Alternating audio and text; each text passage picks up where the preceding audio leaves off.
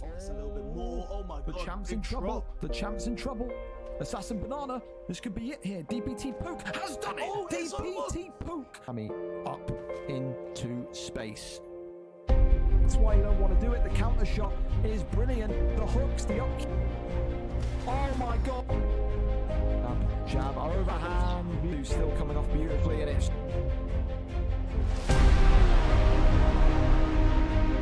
Is this going to be? Yes, it is. It's over.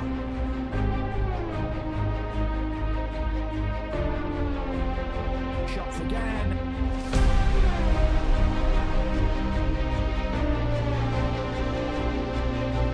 Oh my goodness me. And he's got him. Oh my god. Former lightweight champion of the world. The uppercut. The finish.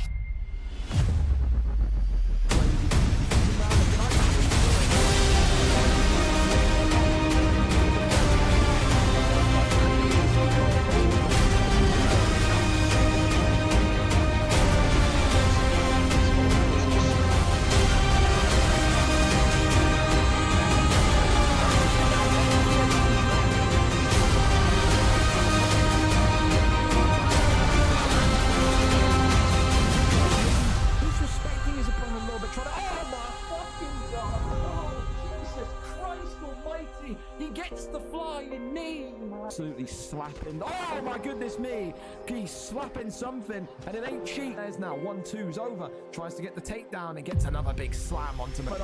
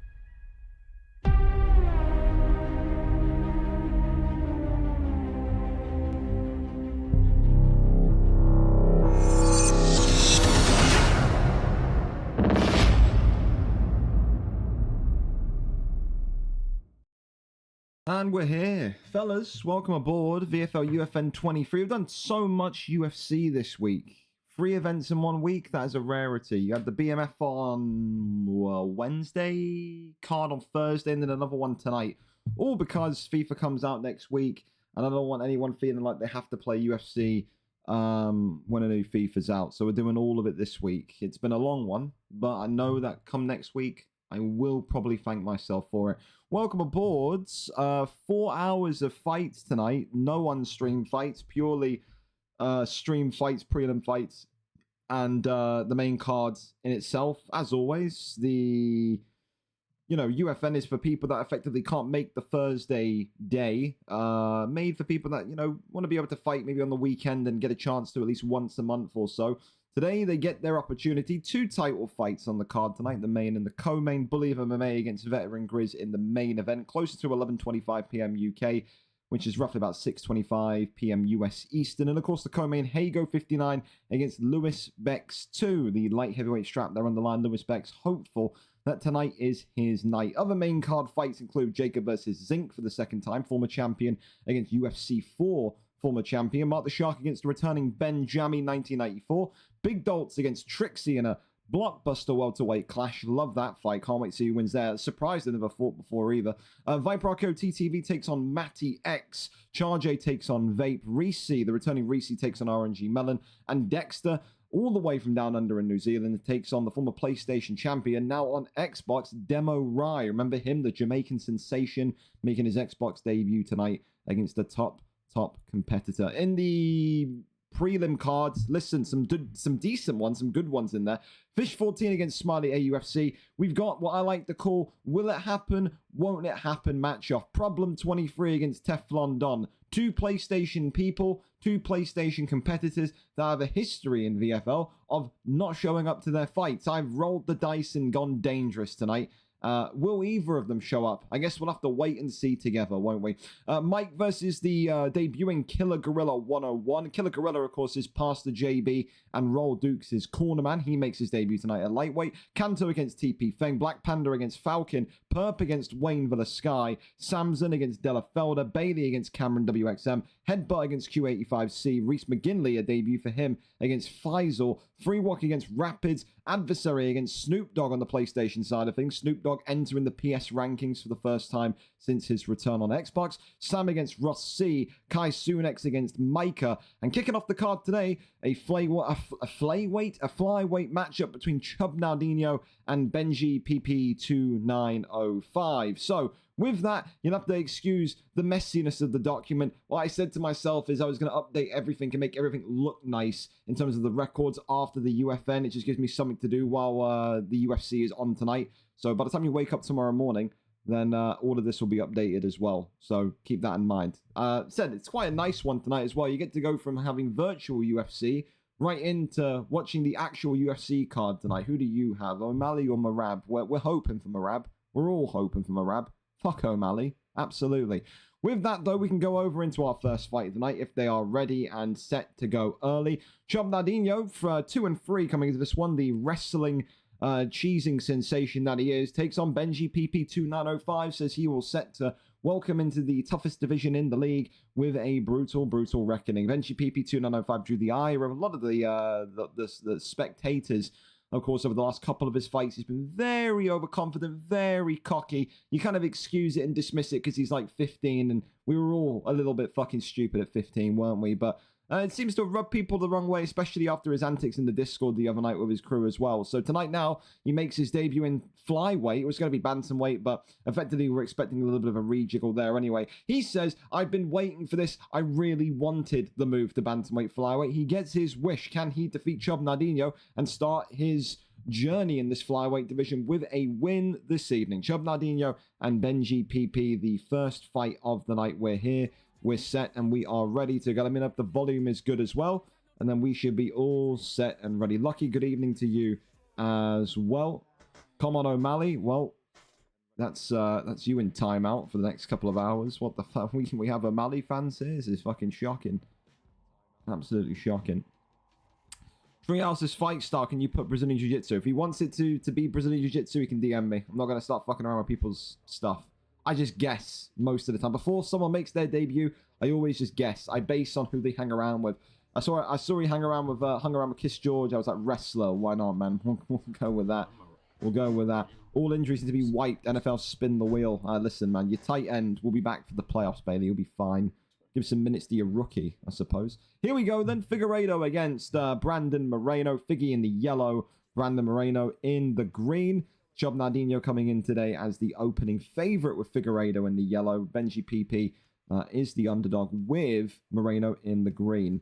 Of course, when you think about these two, neither of them are really known for their prolific knockout ability. I think when you go back, you look at Chub Nardino's knockout tally. I think he's got less than 10. I think when you go back and you look at Benji PP's recent fights, the majority of them ending in either decision or submission. A rare knockout last time out in the final 3 seconds against Mason 29. Tonight, it seems like we're not seeing any sort of wrestling. It seems like we're seeing boxing tonight on the feet here.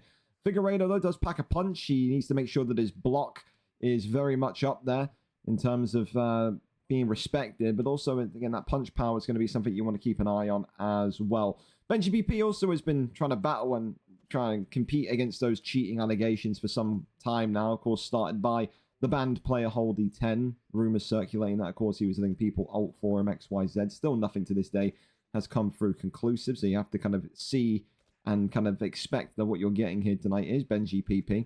Seems as well Chub Nardino starting to struggle a little bit in terms of getting his striking off. Just very much sat there and just embracing the damage from Moreno. Can't really find his way in. And you'll have to wonder, whose lag is this? It's a little bit laggy. Nothing really kind of out of the realm of possibility of calling a no contest. Nothing as of yet. And again, you know, you'd think with Chub Nardinho, the wrestling would eventually come in, but seems like he's confident enough. But maybe he needs to go back to that wrestling, because right now he's being pieced apart by the former lightweight champion of the world. And Chub Nardinho may well be thinking about maybe a move to featherweight. I don't know. It's very interesting. You see some people wrestle heavy in that kind of first, in their first couple of fights in bantamweight, flyweight. Then they just do this wild transition into striking. We saw it with Rossetti a couple years ago, didn't we? And that kind of went absolutely Pete Tong. It did not go well for Rossetti. He found himself in that featherweight division very quickly. Again, though, some people do intentionally take dives. I'm not saying Chub Nardinho is or Rossetti did, but it's very clear. You can tell by some of the mannerisms in that Discord sometimes there are people that do obviously opt to try and go into a lower division to try and get a title victory. Chub Nardinho knocked to the floor again. Looks absolutely battered in there. Chub Nardinho's probably worst performance, you got to say, so far. There's been not one instance of a takedown. There's just been nothing but boxing. And we got to be honest, Chub Nardinho is not a boxer. This guy's got no knockout ability whatsoever. He didn't get to this bantamweight flyweight division by wanting to box. However, he has stunned Benji PP here. And again, knocked down, just overselling that overhand. More and more jabs and hooks coming in from Benji PP, who has not had to worry one bit about Chub Nardinho's wrestling tonight. He slipped straight there, the right hook, more and more hooks coming in. Uppercut drops him again, and Chub Nardinho is going to be out of here, well, nearly against his own will. Herb Dean there with 1 second remaining saying, get to your feet, back to your corner. So far, again, we're honest. You expected Chub Nardinho to maybe try and out-wrestle Benji PP. Maybe Chub Nardinho fears the wrestling of Benji PP. It's the only reason that comes to mind as to why he's not wanting to shoot a takedown and try his boxing. Again, though, you don't fancy Chub Nardinho whatsoever to win a fight where he's actually got a strike. So I think it's a matter of time. I think Benji PP is coasting. I don't think Benji PP has got a single thing to worry about in this fight. And you just have to kind of sit there and ask Chub Nardinho. Maybe the crowd reaction got to him. People were goading him, and he had a kind of explosive outburst at the people watching the card the other week when he was wrestling. Maybe it's similar to what we saw with Rossetti a couple months ago, where, you know, that got to him, and now all he wants to do is box. But so far, outclassed, outmatched, and outdone by Benji PP. Well, seems like that wrestling has now come in. It seems maybe the damage has flicked a switch in Chubbs' head. That's a tongue twister, in Chubbs' head, which indicates to him that he cannot stay on the feet for too much longer. I listen, I think it's a smart play by him as well. The longer he stayed on the feet, the absolute more he was, more likely he was to be knocked out here. The head health, the cut, the damage, everything on the feet right now is aiming towards Benji PP. Chub Nardinho has got nothing upstairs.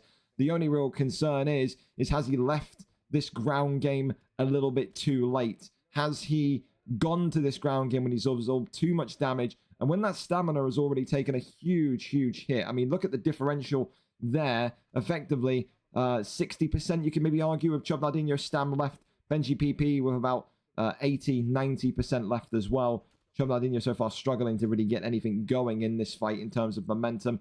And everything here is pointing to another Benji PP victory. Look at this. He said he wanted that move to bantamweight flyweight, and it looks like he very much meant it as he gets that submission off. Triangle chokes in.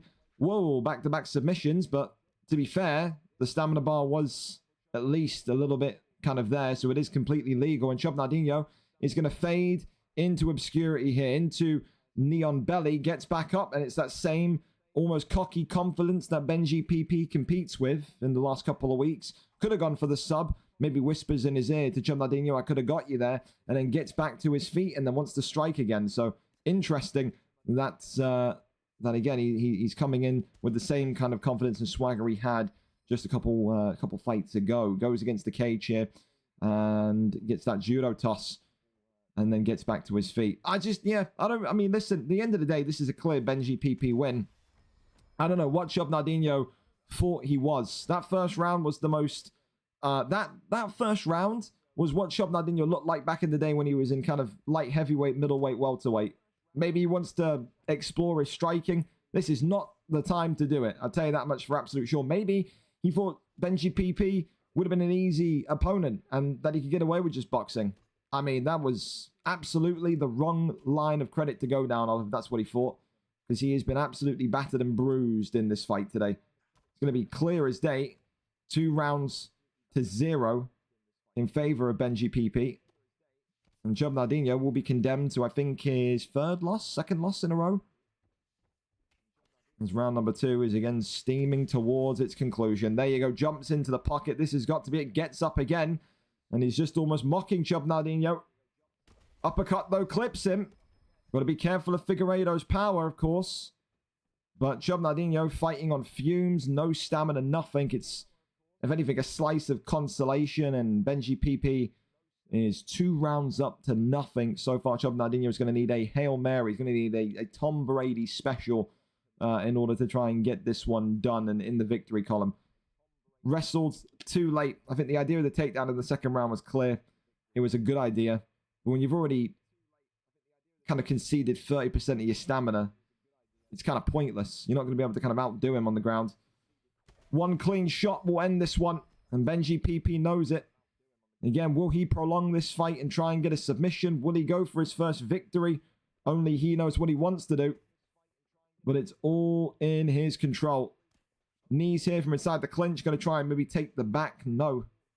Does not happen. Bops him and drops him. Knee on belly. And this one right into the armbar. Job Nardinho will take his loss tonight. And this one is a flyweight debut win for Benji PP 2905, who will continue to talk. He'll feel like he's ready to go for the flyweight championship of the world. Again, there will be conversations about, you know, is it him? Is it not him? What everyone knows about his links to, again, you go back to the Nightfall situation, the saga last year. You know his links to Benji PP. You know his links to his group in general. But take nothing away from him tonight.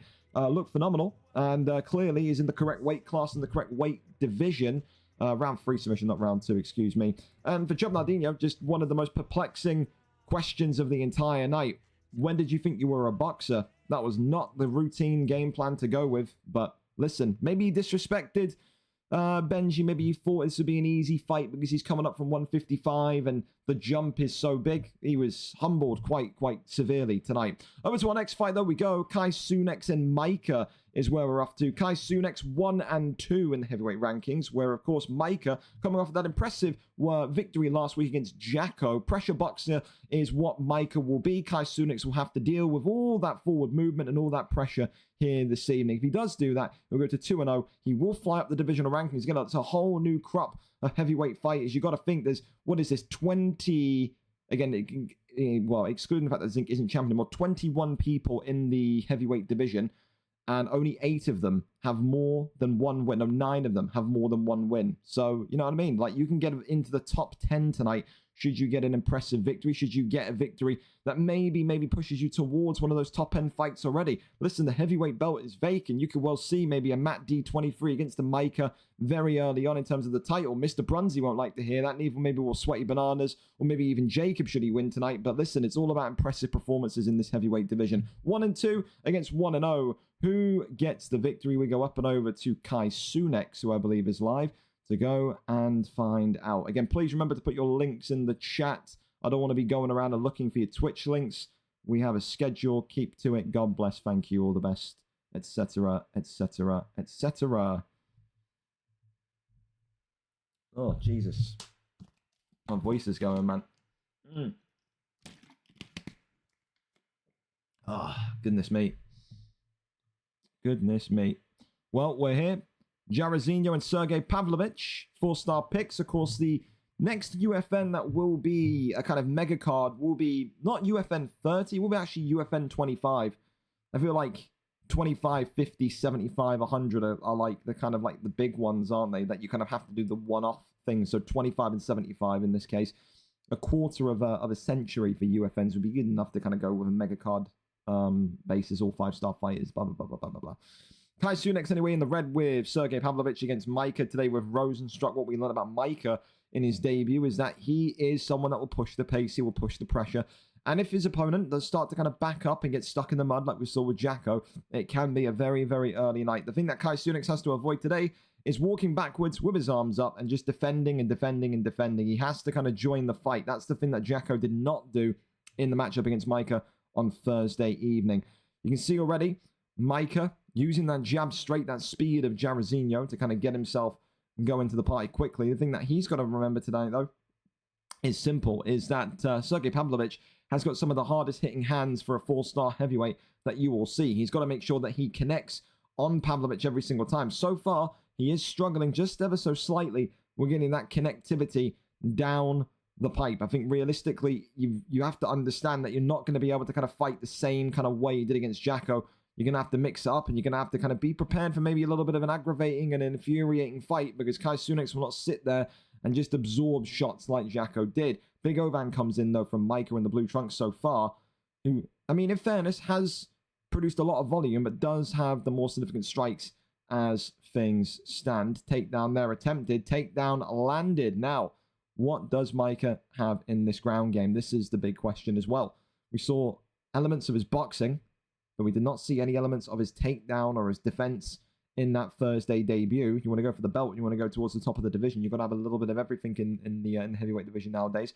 Backside ground and pound here is big. More and more heavy shots lambasting against the dome of Jairzinho Rozenstruik, as the connection there just buffers ever so slightly. Of course, we know Kai Cenat did have some internet connections issues before with his, what was it, no contest fight, when his stream couldn't stay up. But for now, it looks all good. No reason to fear a no contest. Body shot there comes on in. Big lefts and rights. As more and more damage continues to just sit on the dome of Sergey Pavlovich. Body shot there. Lefts and rights continue to swing on in. Takedown is good, though, from Kai Cenat again. Who will just look to use that wrestling to maybe seal out the round and just kind of maybe try and frustrate Micah a little bit more. It's going to be about whether or not Jairzinho, whether Micah has the ability to get out of these positions. It's about whether or not Kai can hold him in these positions as well. It's so easy to get the takedown secured, but you have to consistently get your opponent into those dominant positions. An armbar position here is big. Kai Cenat there with a deny, not once, but twice. And now Micah could be in a huge, huge batch of trouble. The arm extended, and that's the first submission locked in of the night. Kai Cenat is going to take the round due to that damage. And also, the not so great news for Micah is that now that block is going to be absolutely penetrated, and that block is going to be even lower for when Pavlovich starts to get those bombs connecting more and more. Now, more than ever, you have to stay away from Pavlovich. If you continue to try and walk towards him and walk him down like this, couple of hooks and you will be on the canvas. Look at that, the block health already just ever so slightly lower than the head health, maybe by like a centimeter, but it's still definitely a problem 2 rounds in. Of course, Kai Cenat wanted to tie up his record tonight, go 2-2. Would put him in around the top 10 also. It's a big moment for both of these two tonight. Elbow there comes in, clattering off the dome of Rozenstruik. As more and more damage continues to go. It's a big right hook there for Pavlovich that drops Jairzinho, and this one could be all over. The block's gone, and game, set, and match. Micah takes his first loss of his heavyweight career. Just, again, similar almost to the performance Jacko had. Couldn't really fit the rhythm of the fight. Threw a very, very wild body kick, which is one of those heavy strikes. You get caught and you get clarted by that kind of right hook of Pavlovich.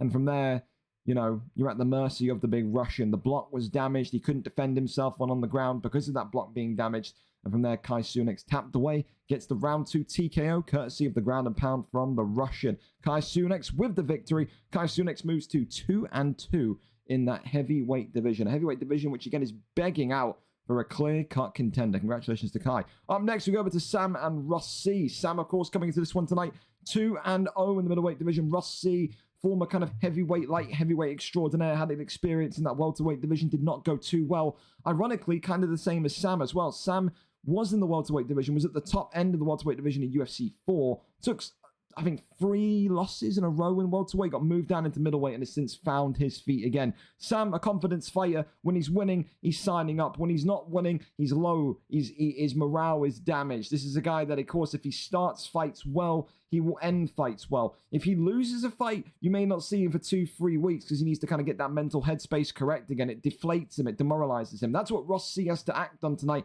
He's got to deflate and he's got to demoralize Sam here if he wants to get that O off Sam's record. Whose winning streak, whose undefeated streak continues? Does Sam make it 3-0, or does Ross C take the O and put it onto his side and go 2-0 in this stacked middleweight division? We go over and up to it. Sam, a former double champion in UFC 4 in the heavyweight and the light heavyweight and middleweight division, against Ross C, a former champion in his own right. Do we have a link? Because again, fellas, I'm not being funny. I'm not going to go and look for your links all night. You got to link it to me. Because I am not going to go and look, man. I'm not. So, toss the links. Let's go. Rapid, rapid, rapid, rapid.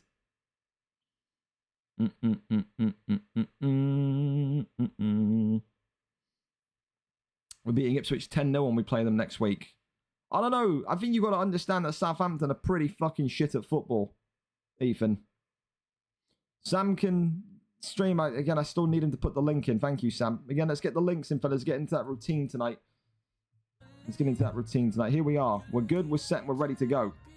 Volume is kind of all right. 32. Yeah, that'll be fine. Delidze against Joe Pfeiffer. Okay. Okay, okay. Okay, here we go. Oh, Jesus Christ. Hang on. There we go. We're good.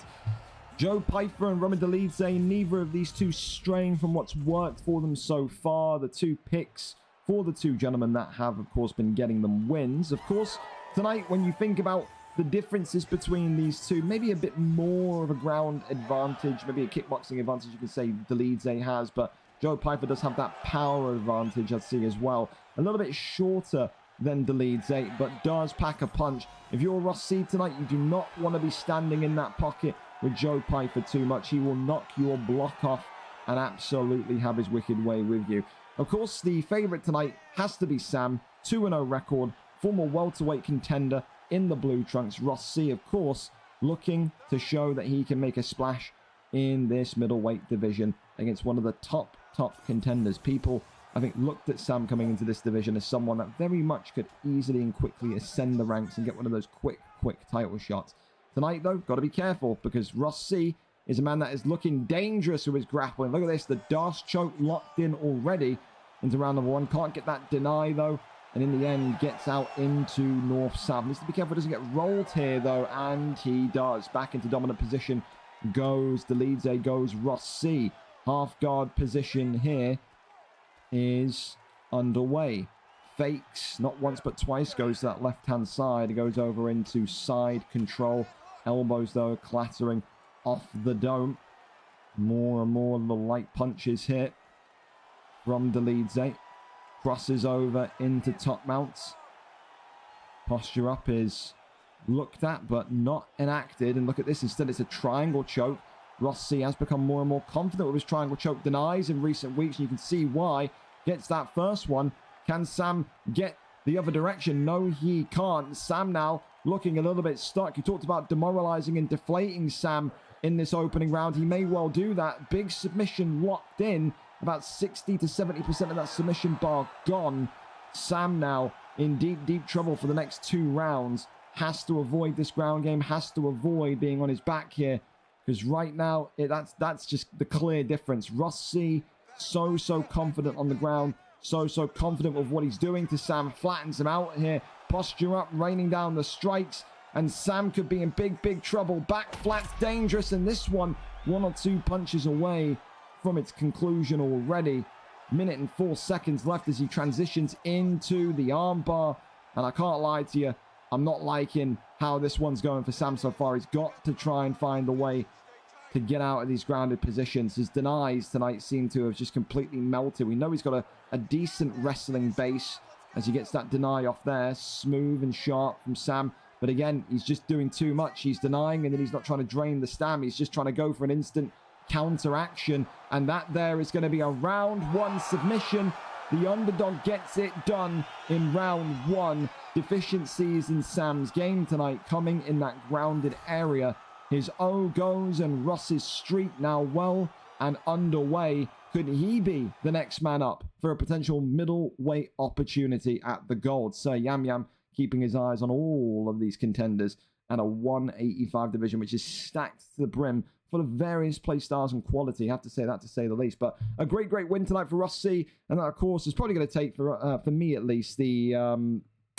I'm struggling between performance and submission. I go with submission. I didn't expect Sam to maybe be kind of tapped out in such an easy way.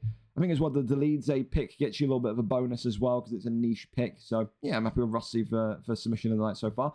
Up next, then, the PlayStation matchup, Adversary and Snoop Dogg. Snoop Dogg making his PlayStation debut. Of course, he's on the Xbox side of things in that bantamweight flyweight division. 1-1 he is on Xbox. Tonight, though, he takes on the 1-0 PlayStation man Adversary, who himself also has recorded wins on the Xbox side this year in UFC 5 in the bantamweight flyweight division before he disappeared for 5-6 months. Had some high profile victories against some of the top names in the division.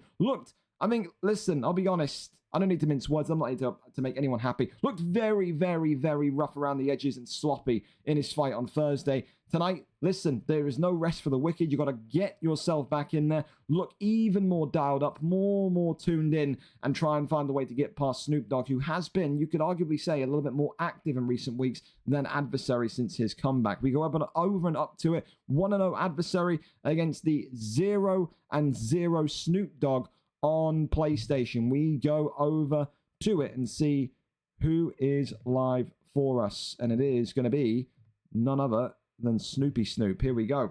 Light heavyweight division. How do these PlayStation guys manage to use that speed, that lack of speed tonight? Khalil Roundtree is the pick here for Snoop Dogg. And it looks like Adversary going in with Ovin St. Preux.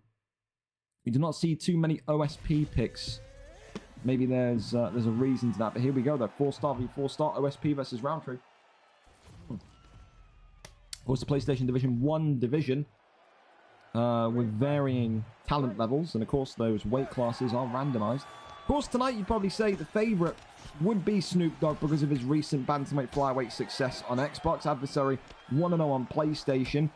But, again, I don't think tonight it's about winning for Adversary per se. I think a win is obviously the end goal, but it's just about looking a little bit more prepared than he did on Thursday.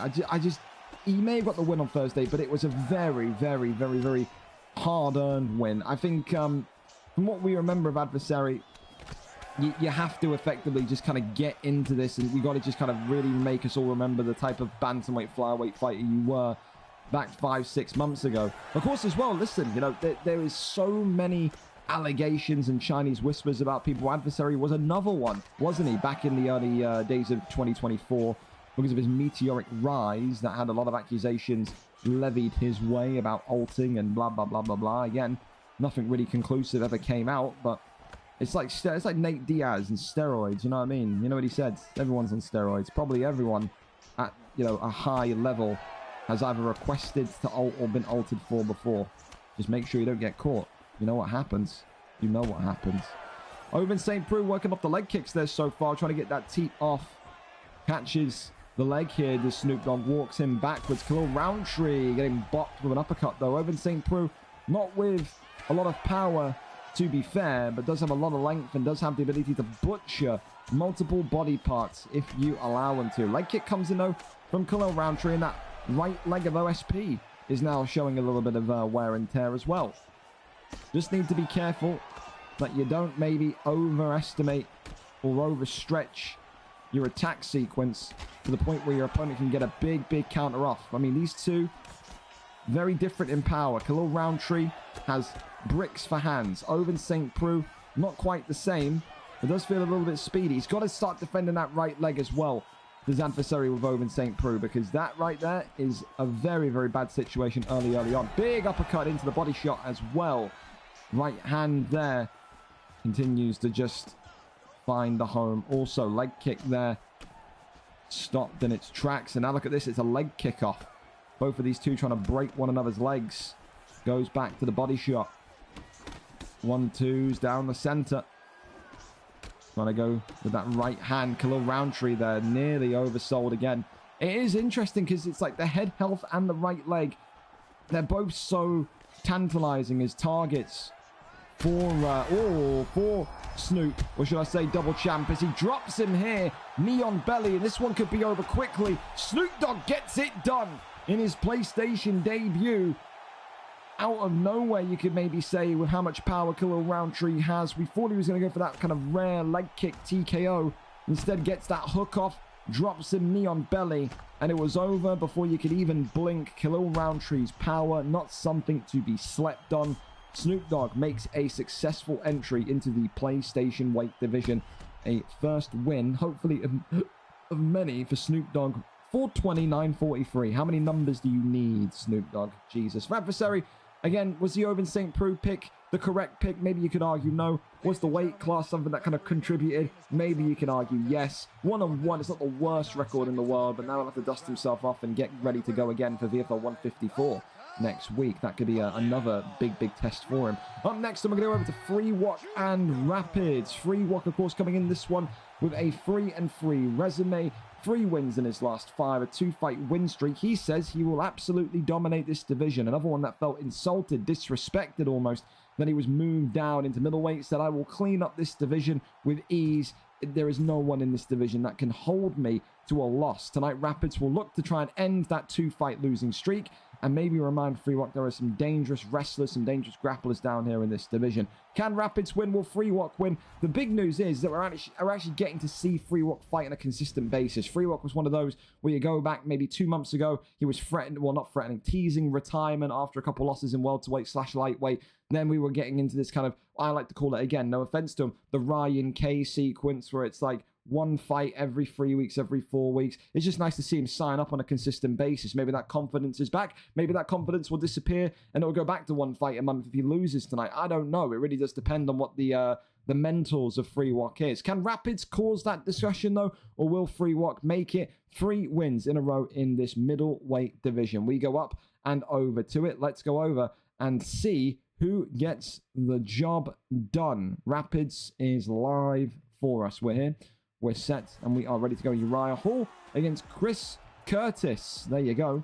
There you go. Freewalk sucks ass. There's a chant from the crowd there, from Delafelder. Absolutely smashing. Good to see Delafelder in the crowd there. Hello there, Delafelder. Looking forward to see you fight tonight. Uriah Hall in the white. The kickboxer coming in against Action Man Chris Curtis. Of course, Uriah Hall, a little bit of an interesting one for Freewalk, who we kind of know more so for his kind of wrestling, more so for his controlled grappling, which we saw back maybe about 4 or 5 months ago. Of course, for Rapids, Kizza, we know, again, someone that is more prone to wrestle, someone that is more prone to a decision victory, wants to go in there tonight with Action Man Curtis and let his hands just fly off the radar. Big jumping knee, though, comes in already, and maybe that's what we're seeing that Freewalk likes from Uriah Hall. It's the speed at which this man can just strike with. Almost kind of throws with almost the presence of a lightweight. That's how kind of nimble and kind of I don't know, flexible you can maybe say he is. But again, gets right back to his feet. A sloppy one for Rapids. If you're going to get the takedown secured, you got to make sure that you make it count. You cannot allow Freewalk to get right back to his feet over and over again. Ironically, though, in the same sense, if you're Freewalk, you can't just stand there in the pocket and take uncontested shots, uncontested hits to the head from Rapids repeatedly. Goes to that right-hand side. That one there is denied. The elbows there coming off in a dangerous way already. That hammer fist as well being used. Seeing a lot more people get into side control and use that hammer fist elbow combinations, which we see from Spooky Ghost on the PlayStation side. Maybe the speed, maybe the build-up of GA, something that kind of gets people wanting to throw that a little bit more. It's rather than just straight elbows. You're now seeing a combination of the two. Heel hook there was attempted.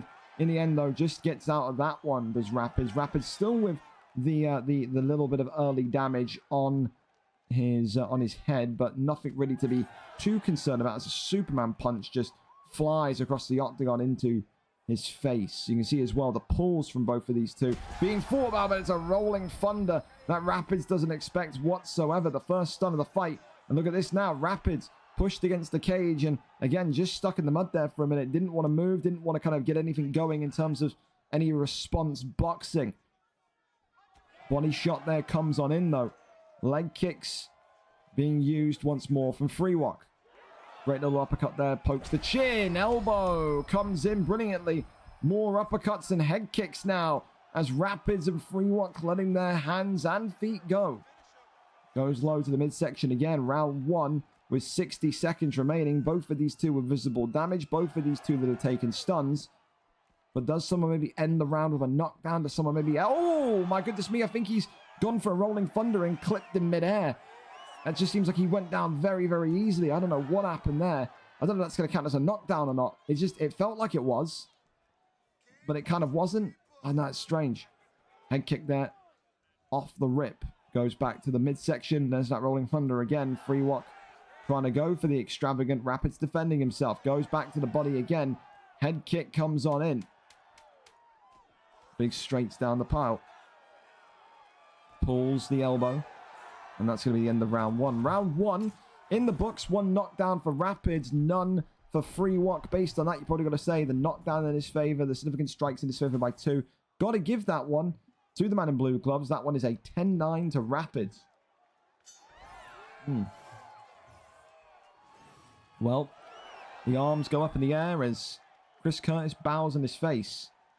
Ironically, the arms go up in the air as the connection there is unstable. As well, we know it's Free Walk's connection because there's no buffer in the stream either. So Free Walk going to need to just try and maybe hope that his connection can kind of stand the test of time. He can get this fight done. Does not want to be on the end of a no contest. Maybe he does if he's on the verge of losing. But so far, he's going to believe in himself. Said the man that said that he would come into this division and make it look like child's play. So far, it's in a bit of a sticky round number 1. Rapids fighting like a man that absolutely believes he can end this losing streak tonight. Shoots that takedown, lands it. And now here we are in full guard. Fakes once. More shots to the body. Posture up is there. Rains down a good couple of strikes, but slips that one. Takes the back there. Brilliant from Rapids to deny that rear naked choke, though. Or was it a transition into the armbar? One or the other. It will not matter. Backside gained. Rolls him through in to back sitting position once more. And could we maybe see another attempt at a backside posture up? No, it's going to be back mount instead and gives up top mount. Here we go then. This is the Free Walk you remember from that welterweight and lightweight spell. Maybe again came into this one tonight almost like Chub Nardino did against Benji. Came in, think, you know, I don't even need to wrestle against this division. I can just kickbox the life out of him, but maybe he's been given a little bit of a surprise here tonight from Rapids, from Kizza. Top mount here. Is it going to be answered with a heel hook? No, it will not. The arm bar going to be locked in. And Uriah Hall is in a little bit of trouble here. Can he get out of this one? The arm going to be extended. Only marginal damage done to the submission bar. But more importantly, if you're Rapids, you look at that and saying, okay, well, listen, the block now is going to start to be showing signs of weakness.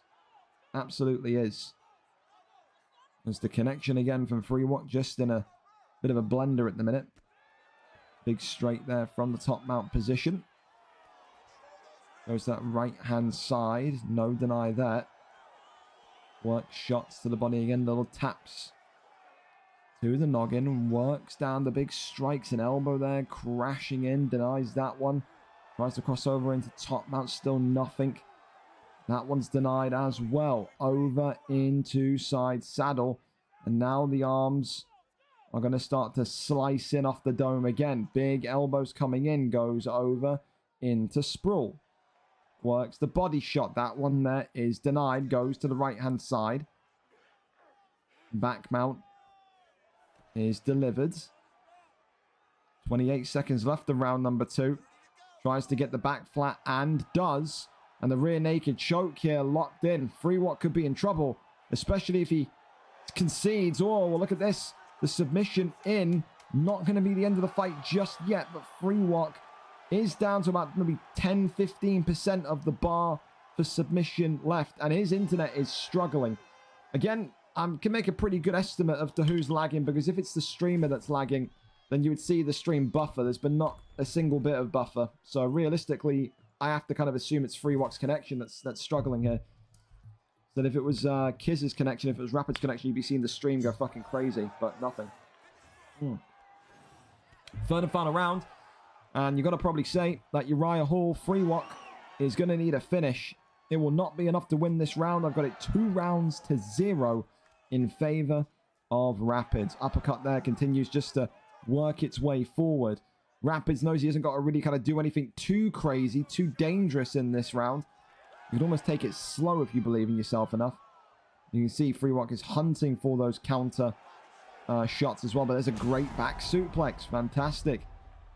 And then gets back to his feet. Knows that maybe he can't win the stamina battle down there due to his compromised stamina bar from that rear naked choke just a little bit earlier on. 1-2 down the pipe again. Tries to go with that uppercut. Swing and a miss on the head kick. That one blocked up as well. Uppercut now coming in.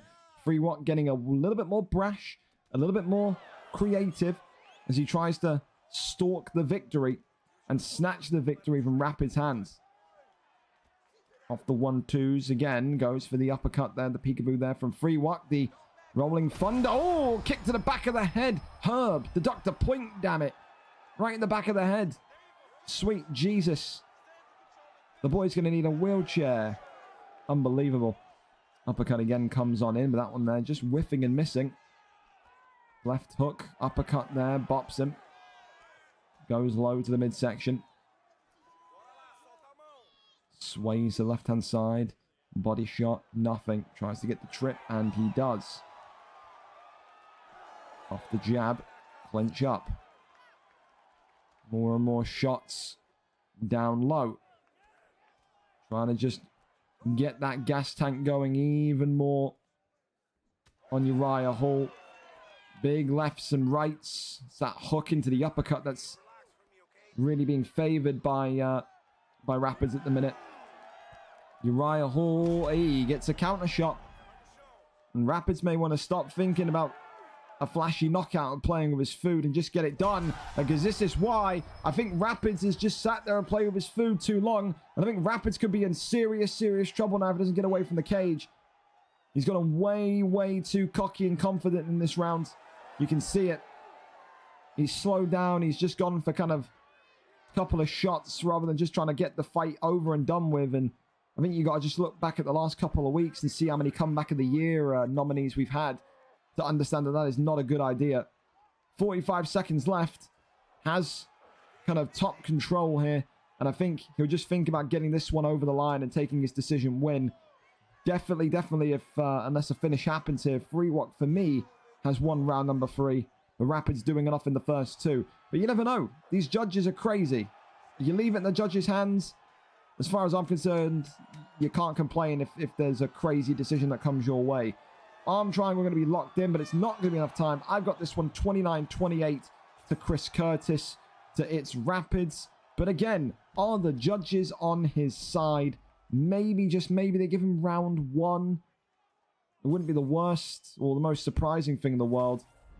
We go over and we see, survey says, winner is, drum roll, Rapids. There you go. So no robbery from the judges tonight. 2-1. 30-27 from one judge. A 30-26 from 2 judges. 2 judges giving it a 10-8 in round number 2. As we said, you know, the update recently did make it so 10-8 rounds are more easily achievable compared to before. We rarely got them before. But in the end, Rapids ends his 2-fight losing streak. And that's a reminder to Freewalk. You can come into the division with such confidence, but it is not an easy division. Absolutely not. His winning streak comes to an end. I'm going to have to rebuild and go again now. Commiserations to him. But again, with every great loss, there's a great comeback story around the corner.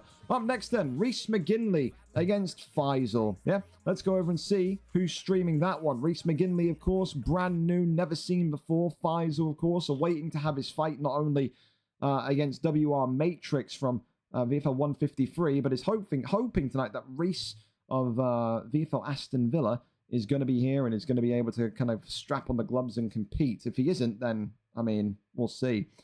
We'll see. Retire. There you go. I mean, I said this before, Freewalk. Whenever you lose, bro, you tease retirement. Stop talking about it and do it, man. You know what I mean? You walked into a division, said you were going to fucking wax it, said it was insulting almost to go into the division. You got to kind of, I get it, because you're young. I understand it. But every time you lose, if in life, old man philosophy, if in life something bad happens, you don't just fucking quit and give up. Unless you're a pussy, yeah?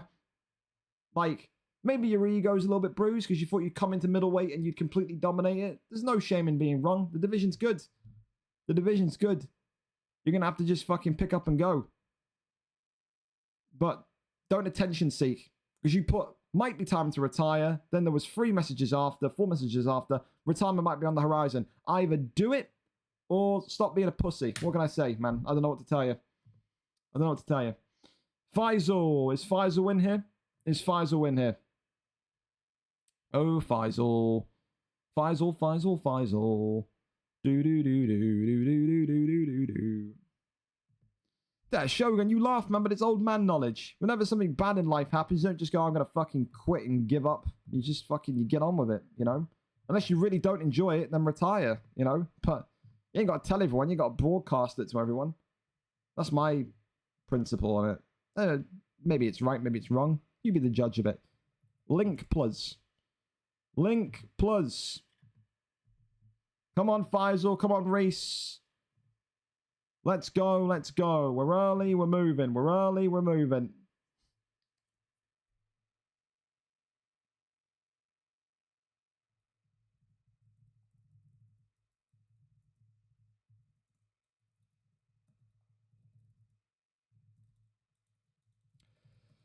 Ah, 2 seconds.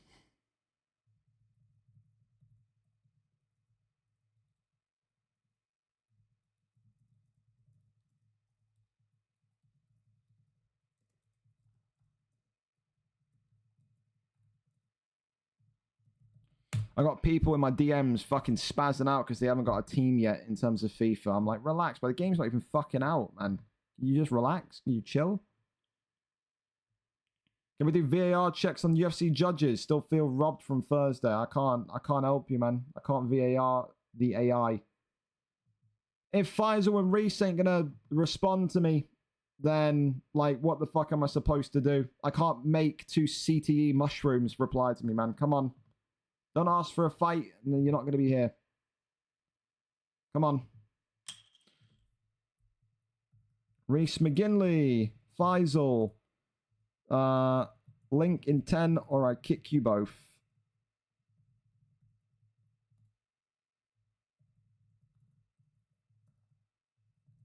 Again, don't ask for a fight if you can't read when it is. And I tell you this much, I'm being consolist again. It's always the fucking PS guys, man. Every single goddamn time. I tell you.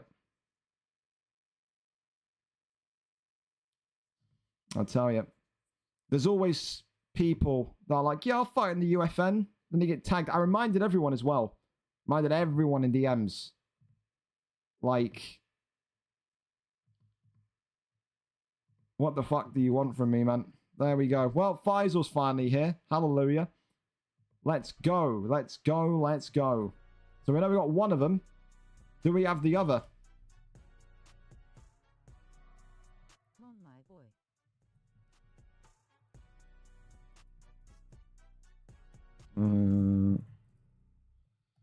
I'll go and DM the other guy because he's new.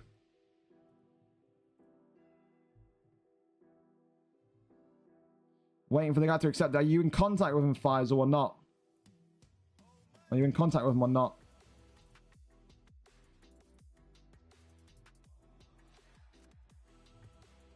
I'm going to go quickly brief the Aston Villa manager that if this is happening, then don't complain.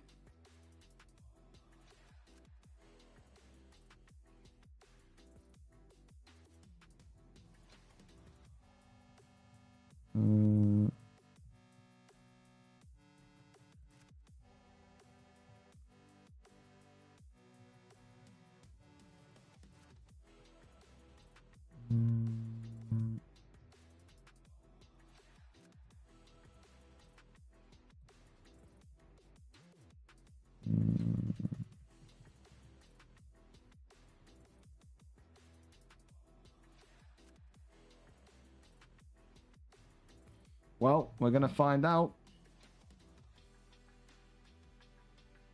Meant to have tournament with my pro clubs team at 8. I couldn't give a fuck. I couldn't give a fuck. I couldn't care less.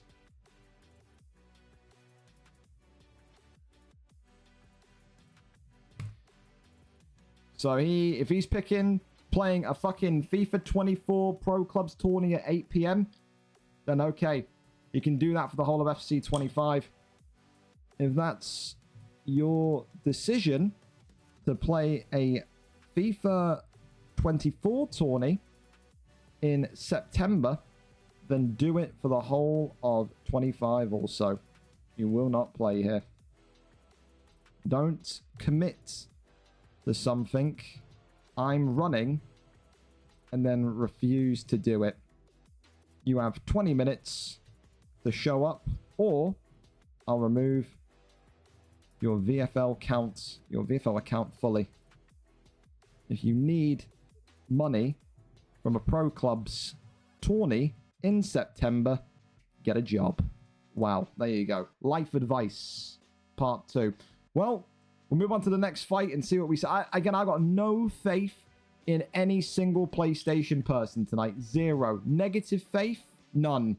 The PlayStation guys, no offense to guys like Shogun in here that come and watch, but bro, let me tell you, the PlayStation guys categorically are the most, like, stupid and dense people. Like, the most stupid and dense people. In the sense of they ask for a fight, and then they just never, ever, like, show up. I don't understand it. I don't get it. I don't get it. Alright, well, I guess he's not showing up then. Hey, go and do your fucking... Go and do your fucking nonsense. Well, fuck. Alright. Well, Fazu, you sit tight. We need to try and figure out a replacement fight for you, since the PlayStation division is filled with... I don't know. Word I can't say on Twitch. I can't think of any. I'll text Nick. We'll see if Nick wants to fight. Nick's usually good for a fight. Plus, it's a Saturday. It'll be quite nice. That fight will be decent. Nick, down to fight, question mark? Down to fight, question mark. Had a no-show on the UFN. Well, while we wait for Nick to reply, we'll move on to the next fight. Let's go over and head to that one then. And again, like...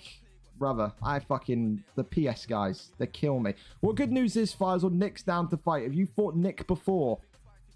It's never a UFM without people just fucking airing it and forgetting what day it's on. The levels of stupidity and CTE dumbfound me every single month. Nick against Faisal, Nick against Faisal, Nick against Faisal. We're in luck. It's never, ever happened. Wow. We are blessed. Nick against Faisal, it's going to be then after the headbutt fight. That's what we'll do. Excellent. Cool. You've got 10 minutes, so no rush. Opponent is this guy. I'm linking him your Discord, Faisal, so you can get acquainted and lobby up. All right. There you go. See? Not difficult to get replacements, just annoying that I've got to deal with people that have the IQ of a fucking cauliflower. That's all. Headbutt then against Q85. Let's go to that one. Headbutt and Q85. Headbutt coming into this one 1-1, coming off of a loss. Q85C 0-2. Listen, we haven't seen Q85 fight on stream since his first fight. What has changed? What hasn't changed? Headbutt looked quite decent in his last fight. Sold the bag though. Blamed his corner. Said to Benji PP, why are you telling me to shoot a takedown when I'm battering Sweaty Bananas on the feet? Sweaty Bananas gave him a lot of praise. So that was one of the toughest fights I've had since being in this heavyweight division. Tonight it is a comeback journey. It's a comeback trail for Headbutt. Does he rewrite history and show people that he's still very much ready for a heavyweight title shot? Or does Q85C get his first heavyweight win since his reintroduction in this division? Let's go over and up to it. Let's go over and up to it. Let's go over. Here we go, here we go, here we go. We are ready, maybe. Are we ready? Or is Q85C and Headbutt not here? I will scream if these two aren't ready. Link. Let's go. I don't want to rush and get Faisal and Cohen, because again, I just want Nick to be able to at least get maybe even a warm-up fight in, since he's coming on with no time, with no prep. Thank you as well, Gaz, for the resub. Appreciate you. Appreciate you. You're live too. Wonderful. Sensational. There we go. Disaster averted, aren't we? Beautiful. Again, if Nick's in here as well, just lurking, appreciate you, Nick, coming in. Again, one of the good guys. When I think about PlayStation guys that aren't fucking idiots, there's so many of you. I mean, there's a couple still in this list, I'll be honest. Like MK Topper, that guy's a complete fucking baked potato for a brain. Everyone else is pretty decent at it.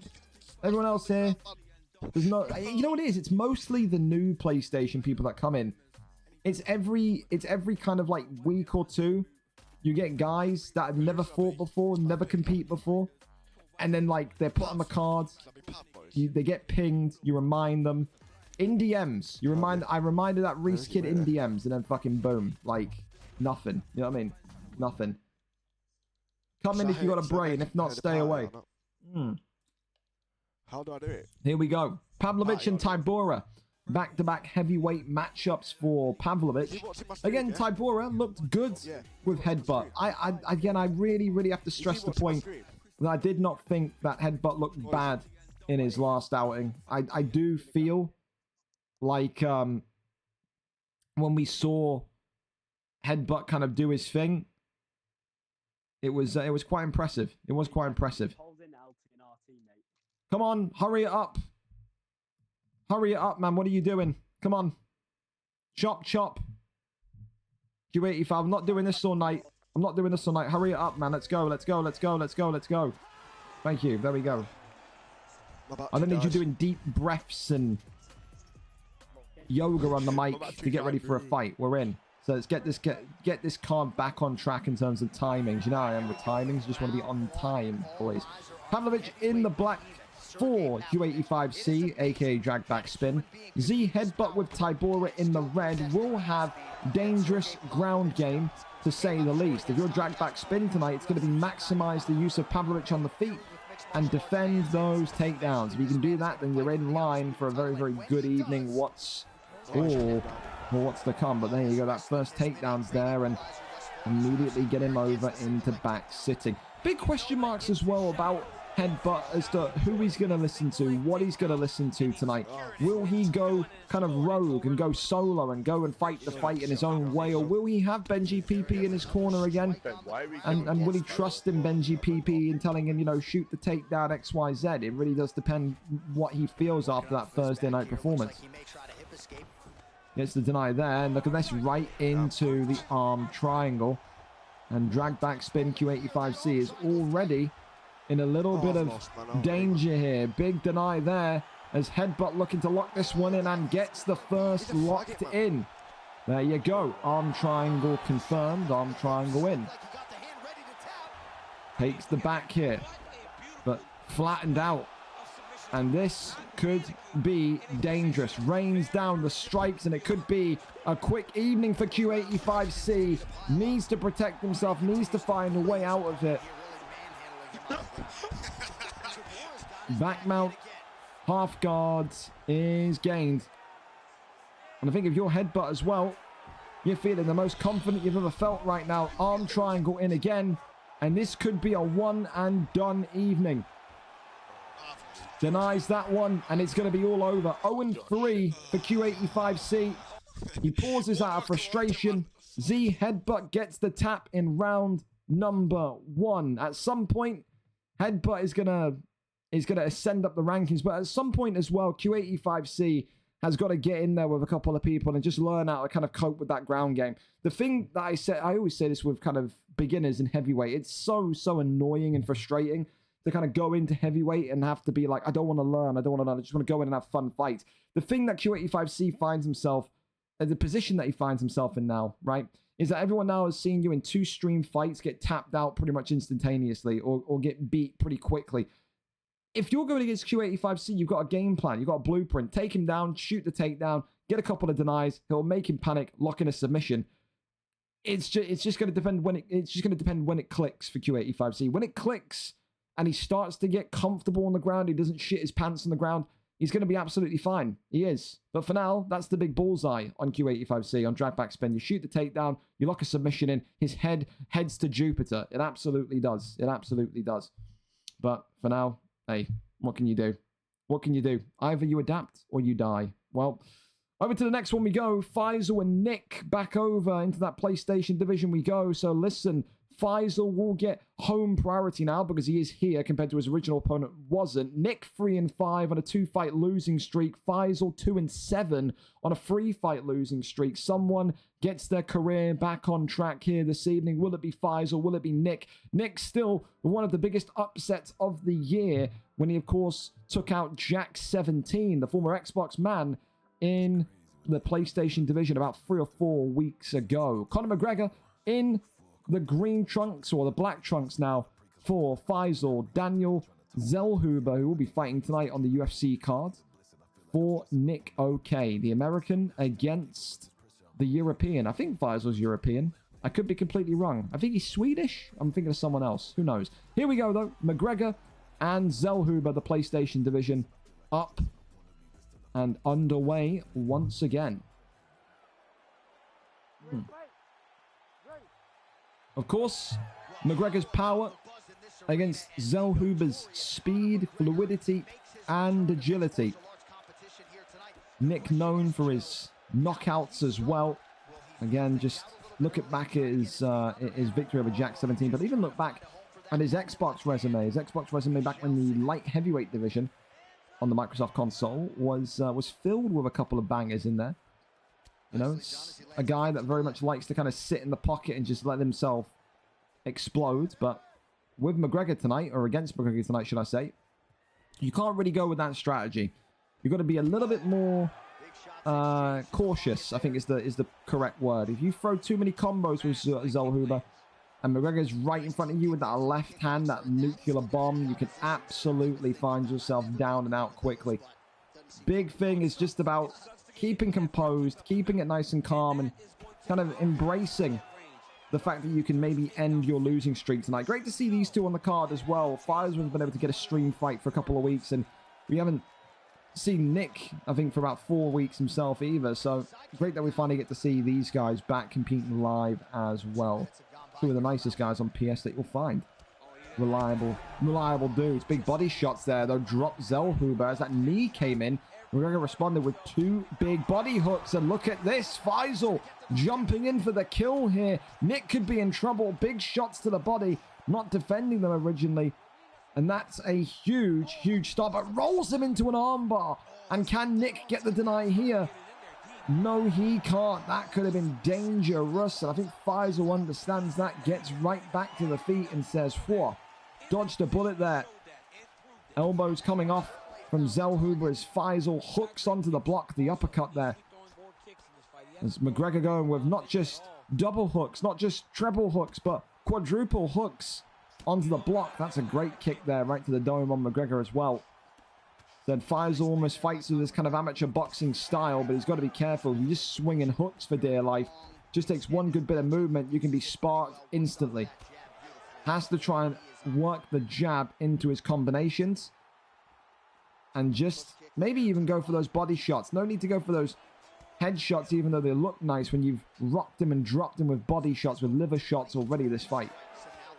Big hooks there, split the eye open of Zellhuber.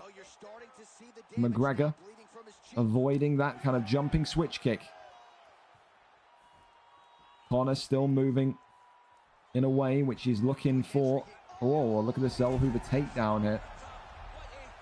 And now it's the question of, can he maybe lock a submission in and get Faisal out of there? No denies there for these two amateur and junior PlayStation fighters. Right back into the thick of things, trying to go for that jumping switch. Nick loves that jumping switch kick upstairs. He absolutely loves it. At some point, Nick, you're going to have to give up on it, though, because every time you throw it, it's been blocked. I don't think it's come off once. Slight cut there on the right cheek of Zellhuber. Not a lot of damage, but enough to maybe kind of give him cause for concern if McGregor continues to connect with such severe power. Of course, the main story of this fight, there was those body shots. Again, the double body hooks earlier on in the first round, and then those giant knees when he had him in the clinch position here. Again, for Faisal, you're going to have to just kind of use your head a little bit. You got to think smart, and you got to fight smart. You got 2 big body stuns, 2 big body knockout or knockdowns. Why are we going for headshots? Of course, though, it's going to be down to him. What does he do? How does he respond? What does Nick do as well? Considering he's absorbed a lot of body damage already inside this first one. There he goes for that spin kick upstairs. extravagant stuff. There's that teep kick as Nick tries to get that overhand cooking and working effectively. Body shot there comes on in again. Off the jab straights. McGregor being teeped backwards. Don't talk about teeps in front of Kemi or he may physically fucking erupt after Thursday. True story. Anything beginning with a T in his house has been fucking removed. In the bin. In the trash. Big shot there to the midsection with the teep again. Just, it's a strange one for Nick, because I don't know what Nick is effectively trying to do. I think Nick, I don't know, trying to establish himself in this fight. Because realistically, he's going for those kind of wild kind of headshots. He's not really trying to set anything up. I think he's just trying to go for a big shot that hopes will drop McGregor. I don't think he understands. If he just worked off the jab as well, he would have so much more joy in this fight. But neither of them want to do that. They both want to go for power shots. Double elbows now coming in from Faisal. 2 minutes and 50 seconds left of round number 2. The front kick comes off again, goes back to the body. Faisal and Nick continuing just to square off and march each other down. Big lefts and rights. There's that knee right to the midsection. Once again, spin kick upstairs. Double hooks again. Since those knockdowns in the first round, very, very limited and timid body shots from McGregor. Zellhuber's eye as well starting to show scars of battle, you could say. McGregor there just out of distance and catches that one. Spinning back elbow. Knee to the midsection. More onto the block.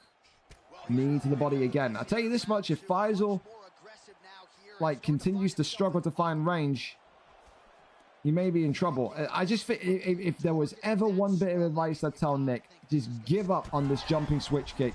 It has not worked a single time. As Faisal here swings onto the block, shoots the takedown, does Nick. But we know Nick does not have any ground game whatsoever. Again, we know that Nick as well is explosive. He got that victory against Jack 17 completely out of thin air. So maybe he can get a knockout here tonight, but I don't know, man. I think that cut, I think the kind of resistance to throw a jab and just throw power shots is going to be the kind of undoing of him tonight. I really do. Off the jab straights again as we're looking likely to go into round 3. Both of them very nervous, you can tell. This looks like a fighter on a 2-fight losing streak against the guy on a 3-fight losing streak. Neither of these two are wanting to stray off course. They're very, very routine and locked in terms of how they want to fight. It just takes one of these two to break the way that they're fighting, work off the jab, incorporate a couple of combos, and they'll win the fight. Neither of them so far want to do that, though. They're both content with how they're competing at. Third and final round. Probably you'd have to argue 2-0 to McGregor. I think so. Maybe 1-1. Maybe that second round. I don't know. It's very, very kind of linear round, wasn't it? It was. Head health, though, Zellhuber is screaming. It is. It is not a good time to be Nick okay here with that limited head health. The teep kick sends him backwards again. Big knee to the midsection. Big straights. Left hand. And this could be the beginning of the end. It's a double drop here. And Nick okay. Is Nick no longer okay? This one not over, though. Defends himself. Blocks himself. Faisal's inability to throw a hook rather than a downward straight. He would have won the fight if he threw in just a little bit of direction. Against the cage now, though. Nick surviving for the time being. Faisal again just so afraid to kind of maybe change the course, but it's a big shot there that drops him knee on belly, and this one's all over. Round 3 victory. Faisal back on a live card, and Faisal back to winning ways. Not his cleanest performance. It was a very panicky performance, I'll say that. But I think the main important thing today for Faisal is that he gets over the line and he wins. Back to winning ways.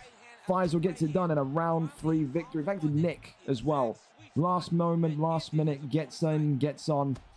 and steps in. I think Nick could have won that fight. If Nick just threw in a jab, if Nick just stayed away from those kind of crazy head kicks, I think he could have had that all day. I truly do. I truly do. But hey, you live and you learn. Up next then, back over to the middleweight division. I'm going to move this over here just because it's easy. I keep nearly clicking 153. Over into the middleweight division, Bailey against Cameron. Bailey, of course, 4-3 in a 3-fight losing streak, is the former welterweight man. Of course, he was a once upon a time middleweight contender as well. But listen, he too has felt the difficulty of this 185 division. Today, does he get back to winning ways, or does Cameron extend his winning streak to 4? Either the O goes, or Bailey's losing streak has finally reached its end. Will Bailey go to 5-3, keep a spot in the top 5, or will Cameron make a compelling argument once again as to why he should be next for that middleweight championship of the world? Bailey is up and ready to go. Here we are. Here we go. Nick, you're the GOAT, man. Appreciate you massively. Hope to see you more. Hope to see you more. Good dude, man. Good dude. Killer Gorilla making his VFL debut today. Happy for my boy. Well, I had to guess on his weight division. You know what you can do for me, JB, as well? As well as answer your guy about your Madden game, you can also send me a text. You need to text me exactly what Killer Gorilla's gamer tag is so I can update the doc, because this just looks ugly. You know what I mean? It looks like it's a fucking receipt. You know what I mean? So you can just get me the entire, like, his actual gamer tag. That'd be fucking fantastic. That'd be fantastic. Here we go, though. Paul Craig for Bailey. We know what's coming with Bailey, don't we? This is not a man that has any interest in throwing strikes. He wants to absolutely get you down. It's a great yin-yang matchup for these two. Cameron, a devastating boxer. Bailey, a clinch specialist, a counter submission expert. Whose skill set will get the better of the other? Bailey in the white, Cameron in the red. One thing I'll tell you about Cameron is that his takedown defense back in the light heavyweight days was one of the best, if not the best, in the entire division of 205. Bailey's going to need to use every single trick today to get this fight to the ground. Gets one from inside the clinch as well. Bailey here leveling some strikes from Paul Craig. Bailey as well in top form today. He's in the best mood that he could possibly be in. What was on the end of a very, very high scoring game of Madden earlier on. What was it, Bailey? 80-point game, 45-35. So he's winning on the Madden field.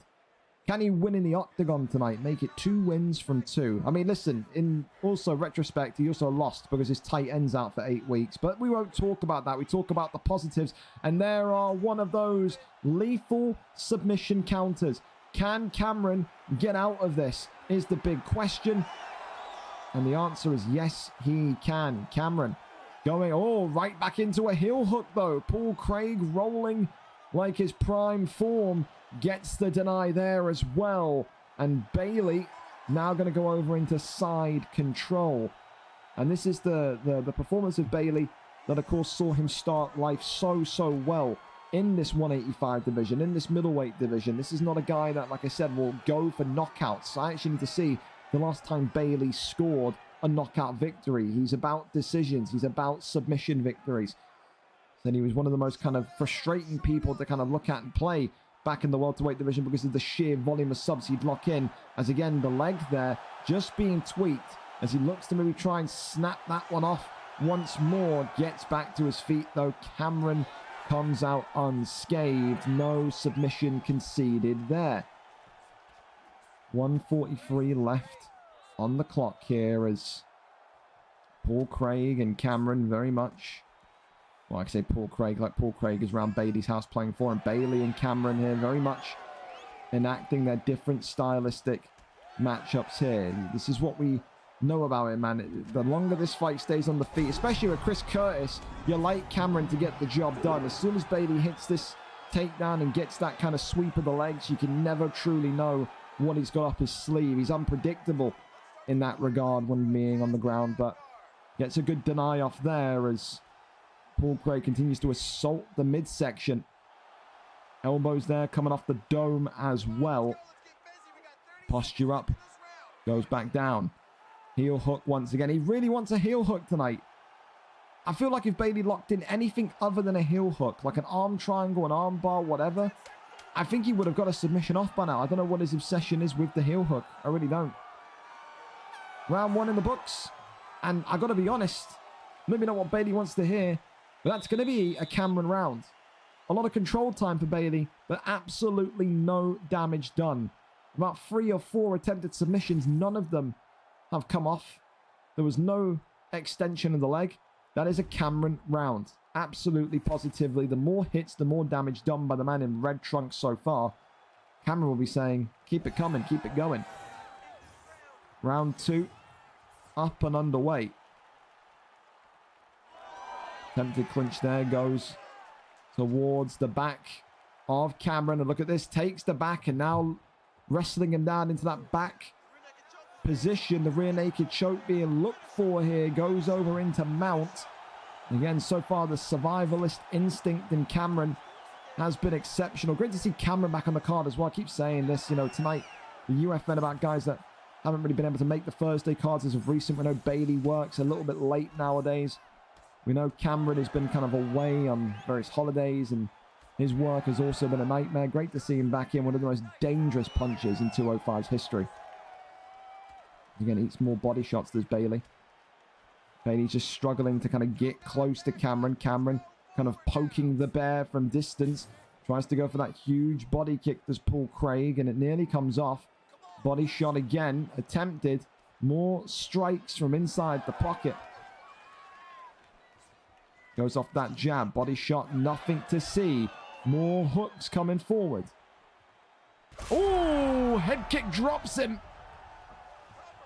Perfect execution from Cameron. As Bailey here is looking a little bit flustered for the first time in this fight. Trying to chop the legs. Make that takedown a little bit easier to secure and gets the takedown with 2.5 minutes to go. But again, he's got to do something from here. It's another round where, yes, Bailey's going to land takedowns and Bailey may lock in a submission, but he's got to get one confirmed. Because right now, again, Cameron, who gets the reversal, is leading this fight. Reverses right back to his feet. This is where he is comfortable. Look at the head movement. Look at the striking. Top tier. Top tier. Body shots upstairs with the right hand. And Paul Craig trying to fight back with anything that he can. Big knees to the body again. Tries to get that clinch off. Shoots the takedown. That one again. Stuffed. Knees coming in. Cameron looking the most confident that he's looked all fight. Stepping in against Paul Craig. Defending every takedown. And just saying, I have got the hands for you tonight.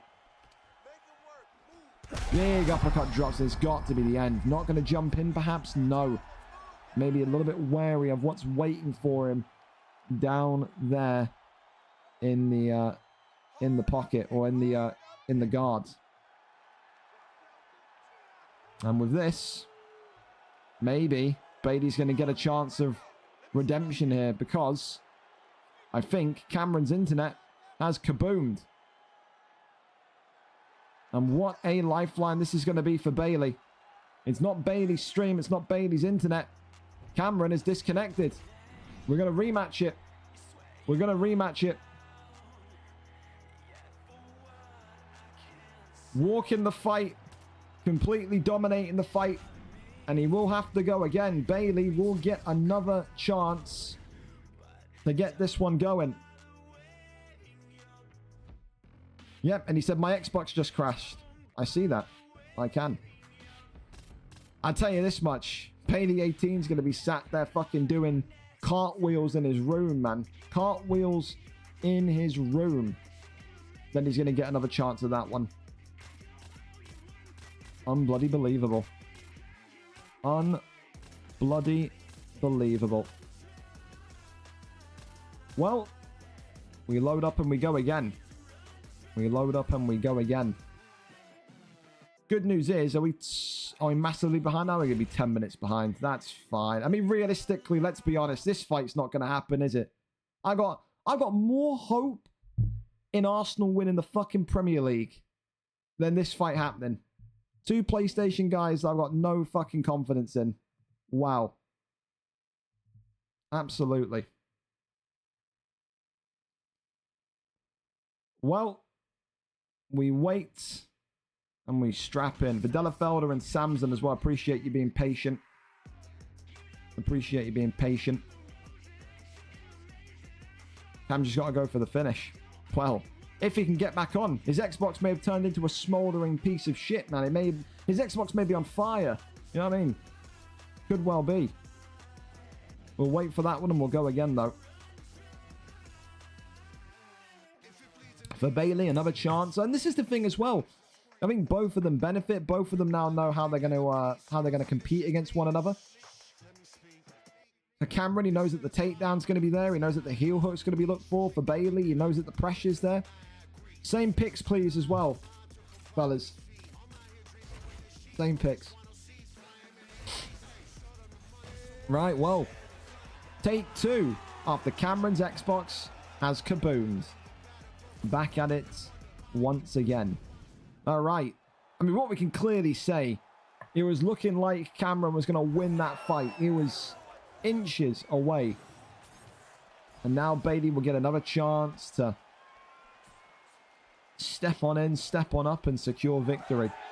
Cameron, of course, in the red with Action Man Curtis. Bailey in the white with Paul Craig.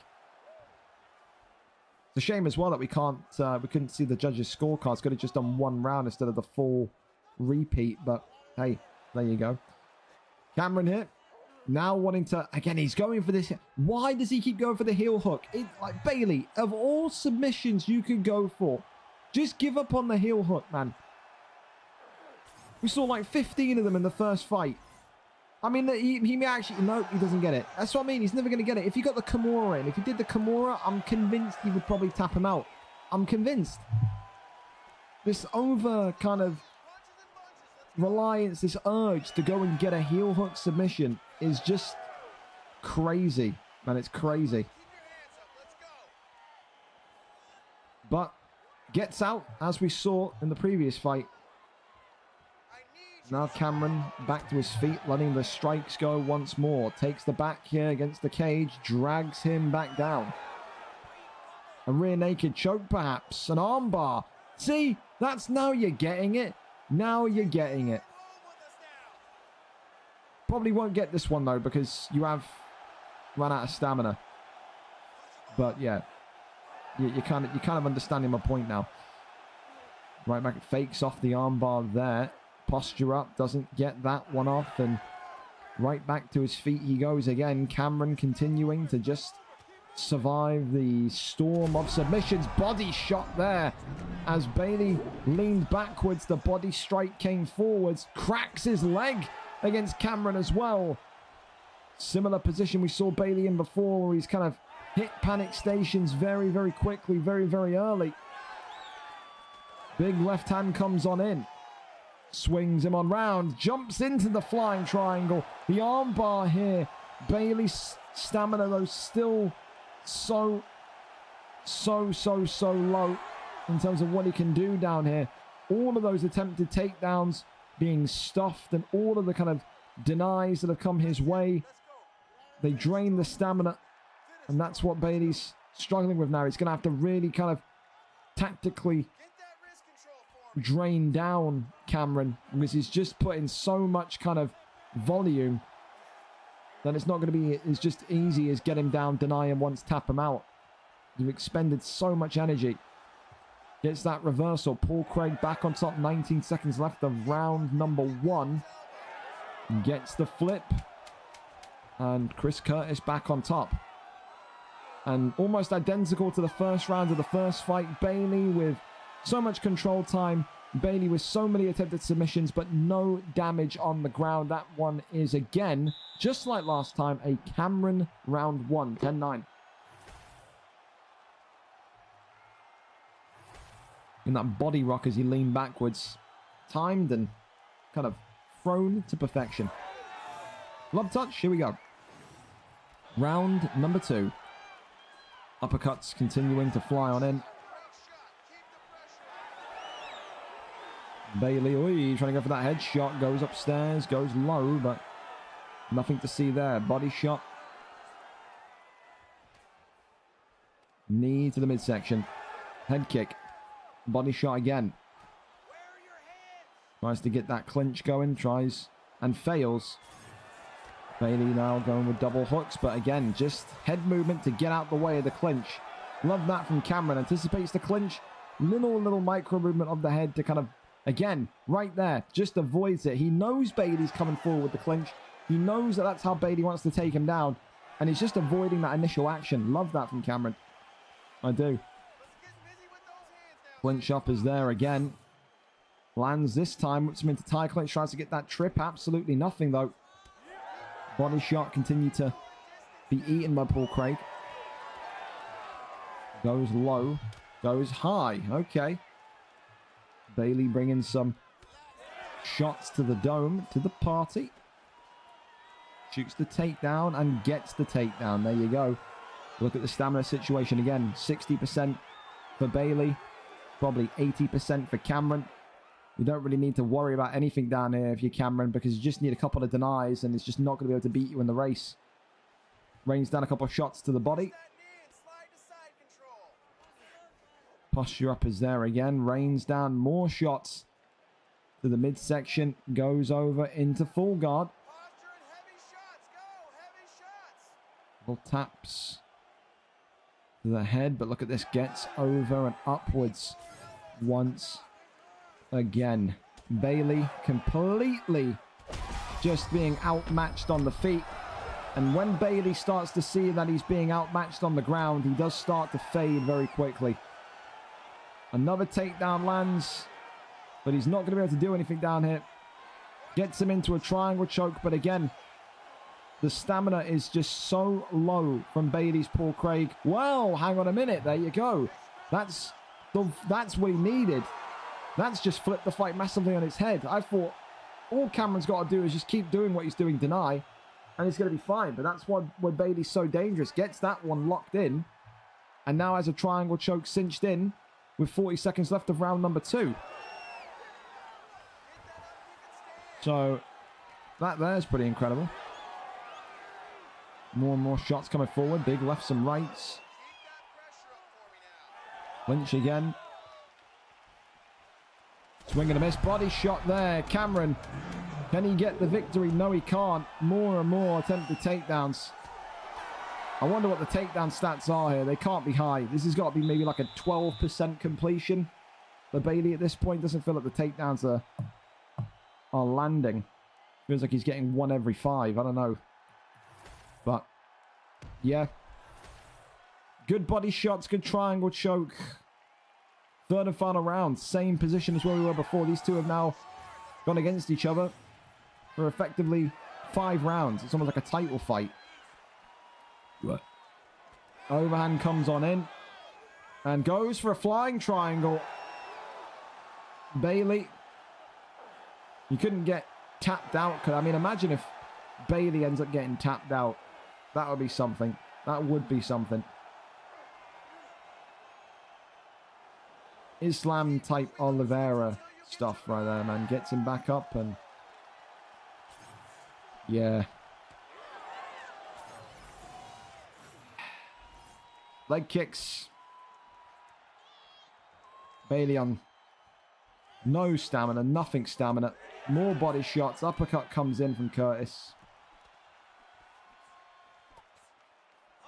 The big question is, when does the clinch happen? When does the takedown happen? Whiffing with the uppercuts. Body strike there, whiffs as well. Oh, there's the clinch from Cameron this time. Body shots. Big uppercut again. Cameron effectively just sleepwalking towards a decision victory. We know he's won both rounds, but realistically, Bailey's got to show more, man. I like the thing with Bailey is that we saw it in the kind of heavyweight, like light heavyweight situation when he was down there. You know, when he started getting used to grappling, is that he was so one-dimensional in the sense he would take you down and he would do his usual shtick. But it was the same thing back in heavyweight. When it got denied and when his plan A went out the window, he was just so lost. And that's what's happened today. He's just so lost in there. Uppercut, knockout, game, set, and match. Cameron said took 2 attempts, but we get it over the line. Cameron gets it done in round number 3. A knockout of the night. Why not? Action Man Curtis. Why not? There you go. I want to see the takedown stats. They can't have been good. The takedown stats must have been fucking abysmal. They must have been atrocious. Like, I'm going to say, like, 9 out of 24. Stake your bets. 9 out of 24. Can you guess them correctly? Oh.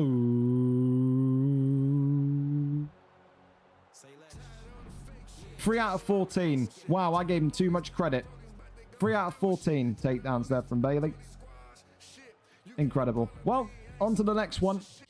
Samson against Delafelder. Already 6 minutes late as well. Wowee. Samson. Oh, Whamson, I've called him. Jesus. Samson here. 6 and 7 for the light heavyweight contender coming into this one tonight, though. He will maybe feel like a slight underdog. Reason being is that when you compare him and Delafelder, there's so much difference in their careers. Delafelder, a former kind of middleweight contender, a former once upon a time welterweight hopeful in UFC 4. He is, though, 2-0 since his drop down into 205. Two of these guys tonight who love to just go for knockout killer blows. Delafelder does have that wrestling background in his back pocket should he feel he need it. But I feel like these two tonight may just let their hands go and just swing for the fences. We go over and up to it. Let's go over and see who gets the job done. Delafelder live for us. We're here, we're set, and we are ready to go. Ovin St. Preux against Johnny Walker.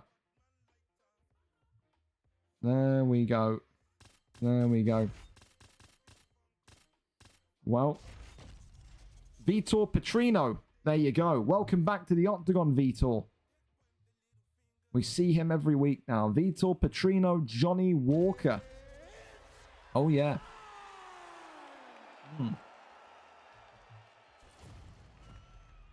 We're here. We're set. And we are ready. Walker in the yellow. Petrino in the green.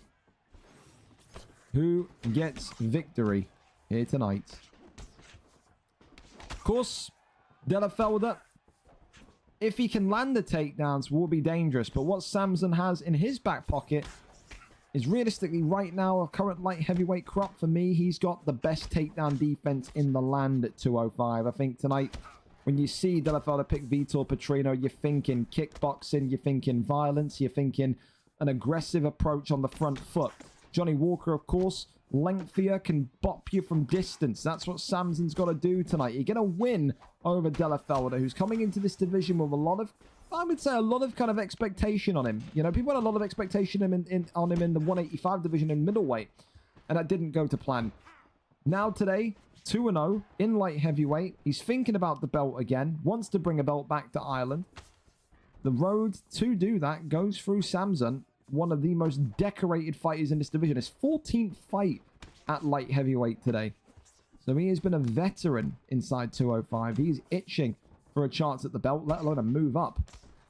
Great little bop there from that kind of jab again as the elbow and the knee comes off. And there you go. Another example of that great takedown defense from Johnny Walker from Samson in the yellow. Swing and a miss with that knee strike there, and goes and tries to get the shots off and gets it. Another good sign here. Hook into the uppercuts. Oh, he continues, though, to just get pressured. Got to get away from the cage here, Samson. This is when Delafelder is his most dangerous. And I'm amazed Delafelder's backed away. Oh, slips straight, though. Maybe that's why. He's got to pile the pressure on now. You got to walk him down. Get dangerous. Get dirty. Lefts and rights. As Delafelder eats a huge amount of damage himself now. Tell you what, this is turning into a good fight. Good little scrap. Turning into who can give each other CTE the quickest. Big shots here from both. Who finds their calmness first? Big left hand comes in from Delafelder. The head held for Samson. Looking very, very, very, very bad for the end of round one, though. I will say that. Just feels like Delafelder needs a couple of combinations. And he will be able to kind of get this one over the line. He's just sticking and moving so brilliantly. Slip straight again. The uppercut there attempted. Little bop to the dome once more. Pulls back. Tries to go for the overhand. Still nothing. Delafelder just moving to the right-hand side now. I think he's happy with his work here in round one. I think Delafelda's not going to push the pace too much. Take the 10-9 on the judges' scorecards and try and finish this fight in round number 2. But you can see as well, Samson not giving up on it. Kind of walking him down in the final kind of seconds, trying to get that stun back. He's got to give up on those uppercuts, though. So Delafelda is so prime to getting hooked. You can see Delafelda keeps swaying either to the left or to the right. If you can time a hook correctly, throw a right hook as he sways left, you could flash him. My advice to him would be less uppercuts, more hooking when you're pressuring him. I think that's absolutely what you got to go with. Right now, though, 10-9 to Petrino, 10-9 to Delafelda in the green trunks. And the big question mark is, when will Samza, there you go, get the damage on Petrino? Because I felt like it was coming, and that's the answer almost immediately. Oh, there's a front kick, though. Delafelda. Oh, gets clipped by an elbow. Jumping knee. It's a Samson special. Gets it done in round number 2, and that's why he's 6-7, now 7-7. Samson with a knockout of the night stealer. From our last fight, flying knee from Samson. That's why he's up there competing and running for that light heavyweight belt. What a knockout. What a victory. Add that one to the highlight reel for WV Samson. I'm going to keep a performance award on camera. I'm going to go for performance for that. We've got performance, submission, and clear as day knockout of the night. In a fight again, which you'd have to say, Delafelda was no dominating, maybe a little bit too strong, but was clearly winning. What a knockout. The Irishman falters to a flying knee from Jonathan Walker. He got round 1 somehow. I don't know about that, but hey, listen, what a fucking knee it was. Incredible. Up next, Perp and Wayne Villasky in the PlayStation division. Wayne coming in 3-3 with 2 losses back to back. Of course, he would argue one of those losses should have been a win. Played with his food in the last fight, which he was winning, dominating so easily, and then, of course, got absolutely starched. He said he lost the fight because the game rewards people that just wrestle and blah, blah, blah. I disagree with it. I love Wayne. I think he's a lovely guy, always so cordial in the chat. But he lost that fight because he just wanted to go for a spectacular. He could have gone for something so simple like a jab, straight hook, or any sort of symbol combination to end that fight. He didn't. He played with his food. He let the fight drag, and that's why he's 3-3. Good news for him, though, is he's going up against a man that's also in not the greatest form. Coming off of a lost Perp, 15-16, he's almost been described as the journeyman, the gatekeeper of this PlayStation division. 2 wins in 5. Of course, though, lost in his last fight. And of course, the last time Perp won 2 fights in a row, get this, it's been a huge time. Both of these two suffering with maybe low morale and low form in that regard. But the last time Perp won 2 fights in a row, VFL 139 and VFL 141. So, of course, it's been realistically since June, since the summer. Can he start the chains moving again? Can he get to 16-16? And can he then maybe neutralize that record and get back to being a title contender? Wayne Villasky stands in front of him. We go over and up to it. Perp is live for us. We're here. We're set. And we're ready to go. Conor McGregor against Manu Torres. Hey, listen, the first Manuel Torres, excuse me. I can see the UEL because there's sound alerts here on this fucking... Can I hide this? I don't know. Who cares? Manuel Torres. The first Manuel Torres that we've seen in the league. Will we see a Manuel Torres knockout win tonight, though? The favorite Perp, 15-16. In the white trunks with Conor McGregor. Manuel Torres for Wayne Villasky, looking to get back to winning ways with Manuel Torres in the green trunks. Of course, we know that Wayne is an entertaining fighter, a kickboxer at heart, but Perp as well, a pressure boxer, comes with almost that kind of Showtime type fight IQ, will just walk you down and walk you down and walk you down until it's unbearable. However, that can get him in trouble. That gets his head health low quickly. He gets his block low quickly. He is one of those fighters. He lives by the sword, dies by the sword. He's kill or be killed. And that's something that Wayne Villasky with Manuel Torres today is going to need to just be aware of. So far, you can just see he's happy to give the octagon control to Perp. He's happy to concede the space, but Perp there gets a big wheel kick upstairs. And we've already seen a little bit of the game plan from Perp tonight, as well as Wayne, who backed up and just, of course, struck from distance. Feels like we've already seen 2 rounds worth of damage on these two because of the stuns, but only 2 minutes into round number 1. Waiting for the sky, just popping him back there with the left and the right. That health pack on the dome as well, creating and causing issues, but goes low to the midsection. Big knee to the body, absolutely nothing. Body shot once again. Torres, side kick, goes back. Low to the dome, or to the body again, should I say. Big knee upstairs. Jumping knee now from Perp. Goes round to that right-hand side. Perp's just got to be careful. This is the thing. He presses onto people, but he's almost so disrespectful in how he fights. He just doesn't appreciate anyone's space. He just kind of walks up to them. Almost got like that kind of like Nick Nate Diaz style, where he'll just walk you down. He doesn't care if you're Brock Lesnar or Mighty Mouse, and that gets him in so much trouble as that stun comes off again of that vicious head kick from Wayne Villasky. Knows that in his 30-second fight tonight, he would love to get back even on the wins and loss tally. At 15 and 16 as it stands, but these PlayStation guys coming in like Wayne that have had maybe a quarter of the experience so far are developing so quickly. Love the skill set that you see in these kind of middle of the pack PlayStation weight matchups. Spin kick followed into a body shot there as round number 1 is coming to its conclusion. Spin kick once again. You just see Wayne not really too interested in kind of striking with McGregor in the pocket, just trying to kind of bide his time, take his time.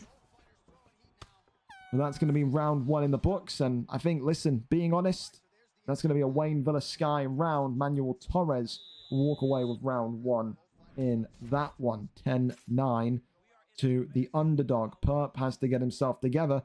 He's pressuring. I would say, if there's such a thing as pressuring too much, it's happening. And because Wayne knows it's happening, he's backing off, he's conceding space, and he's fighting off a counter shot, and it's working every single time. That's why the damage exists there. It's all come from counter shots. Wayne starting off the fight here, chasing. Maybe when he feels it gets a little bit kind of overwhelming, you will start to back up again, but right now, doesn't seem too phased by it. Off the double jab. Body kick. Body shot again. Wayne Villasky off the jab. Deep kick sends him backwards. Right hand. Uppercut there, swooshing. Body shot comes in again. Right hand again. Wayne Villasky kicks him backwards. Uppercut. Teeps. You can see the knees to the body as well. I like this from Manuel Torres. Manuel Torres in the green. Wayne Villasky in the green. Oh, head kick. And this is the thing. He's mixing up his level changes as well. Because absolutely Perp anticipated a body shot there. Defended low. Eats the head kick. And that's huge again for Wayne. Another big knee to that body. Perp not able to make a single read as to what's being hit when it's being hit. Not a single read. 2 minutes and 45 seconds left of round number 2. Damage in terms of the cut on the eye. Very much there for both. The stamina, though, is a one-way street as it stands. And that street goes through Wayne Villasky. Just has to kind of continue to mix in that level change and not be caught when he goes low. You can see that uppercut is absolutely loading from Perp. Another big body shot. Head health and body health on Perp, though, is equal. One time for the gringos. Thank you so much for the follow as well. You see that? New follow sound. Yeah. You did hear that correctly. No more Mr. Good Evening Unai Emery. Yep. Thank you very much for the follow. Welcome in. Spinning back over there, attempted. Goes to the body, absolutely nothing. Wayne there getting more pressure, conceding more pressure. And using that knee as almost like a jab as he stuns Perp again. Marauding towards him. Head kick clatters off the dome of Perp again. Body shot comes in, lifts him up and drops him down. 40 seconds left of round number 2, and this one tonight has been a game of cat and mouse. Perp chasing, Wayne responding, drops him again, goes low to the body. Can he find the knockout in round number 2? Wayne going to be very much aware of what happened on Thursday. He will not want to overextend his stay here. Oh my goodness me, that could have been terrible. That could have been absolutely awful. However, gets away with it. Look at that. It's like a bullet hole in McGregor's left temple there, trickling into the eye. No doubt that will bother him during the fight, but again, got to be honest, got to be brutal. This is a 2-0 Wayne Villasky fight. All signs point towards Emmanuel Torres' victory here. Perp is going to need a finish to go 16-16 in this PlayStation division tonight.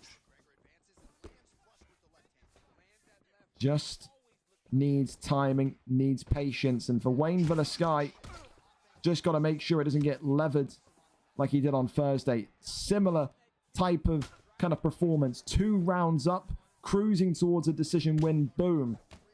Thanos snapped into the fucking hospital bed, you know? So, just has to make sure that doesn't happen tonight. That's what Perp's got to keep, you know, holding on to. That hope that maybe the brashness, the overconfidence comes out and Wayne maybe makes a mistake. But look at that. Stuns him again. Good head movement from Perp. Uppercut into the straight. And again. Oh, ducks the head kick. Oh my God. Wayne Villasky is living dangerously here. If that was connected, if that head strike after the ducked head kick was connected, that could have been game, set, and match. I think Perp knows it as well. Sweet Jesus, so close. Uppercut again. Jumping knee comes in. Manuel Torres. Wayne Villasky just again conceding space, going behind the black lines and just letting himself work off that jab straight combination. 2:33 and counting for the McGregor in white to get a finish. He is 2 rounds down. He needs something. He needs anything. He's got to, at some point, just let the hands go and just push the pace. Will he point to the octagon like Max Holloway and Justin Gaethje and just scrap? Or will he live to survive this round? Blocking the body shots again. Wayne Villasky throws another knee, but met by another uppercut from McGregor.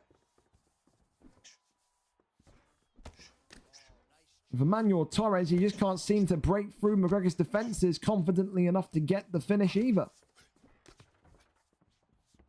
Spin kick upstairs. Perp blocking low. Continues just to work off the jabs again. The knee as well. Just a consistent weapon in this fight. But it does look like maybe this one tonight will go to a decision. Perp pretty much out of gas here. He can't even really do anything to try and get a combination going. And Wayne Villasky, I think, is just in that mindset where he knows he's won the fight. He doesn't want to kind of put the victory in jeopardy like he did on Thursday evening. Spin kick right back to the body again. Goes low to the midsection. Oh, drops him. With 3 seconds remaining, though, only gets 1 punch in. It will be a decision win tonight for Manuel Torres, who walks away as the winner. That's going to be Wayne Villasky's 2-fight losing streak over. There is no chance that Perp has won that fight. If so, may need to drug test the judges. I've got that one pretty much 3-0 to Wayne Villasky. 30-27, depending on that update as well. With, you know, the more easiness to get the 10-8 rounds. Maybe a 10-8 in there, but 30-27 to me seems fair enough. There you have it.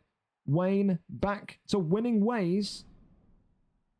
4 stuns, 2 body health events, 2 knockdowns as well.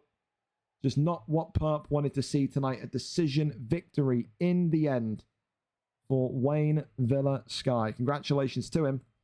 A great way to end your losing streak of the last couple of fights. Back up you go. Up next then, Black Panda against Falcon is where we're heading to. Black Panda in this flyweight division, 7 wins, 1 draw, 4 losses. Falcon, on the other hand, listen, this is someone that, when you look at his recent resume, not too impressive. 1 win, 3 losses, but has to now fight upwards. Black Panda raised his hand and said, I'll have a go, I'll do it. Tonight, Black Panda saying this is a great way to get a winning streak going again. Get 2 fights, 2 wins in a row. Go to 8 wins, 1 draw, 4 losses.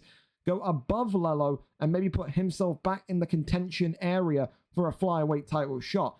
For Falcon, though, he's got the opportunity to get a big scalp tonight and to put himself very much in the zone himself. We go over and up to it. Falcon live for us, as I've been pinged massively for DMs again. Please stop messaging about FIFA, please. I don't care. We're all here, though. Thank you to R6 Skater earlier on for the follow also. We're here, we're set, and we're ready to go. GG's need to take a single risk on 150 ping. Well, there you go. Random for these two. Black Panda and Falcon. Tonight, we'll leave it in the hands of the EA gods. And we have got our matchup. Henry Cejudo for, I think that's Falcon. Is it Falcon? It is. And Perez for Black Panda. Oh my goodness me. And I'll tell you who this benefits. Black Panda, because he absolutely is a striker. So is Falcon. Falcon absolutely stunned and chopped into pieces already, as Henry Cejudo is not the man that he wanted to see. You're going to need to unlock your inner Webo tonight if you want to come through the other end in this one. These two just going to stand and let their hands go. Who gets into a 2-fight winning streak groove tonight? Henry Cejudo, short, sharp, and speedy, but Perez maybe packs a little bit more power than what you'd expect for such a very ass pick, but that's the beauty of the randomizer. Getting ready for the next month's BMF, perhaps. Falcon so far just struggling to get into any rhythm in this fight. Look at it. Black Panda with Perez just butchering the body here. What can Falcon do other than kind of sit in the corner of the octagon and apologize for showing up? I don't know. Big drop, and this one in record time is all to play for. Wow. Round 1 continues on. Falcon needs another uppercut there. Oh, look at that. There you go. Get your hands moving, Falcon. Get your hands moving. Body shot comes in again. Head kick comes off. Beautiful from Black Panda. Left hand followed by a 3-piece combination from the Perez pick. It is kind of crumbs, cookie crumbs that you can maybe say Falcon is operating off of to try and get any sort of rhythm in this fight, to get any sort of damage in this fight. Uppercut there being sneaked in again, but still nothing to see. It's a triple drop, I think, there. Knee on belly. Strikes coming in, and Black Panda says, that is who I am. 8 wins, 1 draw, 4 losses in an explosive performance tonight. Performance of the night has a new home. Black Panda gets it done through a random in Alex Perez in blistering, tantalizing fashion. Another fantastic performance from the former flyweight champion of the world. And for Falcon, where do you go from here in the flyweight division? Filled with killers, but I don't know, man. That's a difficult one. It's a difficult question to ask, isn't it? Up next, though, we go over to our welterweight divisional matchup, Kanto and Feng. Kanto tonight, 4 wins, 3 losses. 2 losses in a row. He's starting to feel the pressure of this stacked 170 division as the up-and-comers beneath him start to give him problems. Listen, tonight, TP Feng, great win the other night. 3 wins, 5 losses for him. Coming off of a win, wants a chance to take out someone in the top 10, and says tonight that Kanto will be the man sleeping on the canvas. Both of these two known for their kickboxing, known for their lethal knockout power and knockout ability, but only one of them can walk away a winner. Who wins? The number 8 ranked Z Kanto or number 11 ranked TP Feng. We're over and up to it. Let's go and see what the picks are set to be. 4-star picks, of course, in this division. Conor McGregor seems to be the name on the lips of Kanto. Wow, how will TP Feng respond? How will he respond? We're here with Jeff Neal against the notorious Conor McGregor. Of course, do not expect ground game whatsoever. These two, maybe good anti-wrestlers on their day. But you look at their career history, you look at their recent fights, the wins are one-dimensional in the sense that they want this fight on the feet. And if you're TP Feng today going against Conor McGregor on the feet, you've got to be saying to yourself, I believe I am the better striker than Z Kanto. And if you can do that, and if you can kind of look at that and say, I can outbox him, then that is a huge statement in the welterweight division, because once upon a time, Kanto was looking like he was going to go from being middleweight champion to an undefeated 4-0 welterweight champion. I don't think maybe he's too happy with how it's gone with 2 losses in a row recently, but he will have to appreciate and respect the fact that this division has got so many nightmare matchups in there. And I think he's only going to get bigger and better. Look at this, though. Big uppercut from Jeff Neal. We all know about the power of Jeff Neal from the days of Sherman using him. We're going to be seeing him a little bit later on the main card. What will he be making of this matchup tonight? The Jeff Neal specialist is Sherman. Uppercuts into the body strike there. Attempted teep kick. But in the end, absolutely nothing there to see. Left hand, right hand from Jeff Neal. Keeps on going. Body strike. Left and right. Continuing to fly. Kanto cannot find any sort of rhythm so far. The cut, the damage on McGregor is prevalent. He's not used any of that McGregor's speed as of yet in this welterweight divisional matchup to kind of give Feng trouble. It's been the power of Neal against the movement of McGregor, and McGregor's movement has lost this matchup so far. Oi, big uppercut clips him again. TP Feng going. Maybe a head kick I thought was going to come there, but it didn't. Uppercut again. The uppercut just getting through so easily tonight. Drops him with the right hand. TP Feng looking for a round one and done. Sways to the left-hand side. Uppercut though from McGregor. And here comes Kanto. Oh my God, it's Kanto with an overhand that stops this one in its tracks. Where did that come from? Conor McGregor once again with an artillery strike overhand that drops TP Feng, who was storming that fight. He was winning that fight with ease.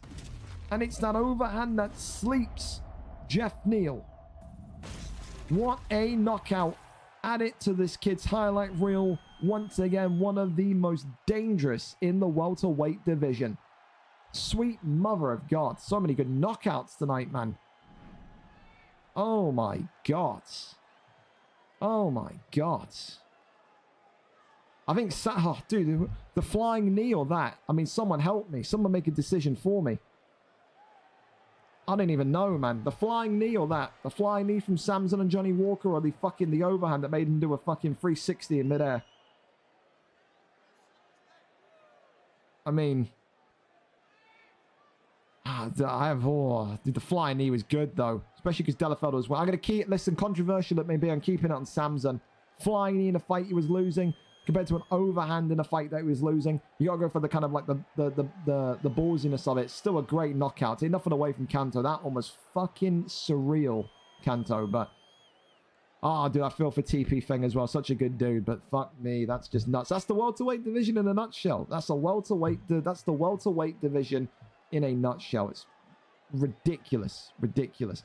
Up next, then, we're going to go over to Yeah, I'm Mike. And, of course, Pastor JB and Roll Dukes' corner man, the debut of Nico Datiki. I'm hoping I'm not butchering that. Nico Datiki against Yeah, I'm Mike. Mike, of course, coming into this one as the man with experience. 3 wins, 5 losses, 2 wins in his previous 5, coming off of a loss as well. Nico today has the opportunity to enter this lightweight division, the same division in which his teammate in Pastor JB operates in, with a victory. Maybe these two, Nico and JB, if they play their cards right, meet for the title down the line. Who knows? Mike will say, though, today it won't happen. I'm here to collect the victory, and I'm here to get back to winning ways.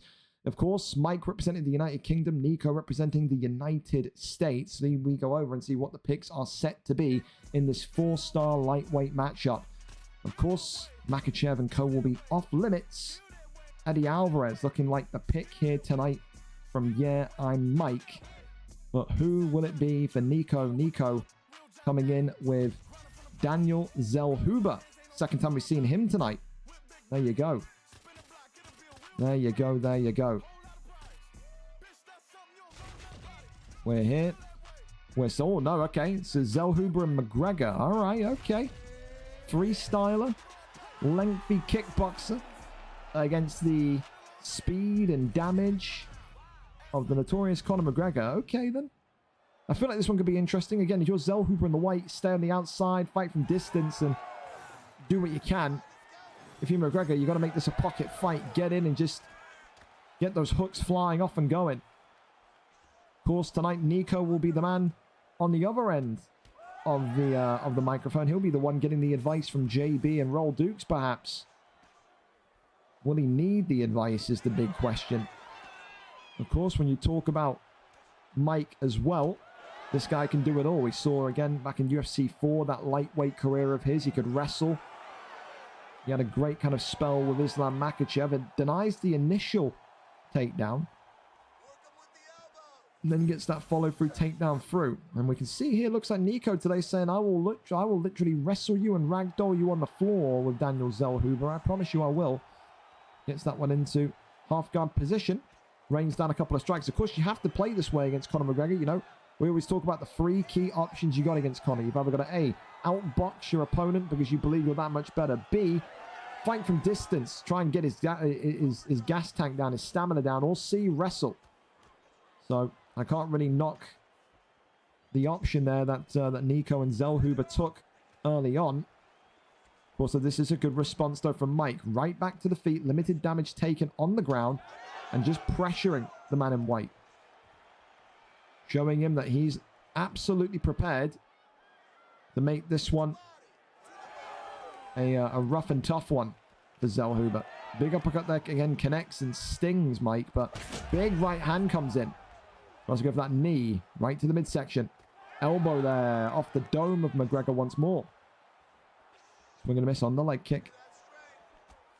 Zellhuber concedes a big straight down the middle from Conor. Double jab, triple jab there. That's the thing. We need to see that jab worked.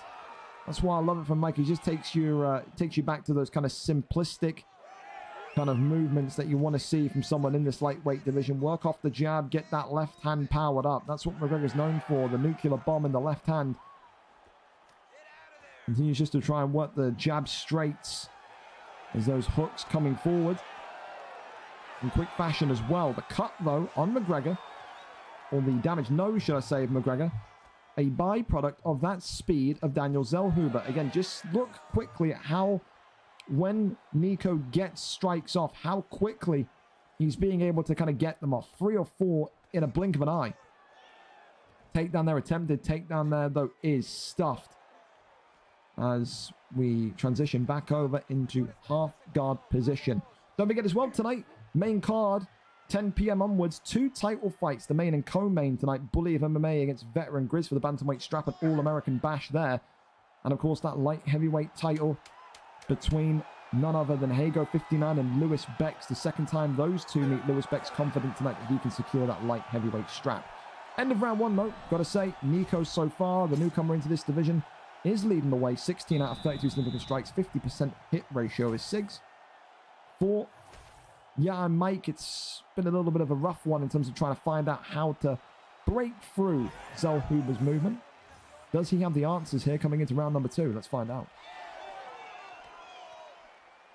Of course, as well, when you think about Mike, he's got that one-shot knockout power. You're really seeing it today with a guy like Kanto. Losing the fight, it just takes one moment, one sequence. You can send your head into stratospheric vicinities. Okay? Nico there throwing a couple of knees into the body, into the head, tries to get that takedown, and it lands and then dives right back in. Smart again from Nico. A good way to start this second round hit. Big shots coming in, pulls him in, and just now looks to try and find a way. You get back to his feet. Finds it. Gets that judo flip right back down. Mike not anticipating the takedown, though. I think it's such an interesting one as well. Because if Mike didn't expect the wrestling and expected a stand-up performance, I think this McGregor pick was good. I think the fact that, you know, Nico's come in, picked Zellhuber, like initiating the wrestling, as well as getting a couple of good denies off here and there. It kind of throws that game plan up into the air and almost sets it on fire for Mike. Taken down again in back sitting position. Escapes that one there, though. 2 minutes and 20 seconds left of round number 2. Of course, only 2 fights left on the prelims tonight on this UFN after this one. Before those main card matchups begin. Some great ones on there again. Mark the Shark in action against the returning Benjami. A heavyweight rematch. Oh, and it's all over. Wow. Anticlimactic. The elbow lands. Maybe a little bit of an early stoppage. I can't believe it. I always say when those elbows land, it just comes out of nowhere because there's no flash. There's no kind of stun. Did I feel for Mike? I felt like he could have maybe defended that one or blocked that one and lived to tell the tale. I thought one more after that exchange would have been it. But, hey, it ends a little bit abruptly. But take nothing away from Nico today. Looked good in there. And used that wrestling of Daniel Zellhuber to almost confuse and kind of rip that game plan to pieces of Mike. He's going to be a good addition to that lightweight division. A round 2 victory for Nico Datiki. And again, are we seeing the next kind of Daniel Zellhuber main? I mean, look at these stats as well here in terms of the 24 out of 56 to 9 out of 44. Just limited and contained McGregor to such limited strikes. 29 out of 101 total strikes as well. Like, again, that's beautiful performance work right there. Absolutely. Right, over into the dreaded PlayStation matchup of doom that I believe neither of them are not here for. One of them's here, so there's good news. Problems here. Teflon Don isn't. I expected neither of them to be here. Instead, we get half of that. Only one of them's here. Fantastic. Are you here? Are you here? Because you're up and set to fight. If not, I have to replace you in 5. Thanks. Well, he's online on Discord as well. I mean, we'll see if he's live on Twitch, I guess. But no, he's not. There you go. Well, I mean, the good news is that we are in time. 9:40. I'm quickly going to run through and get a potential backup if needs be. Easy peasy. Never a dull day in the PlayStation division. Never a dull day in the PlayStation division, man. Never, never, never. Never, never, never. See if I'm going to get Ayana Koji. Ayana Koji would be a decent one. See if he's down to fight today. Let's see if he wants it. Let's see if he wants it. Want to fight? Question mark. Again, always feel bad that I got to like go around with like a charity bowl for like some of the PlayStation guys and be like, hey, one of the new guys isn't shown again. You want to fight? MK Topper as well. We got to talk about whether or not we're cutting him or not, because MK Topper just doesn't really fight ever anymore. He's online as well. I would like to get him in. The last time Topper fought was when? 152? That's not too bad. It's only 2 weeks ago. Unstreamed, though. We'll see. Smiley, just noticed you was well ahead of schedule. I'm not back till 9:45. I mean, that's 10 minutes. It's not like 2 hours. You don't need to tell me. You're fine. You're absolutely fine. We're not really going to be ahead of schedule for too long anyway because of this fucking bozo from PlayStation. So it's like, whatever, you know. Try and get Fear. Fear 209. That could be a good one. See if Fear's down for it. Getting you a replacement. To be perfectly honest, didn't expect either of you to be able to read / show up. So, again, I did not expect that to be the case. It'd be funny as hell if I get a replacement now and then that guy disappears, wouldn't it? Fear down to fight right now? Question mark. We will see. We will see. Ahead of schedule is a rarity. To some degree. Again, though, this is the thing you got to remember. We're ahead of schedule, but the Doomsday fight between two PS guys that both have history of no-showing fights. And color me shocked, Fish. You wouldn't quite believe it. One of them hasn't shown. Wow. Who'd have seen that one coming, eh? See if Fior wants it. Oh, Fia is there. Yes, yes. All right. Replacement ready. I've read. You here or not? I'm telling you, I'm gonna literally laugh my ass off if I've got this replacement handled, and then Problem disappears. He's here though. Excellent. Fear 209 against number 1 Problem. Have they competed against each other before? I feel like, again, Problem was one of those guys. He lived up to his name. He was absolutely a problem because he won 1, 2, 3 fights in a row, lost 1 fight, and then basically never signed up for a fight again. It's his first fight in 10 weeks. So who knows? Maybe he loses tonight, and then we don't see him again for like forever. Fear 209 coming in then. There we go. Another one of the reliable PlayStation bunch. Fantastic. Problem 23. Enjoy. There we go. So we can kick Teflon Don out the Discord. That guy's clearly a fucking idiot. That's okay. That's okay. Give people a chance. We gave him a chance in UFC 4. He fucked it. We gave him a chance in UFC 5. He's fucked it. You can try again in UFC 6. That's fine. We'll see him in a year. That's absolutely fine. There we go. Fantastic. Fantastic. Weight class. Weight class is bantamweights. Bantamweights. All right. With that, we'll wait for a link, and we are good to go. Quickly handled. Quickly done. Let's see if Problem streaming. Link for stream plus. Wanted to see who's back. Yeah, we never do a predictor card for the UFNs. Never do a predictor card for the UFNs. We feel like, because usually there's so many guys on the main, not tonight, but usually there's a lot of fights like this on the main card. I don't want to kind of put too much pressure on like heavyweights or light heavyweights or whatever, because there aren't very much people that will come to me, and I'm not joking when I say this, after cards in the DMs and be like, I'm so sad I let people down. People could have won the cash prize if I won my fight. I'm like, why are you telling me for? I'm not a therapist. Like, what are you coming to me telling me for? I mean, boo-hoo and all that, but like, who cares, man? Who cares? All right. Well, Fear 209 and Problem is the replacement belt. Now we just got to wait for a link. We got to find out who's streaming. Man.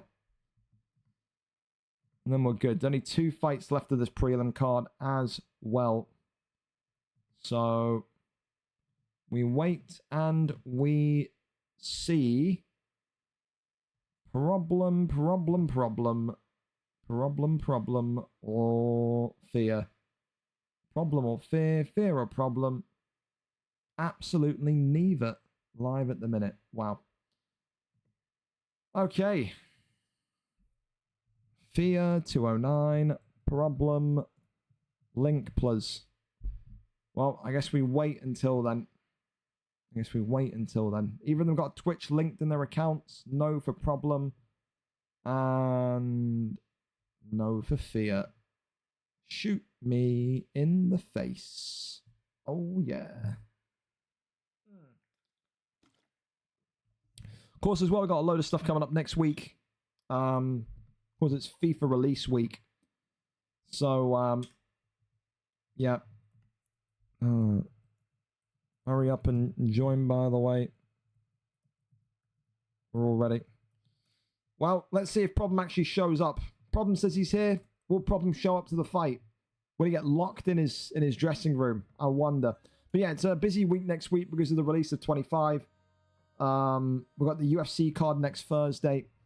And then next Friday, the early release day of FIFA.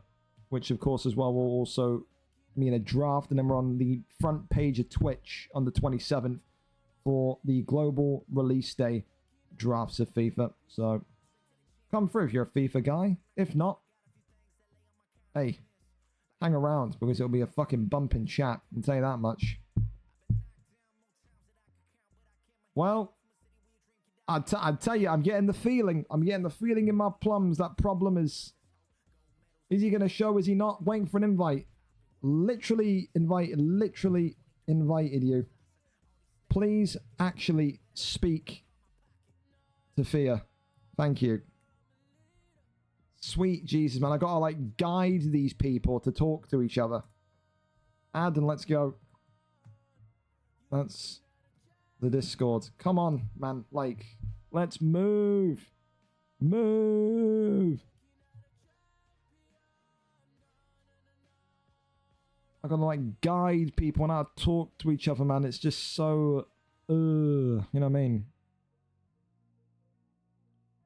Thank you to Fear as well for stepping in. Appreciate that, but mother of God. Come on, Problem. Let's get this potential loss out the way, and then you can go back to being retired for 10 weeks, man. Come on. Let's not long this anymore. Or maybe you win. Maybe you stun the world, eh? Oh, come on. Dude, because I feel like Problem's just taking the piss. I feel like Problem's like doing the same thing that we had in the BMF. Oh, there we go. Fantastic. Problem sent me like 5 minutes ago waiting for an invite. And Fear was like, I invited him. We're here. Hallelujah. God bless. Don't be scared. Tonight will be the secondary fighter. So don't be scared. Fear 209. If he wants O'Malley, he gets O'Malley. Gonna be Cody Garbrandt, Figgy. What are we thinking? Jose Aldo. You get a lot of fans of Jose Aldo. Ricky Simon. Ricky the Steamboat Dragon. Wow. Cody Garbrandt and Sugar Sean O'Malley. Wow, normal Cody Garbrandt. Not even alter ego Garbrandt. Well, that's something. Okay then. So, after OG Teflon Don goes missing, Fear 209 in the black and gold steps in to take on the returning Problem 23. As I said, Problem 23 had a 3-fight win streak, lost at VFL 144, and then never signed up to a card again afterwards, having a mini retirement record of 3 wins, 1 loss. I very much expect that to be the case again today if he loses. The one thing I've learned about the UFC community is that the egos at this top level are very, very, very, very big. They cannot handle maybe some of the difficult fights, the tough fights. We saw that when Amazon started ducking fights when he was champion and so on and so on. So, you know what I mean? Nothing really surprises me anymore. What I can tell you about Problem 23's style, though, from back when he was in the league, is that this guy loves to just kind of step into the pocket and just go. I feel like the Cody Garbrandt pick is a great pick for him. I think, again, if he used alter ego Cody Garbrandt, I think this fight could be explosive because of the way that he likes to just sit and strike. But instead, maybe likes that 4-star Cody Garbrandt for his own reason. Of course, as well, Sugar Sean O'Malley tonight. We're going to be seeing him not just in this fight, probably on the main card as well. And we're going to be seeing him in real life tonight, hopefully, as Merab Davashili smashes his fucking face into the mat. Hey, who knows? We hope. We hope. Of course, though, so far, Fear 209, who comes off of a loss last time out in the Octagon, is going to be looking to try and rebound here, try and find her way back towards the top of the mountain. Of course, though, as well, struggling so far with Cody Garbrandt's power and Cody Garbrandt's accuracy. Just got to think a little bit if you are Fear 209, because if you do concede so much damage and you do concede so much kind of devastation in this early first round against Garbrandt, you really have no kind of shield or defense to hide behind. With that head health being as low as what it is already, you can see that may well be entering the mind of Fear 209, because so far, not flowing like a Sugar Sean O'Malley, is she? She's not really started this fight with a lot of confidence, it feels like. Again, rustiness is also a factor to get called up and take a fight last minute. I do have some sympathy in that regard. But, you know, you accept the risk, you accept the reward. Problem 23, who is here, to his credit, ready to fight. Very much showing tonight that he is absolutely ready to resume where he left off. Comes into this, and if he wins and goes 4-1, listen, he may well be already up there for a top-end fight. He may well be. Fear 209 so far, though, getting damage onto Garbrandt, but like I said, just the head health story speaks levels, speaks lengths of this situation here tonight. Head kick there attempted, goes back low to the midsection, left hand comes in. More and more damage coming in. Sugar Sean O'Malley knocked and dropped here. Into guard we go, and the end of round 1 is upon us. And that is a big, big round, a big return round for none other than Problem 23. 10-9 to Problem 23. Who's doing all of this again, I remind you, with the base Cody Garbrandt. That in itself, pretty impressive. Pretty impressive. Can fear 209. Don't be scared, 209. Find a way to get back into this fight and find a way to try and clinch on to victory. So far, the 1-2's down the middle of the pipe, but there's the uppercut there. Overhand comes in. Elbow. Drops Garbrandt. Big knees. Continuing, but there's the uppercuts. Both of these two absolutely fearing for the worst. Uppercut again from Garbrandt. This has got to be reaching the end. Fear 209 cannot take too many more shots from No Love Cody Garbrandt, as he looks to go 4-1. The block tattered to pieces. The head health blinking. The uppercut connecting. The elbow connecting. Fear 209 still believing. More and more shots. And against the cage. This one not over yet. Problem dropped again. And this one in top mount. Can Fear 209 do it?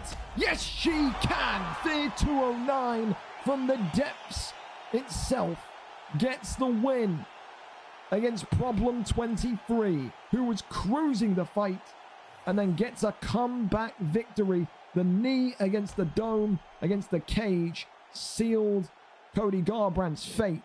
And Problem 23 has more than 23 problems. He comes back into the division tonight with a devastating loss, in which, again, for the opening round and a half, he was cruising in. That will sting. That will hurt. Fear 209, high risk, high reward is what we called it. That is very much what happened tonight. A big win and a good way to bounce back after her last fight on Thursday evening. Congratulations, a round 2 victory to Fear 209. Up next then, our final prelim fight of the evening before going on to our 9 main card fights tonight. Fish 14 against Smiley AUFC. A tale of who can get themselves back on top in this featherweight division. Fish, of course, 8-6, 3 wins in his last 5, coming off a loss. Smiley, 5-15, 2 wins in his last 5, also coming off of a loss. These two have never faced each other before, which made the whole kind of match, I think, more intriguing to me. Smiley, very aggressive, an accelerator on the front foot. Fish 14, more calm, more composed, will look to kind of poke you from distance and use maybe that jiu-jitsu to get you out and tired early. Can Fish 14 come away with the victory, make himself 9-6 and put himself a spot higher above his old friend Harry HRX, or will Smiley AUFC get his 6th win of his career and get back to winning ways once again? Fish number 5 against Smiley AUFC number 11. Who gets the victory here tonight? Fish 14 is live for us. Let's go and see what we're strapped in for. Oh, yes. I can't watch Smiley. I'll be back later. Wow. Why, Weber? You're not a fan of the style? I believe it's just loading up. No worries, man. You got absolutely no pressure on you. Flash scores. What do we got in terms of the Chelsea game? Well, Chelsea have won a game of football. Congratulations. They've beaten Bournemouth in the 86th minute. No shame from Chelsea Football Club. And Evangelson missed a penalty in the first half. Dude, it's gonna. I'm honestly starting to develop a bigger hatred for Chelsea than Tottenham because of recent kind of years. Christ, it's gonna be great when they get relegated, man. What a shit old club, man. What a terrible club. Awful club. I enjoyed Aaron Ramsdale flapping it across today, Weber. That was fun. I saw that. I did see that. Did AC Milan win, actually? Let me check while we're waiting. Ooh. We did 4-0. That's lovely, that is. Theo Hernandez. Oh, Fofana scored. Nice. Pulisic and Tammy Abraham. I still really like Tammy Abraham at AC Milan. I like that a lot. I do like that a lot. However, I don't like AC Milan's play style a lot. 1 win, 2 draws, 1 loss. We smell. It's going to be a real challenge to get into the Champions League. There it is. Alrighty. well, you just joined us. You've not missed much. We're just waiting for Smiley AUFC to get on and get ready. We're pretty much right on time. Happy days. And his Discord has just changed now to UFC 5. So happy days. We're nearly there. Some big fights tonight on the main card as well on this UFN before the release of FIFA 25. It's supposed to be this card. It's supposed to be next weekend. But with that release of FIFA 25, FC 25, wanted to kind of get it done out the way so everyone kind of get up and underway onto FIFA next weekend without any interruption. But two big title fights, BullyOfMMA, VeteranGrizz625, an All-American Bash there, and Hago 59, Lewis Bex, as well as rematches, Jacob and Zink, Mark the Shark against the returning Ben Jammy. Just no boring fight in that kind of selection of 9 tonight. And of course, this one nearly made the cut. I'll be honest with you, if we didn't have the return of Demo Ride tonight, we'd probably see Fish and Smiley on the main card as well, but what can you do? What can you do? Here we go, though. Diego Lopez against Max Blessed Holloway to close out the prelims here tonight. Then we'll go and grab Perp from the back, considering he's alive and not sulking and crying in the shower after his loss. And we'll have some joint comms for you in the main cards. Diego Lopez in the yellow for Fish 14. Smiley AUFC in the black with his patented Max Blessed Holloway. And again, with Smiley, you always know he's going to start fast. This guy is a rocket ship when it comes to his immediate kind of presence in the octagon. But this is exactly where Fish will look to keep and contain the fight. Diego Lopez, as I like to call him, B-Tech Dominic Mysterio from WWE. He's going to look to just try and smother him with those ground exchanges. Get those submissions off, especially those choke submissions. A big fan of the rear naked, a big fan of the arm triangle. And there you go, there's the triangle choke there from Fish 14, as he'll look to try and expose and exploit Smiley AUFC's ground game here. Elbows from Rubber Guard continuing to come in, piercing those will be. Gets another big deny as well. Look at this. This is the Fish 14 in featherweight that we knew and loved back at the end of UFC 4. A lot of damage there attributed from Rubber Guard from the bottom for Diego Lopez for Smiley AUFC, or onto Smiley AUFC. Also, the Scotsman will opt to get up and carry on with his stand-up blitzing. Lopez hit. Continues just to let his hands go, though. Fish 14, the VFL Fighter of the Year in 2024, is comeuppance in the 145 division when no one expected him anywhere near as good as what he got to. Is the stuff that made people believe that they could kind of chase the gold in their respective divisions, and that's what you like to see. A big moment for him there. Of course, he's got to do a little bit more work. He wants to win that award this time round. So there's so many fighters already 9 months into the year are going to be kind of in that bracket of Fighter of the Year, but a couple are starting to kind of, you know, show themselves as real serious contenders. Gets up though from that guard position. 1 minute and 25 seconds left of round number 1. So far, the thing that Smiley will say is, yeah, it's been annoying with all the ground game, but he hasn't conceded too much damage, and he's just got a big bit of damage off there against Fish 14. That flying knee splitting the nose open of Diego Lopez there early on. Right hands and left hands from Max Holloway continues to come forward. Another big pull elbow there. 45 seconds left of round number 1. And Smiley so far will be the man that is smiling as he walks back to the bench. But 25 seconds left as Fish continues to try and cut the angles off and try and get some sort of maybe reservoir damage done. So head kick into the spin, body kick. But listen, a good round for both. Both of them getting their styles off. You saw that wrestling of Fish 14, but you've seen that kind of confident kickboxing as well of Smiley AUFC. Maybe you give that round just marginally to Smiley because of the cut or the damage that just presented itself. But so far, a good start to the evening from both of these two. Little taps again, crosses over. That one there is denied. More and more taps. That one is denied as well. Crosses over into top mount. Left hand side, denied. Posture up, nothing there. Goes to the left-hand side as well again. Half guard this time. Not doing too much. Goes over into side control instead. Elbows there clattering off the dome. Max Holloway there denying. Falls over into top mount. Postures up.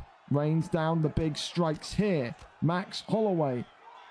Big stunt. Posture up again. No, goes in for the arm triangle. And Fish 14, the submission artist himself, may well be on the end of a submission here tonight. Locks that one in. And that's going to take the first submission of the evening. And that's going to be from Smiley on to Fish. Roughly about 60% of his submission bar left. Maybe you could argue that's going to be one more and done in terms of an arm triangle. But that there just goes to show you, you know, I said it before about Smiley in the lightweight division. When he went into lightweight and he wrestled that first time, this guy has got good, stellar wrestling. He does. He just doesn't use it. And it's just so confusing as to why, because he's so damn good at it. He is. Teep kick sends him backwards again. 1-2s down the pipe. Uppercut there attempted, but not hitting the target. And now look at this stamina differential. That one arm triangle comes in, and how the mood of this fight has changed. A jumping knee from Fish 14, or onto Fish 14 from Smiley. Spin kick to the body as well. Front kick there is fantastic. It's a strong round 2. It's a good recovery round for Smiley. Very much is. Maybe because of that cut early on in round 1, you can give this one 2-0 to Smiley. More people will maybe err on the side of caution and say, oh, it could potentially be 1-1. It may not matter. Big strikes here from the guard. I seriously think this is 2-0 to Smiley. I do. I think that busted nose absolutely will play a part in that judge's scorecards. I think if you're Fish and you're looking at this, you've probably got to be saying to yourself, I need to get a finish in round 3, and that is going to be difficult with the stamina situation being the way it is. 14 seconds left here in round number 2. As Fish locks him up into rubber guard and elbows to come on from his back, and that's going to be all she wrote here for 2 rounds. I've got this one Smiley 2, Fish 0. I think round 1 a little bit more closer. You can make an argument for one or the other. Round 2 clear as day though. It is a Max Holloway Smiley AUFC round. He is woken up. We say sometimes certain fighters need maybe a round to kind of shake themselves off and get themselves grooving and moving. He's definitely done that. He's definitely done that here. Those body shots are going to be just relentless now in this round. I think I'm amazed that Fish is still going for takedowns. I can't lie to you, because how is he going to win this stamina battle? How is he going to do it? Gets the reversal, goes over into side control, now over into top mount. Right hand side, and the camera switches. That's not going to be great for either of these two. It's going to invert the deny directions effectively. Smiley, another body shot there onto Fish. Goes low again. Just needs to be careful. Only thing I don't like so far from Smiley is that he's almost tripling, quadrupling up on those body strikes. He's got to maybe get 1 or 2 in and then not try and go overboard. It just takes one uppercut from Lopez and it could be all she wrote. But it is a very, very good performance from the Scotsman so far. He gets that damage reintroduced onto Fish 14. Takedown there, stuffed as well. Big knees to the body. Diego Lopez in big, big trouble. Cartwheel kick attempted by Smiley and Holloway. Tries to go low as well. Big straight cartwheel kick again. He's wanted the extravagant. Add that one to his highlight reel. But he just needs to make sure it doesn't get chinned in the process. Talked about people playing with their food. You don't want to add your name to that list. Overhand. Oh, sweet hell. I thought that was going to be one and done. Heat kick sends him backwards again. And how much that arm triangle helped him in round 2. Butchering the body. Goes upstairs. Superman punch as well. Can't break through that block of Diego Lopez. Big lefts and rights again. Body kick there, whiffing. Teep kick sends him backwards into a Superman punch. Cartwheel kick just out of all. This is what I'm saying. You got to be careful. Oh, clips him and drops him though. Never mind. Into the guard and now goes over into half guard. Posture up. Rains down. Shots to the body, into the head. And this one is all over. Smiley AUFC gets it done in round number 3.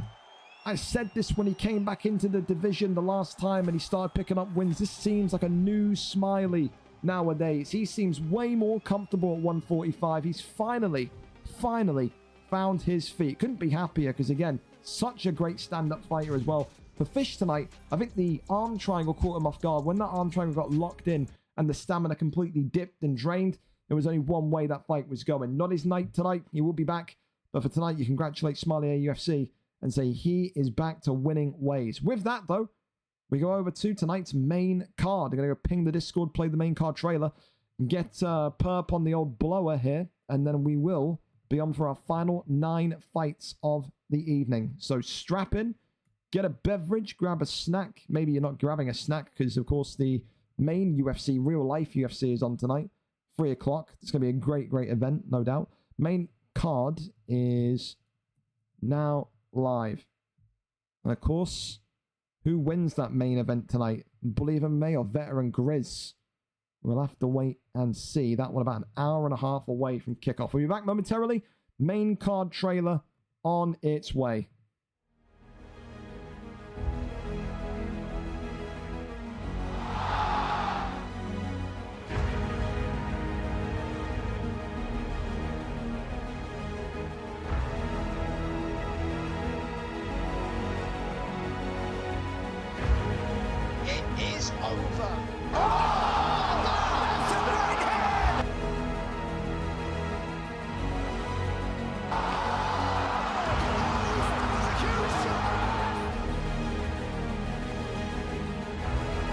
Oh my God!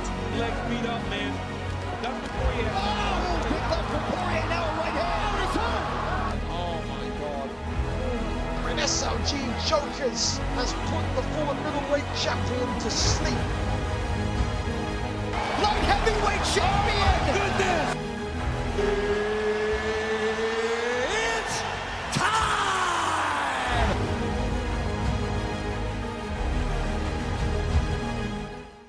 Welcome back and welcome in, especially if you're a filthy casual and you missed the first 2 hours of fights. You missed some fucking flying knees and flippy shit. It was great. You honestly should be ashamed of yourselves for missing it. Of course, though, for our, you know what, I'll flip the screen over and then I'll call Perp. We're here. Hello again. We're no longer a black screen. Let me go call up Perp and let's get this main card rolling. 9 fights tonight, including 2 title fights. It's going to be great.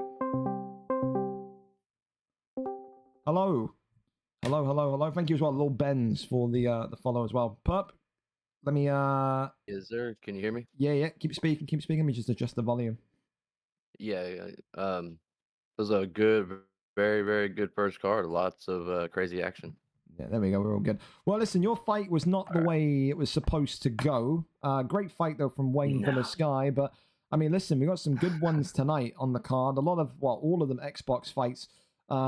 The return of Demo Rye, former PlayStation champion, the Jamaican sensation, tonight kicking off the main card against the Kiwi from down under, Dexter. I mean, this is going to be interesting to see how Demo copes with that situation, that issue with the ping, just like all of Dexter's opponents have done. Dexter says he will continue to knock down the people that are put in front of him to get back towards a bantamweight or even flyweight title shot. Tonight, another one stands in his way, the former PlayStation champion Demo Rye, who again, we haven't seen for what feels like a long time. Back on Xbox for the first time, only ever competed on PlayStation. Last time we saw him compete was the 28th of December of 2023 at VFL 116. So very much looking, well, near enough a 9-month hiatus for Demo Rye today, who comes in looking to end the win streak of the New Zealander. Let's go right into it and see what the picks are set to be tonight, Mr. Perp. Let's go over and see. Looking likely to be Aljamain Sterling and Sugar Sean O'Malley. Talking to Sugar Sean, who you got tonight, Perp? Talk to me. Oh man, you know I want Sugar to win so bad. I mean, I want it really bad, but I'm very nervous for him because Marab's that guy that he'll shoot 40 takedowns in one Damn round right. if he can. So if a guy's crazy enough to dive head first into, if a guy is crazy enough to dive head first into ice, perp, you don't doubt him, okay? Yeah, no, not at all. But one thing I want to say about this fight, man, Demo, he is a class player, man. He may have been gone for a long time, but I have a good feeling that he's going to come back still in prime form. Well, I always used to say with Demo Rai, he was on my kind of Mount Rushmore of PlayStation champions, you know, before the arrival of the new guys like Spooky and co. The kind of big three on PlayStation and UFC 4 was Wavy Pappy, Demo Rai, and the Irishman Mark Dev. Those are the three kind of consistent guys that, you know, made the division tick. Of course, though, listen, he gets dropped in. It's like a baptism of fire on the Xbox side. Doesn't get an easy fight to come into this one. And I don't think that's anything that he would have wanted either. But look at this. Look at this. Yeah. And Dexter got the stamina advantage into the armbar. Wow. He may have been prepared for the ping tonight here, Perp, because look at this. Dexter so far. I don't know if he's faking or spazzing out on the... Whoa, he gets out of it. How did he race out of that? Yeah, he just got out. I think he just timed it. I think when you transition and your opponent transitions at the same time identically, it gives the defender the benefit. Well, yeah, the defender the benefit of the doubt. But that is so unfortunate. I mean, something so simple like locking Dexter into an armbar. I mean, that's now celebrated because of how dominant he's been in his fights, Perp. It's interesting, isn't it? Yeah, it is, and he must Demo must have bit on a fake that that Aljamain threw because he had a very big stamina advantage going into that submission. So he bit on that fake, and the stamina must have evened out. Well, rolls back through into full guard here. I think, listen, compared to what maybe Psychotic Genius Dexter has been used to so far, you know, that opening exchange of the armbar may have him a little bit nervous, do you think, Perp? I mean, he's not been put into that situation consistently at all in this division, not once. Yeah, if you're in a league fight live and stuff, and you've never been put in a situation, you're obviously going to be wondering, oh, what do I do right here? And you might freak out a little bit, and back to the feet we go.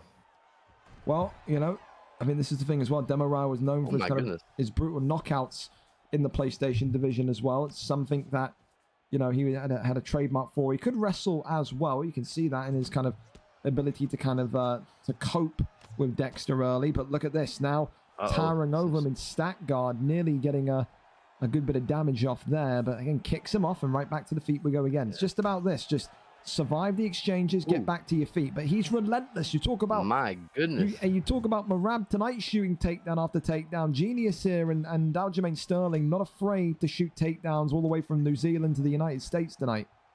Yeah, it's making me nervous just watching it. This right here. Want to go over to that right hand side. He seems content to be in the full guard of Demo right here. Absolutely. He loves it. I think he treats any grounded position as a winning position. I think that's just how high his confidence is right now as he, again, just rains down some big strikes once more. Gets up. 10 seconds to go of round number one. And then if you're Demo, every time he gets up, you got to wonder, is he going to shoot for the takedown again? Throw a head kick? What's he going to do, man? Like, your block, keeping your high block or low at this point can be dangerous either way. The thing that I'd say, though, is that this actually benefits Demo when Dexter Psychotic Genius is fighting this way, but because if he keeps shooting takedowns and then they eventually start getting denied, Aljamain's stamina is going to drain so quickly. Do you think maybe in this round you'd want to see the Aljamain Sterling pick the New Zealander Dexter try and just keep this position on the ground and try and kind of control this round, or what do you think? Well, I mean, if he gets a takedown again, which I think we're obviously going to see him go for it, he needs to get out of full guard because I don't think you're gaining control time. I think he's only gaining the strikes that he's throwing right there. Correct, but I would like to see him advance position and maybe get full mount or something. And then there he takes his back. He has a dominant position now.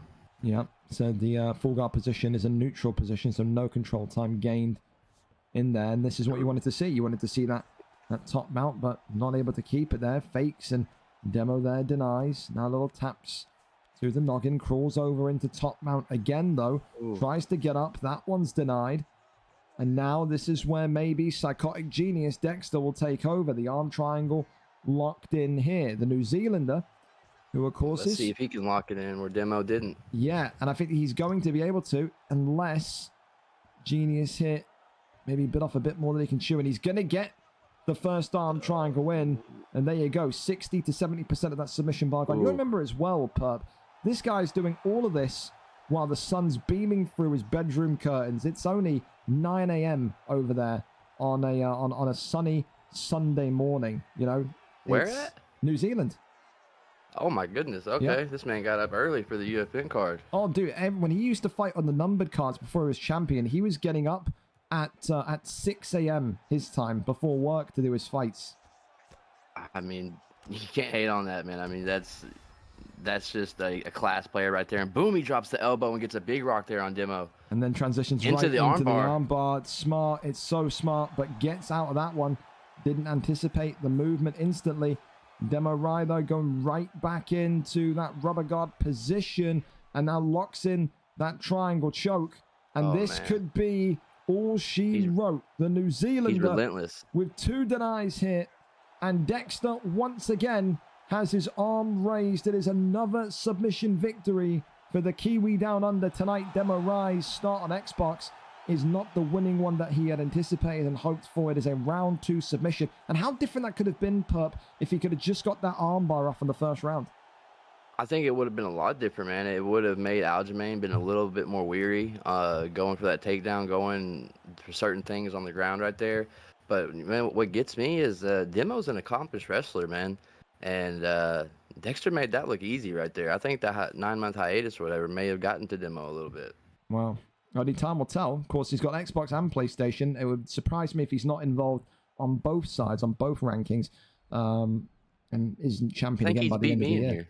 Oh, dude, he's again one of like the vets. He's had probably less fights than you. I think he had like close to like 20 fights on PlayStation before he kind of disappeared. But great to see him back, nevertheless. But tonight, victory does belong to Dexter. Gets it done in round number 2 of Aljamain Sterling. That Sterling pick becoming a trademark of the Kiwi nowadays. Up next, though, we're going over to another returning face. It's Reese against RNG Melon. The last time we saw Reese in this featherweight division on the Xbox side of things was over here when he lost to Holdy on decision back at VFL 135 on the 9th of May. So over 4 months has been and gone.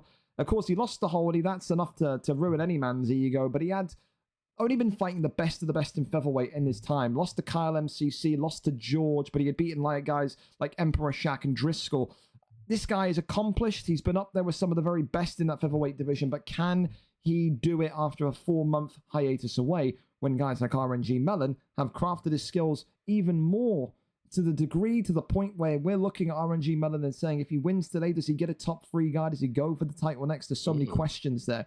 Who wins? Will it be the returning Reese? I think it comes in with a record of 5-3, maybe 5-4. I have to kind of go and double check it. Or will it be what RNG division Melon? Are they in? 3-2, featherweight division. Okay.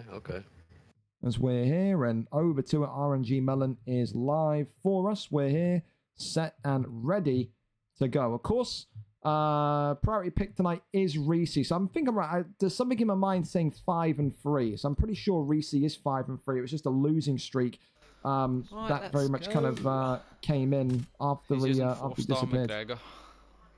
4-star McGregor. What do you make of that? But 4-star McGregor for Reese here tonight. Especially versus an Aljamain Sterling, if he sticks with that 4-star McGregor right there, I think he's trying to prove a point, especially since you can go with the Prime Connor. So, I think he's trying to prove a point right here. Well, let's see what happens in this one. Aljamain Sterling in the green, the second time we see him. I mean, do you prefer the Aljamain Sterling at featherweight? Do you like him at 145? What do you think? If you're a wrestler and the kind of player that we just saw a while ago versus Demo, yeah, you know, he's a very good pick. He can also stand up. He's got a great moveset. He's not for me, but yeah, he's very good though. He's his stats and overall. Oh, big uppercut right there. Elbow right back though. These two are starting like a house on fire, Perp. They got places to be, people to see. Uppercut continues to come in. Conor McGregor getting combos and combos and combos off here. And RNG Melon is having to shoot. Has to get that one off. He was being overwhelmed and consumed on the feet there, Perp. Yeah, man. But hey, McGregor's already back up, and he's doing some damage to Aljamain's block. And there you go, a takedown denial, and that's what Connor has to do to win this. Yeah, just needs that takedown defense to be nice and high, and so far he's mixed that takedown defense with lightning fast hands. He is ready for a striking matchup tonight. Is RNG Melon able to acclimatize and reach and match the rhythm that this fight has reached already inside the opening 3 minutes of round number 1? Yeah, man. And Reese, he needs to be careful on whiffing them shots right there. But right here, and he goes into his, is he in a submission? Yeah. Yep, triangle choke position here, and this could be dangerous. And that one's denied. We know Reese did struggle with wrestlers before back in this division. Like I said, his last 3 losses in a row came against wrestling-based fighters. Holdy, George, and Kyle MCC. And look at that. Ooh, that is 90% of that bar gone. The absolute submission there in. 80% of the bar gone. And Reese now in a position where he's really staring down the barrel. Yeah, he cannot stay and mess around on the ground very long at all, considering how many submissions Aljamain Sterling has from just about every position on the ground. I think as well, the dance choke's going to come in here, and this could be it here, Perp. This would be 2 quick submission victories right here to start off the main card. Ooh. And is he going to wait for it? No. Oh, he got out. What? Gets that. Okay. Wow, that is okay. A little bit lucky, I'll tell you that much. And he stays close to him and clinches him up with no stamina. I definitely would have backed off and regained my stamina, but all right, he's good to go now. RNG Melon's confident. RNG Melon said there under his voice he's lost. He's completely lost it. So RNG Melon, Aljamain Sterling, they're feeling like he's on the path to victory. A good recovery after a bit of a torrid start in this fight. Yeah, you know, Connor came out throwing combos like crazy, 4 or 5 pieces that were all hitting the block every single time, and now he's playing patient. He's gotten that big submission on the ground, which definitely won him that round. Absolutely. And yeah, it's not looking too great for Connor right here. Well, I mean, listen, you're walking a tightrope now, Perp, because if you're McGregor, you just know that a single takedown landing here probably causes you to lose this fight. Especially if one lands early. He's got to defend the takedown. He's got to get those hands moving quick enough again. He's got to make RNG Melon almost panic shoot to the point where you can predict it and then get the uppercut potential flash knockout. That would be something. Yeah, I was just about to say they're going to go. If he can time an uppercut or a knee or something when Melon goes for a takedown, that would be brutal to Aljamain Sterling's health. See, there's the attempted shot there. The stamina differential, though, completely in Sterling's favor after that choke submission in round number 1. Big knees here from inside the clinch again. More damage coming on to the dome. Trying to, you know, have a clinch fight here with McGregor. I don't think he wants to challenge Melon though with the clinch, because if you got Aljamain, you're probably going to win that clinch battle. Yeah, all the trips and stuff that he's got in his arsenal, man, it would be a dangerous road to go. But hey, listen, there's one person that knows what he's doing. It will be Reese when it comes to the work on the feet. Look at that though, big hit and big drop there, Perp. That's huge.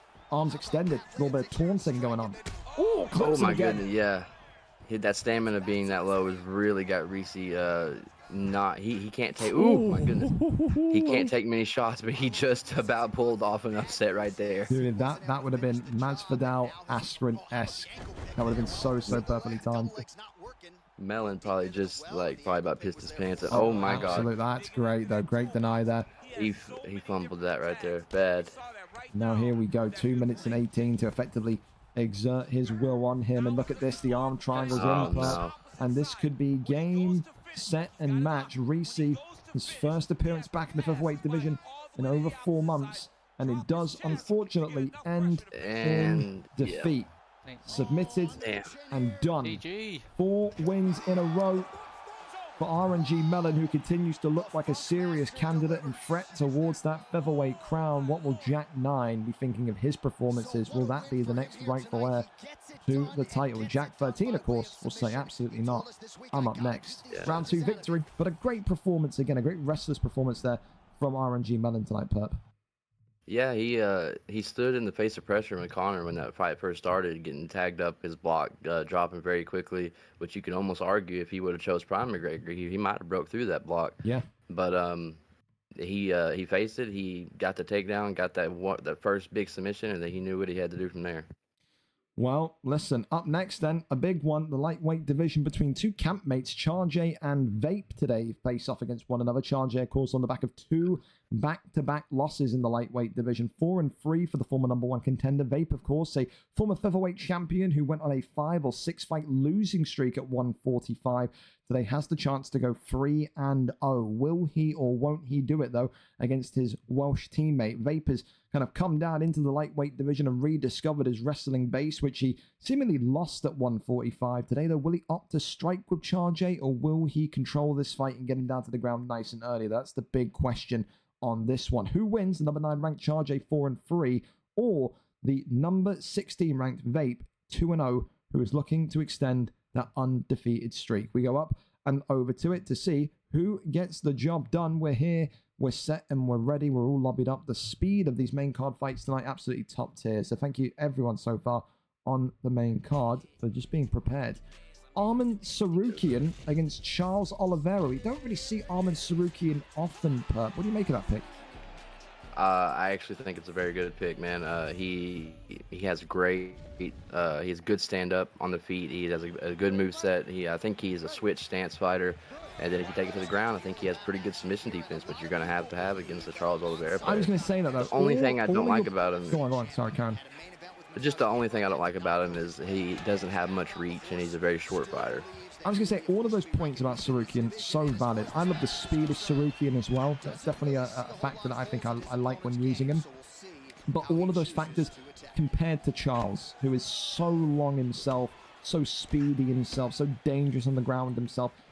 Do you feel like maybe there's better picks for a Charles? Do you feel like maybe, again, when you see Charles Oliveira, it has to be either Habib or it has to be Islam? Or do you think Sarukian is good enough to out-skill set Charles Oliveira?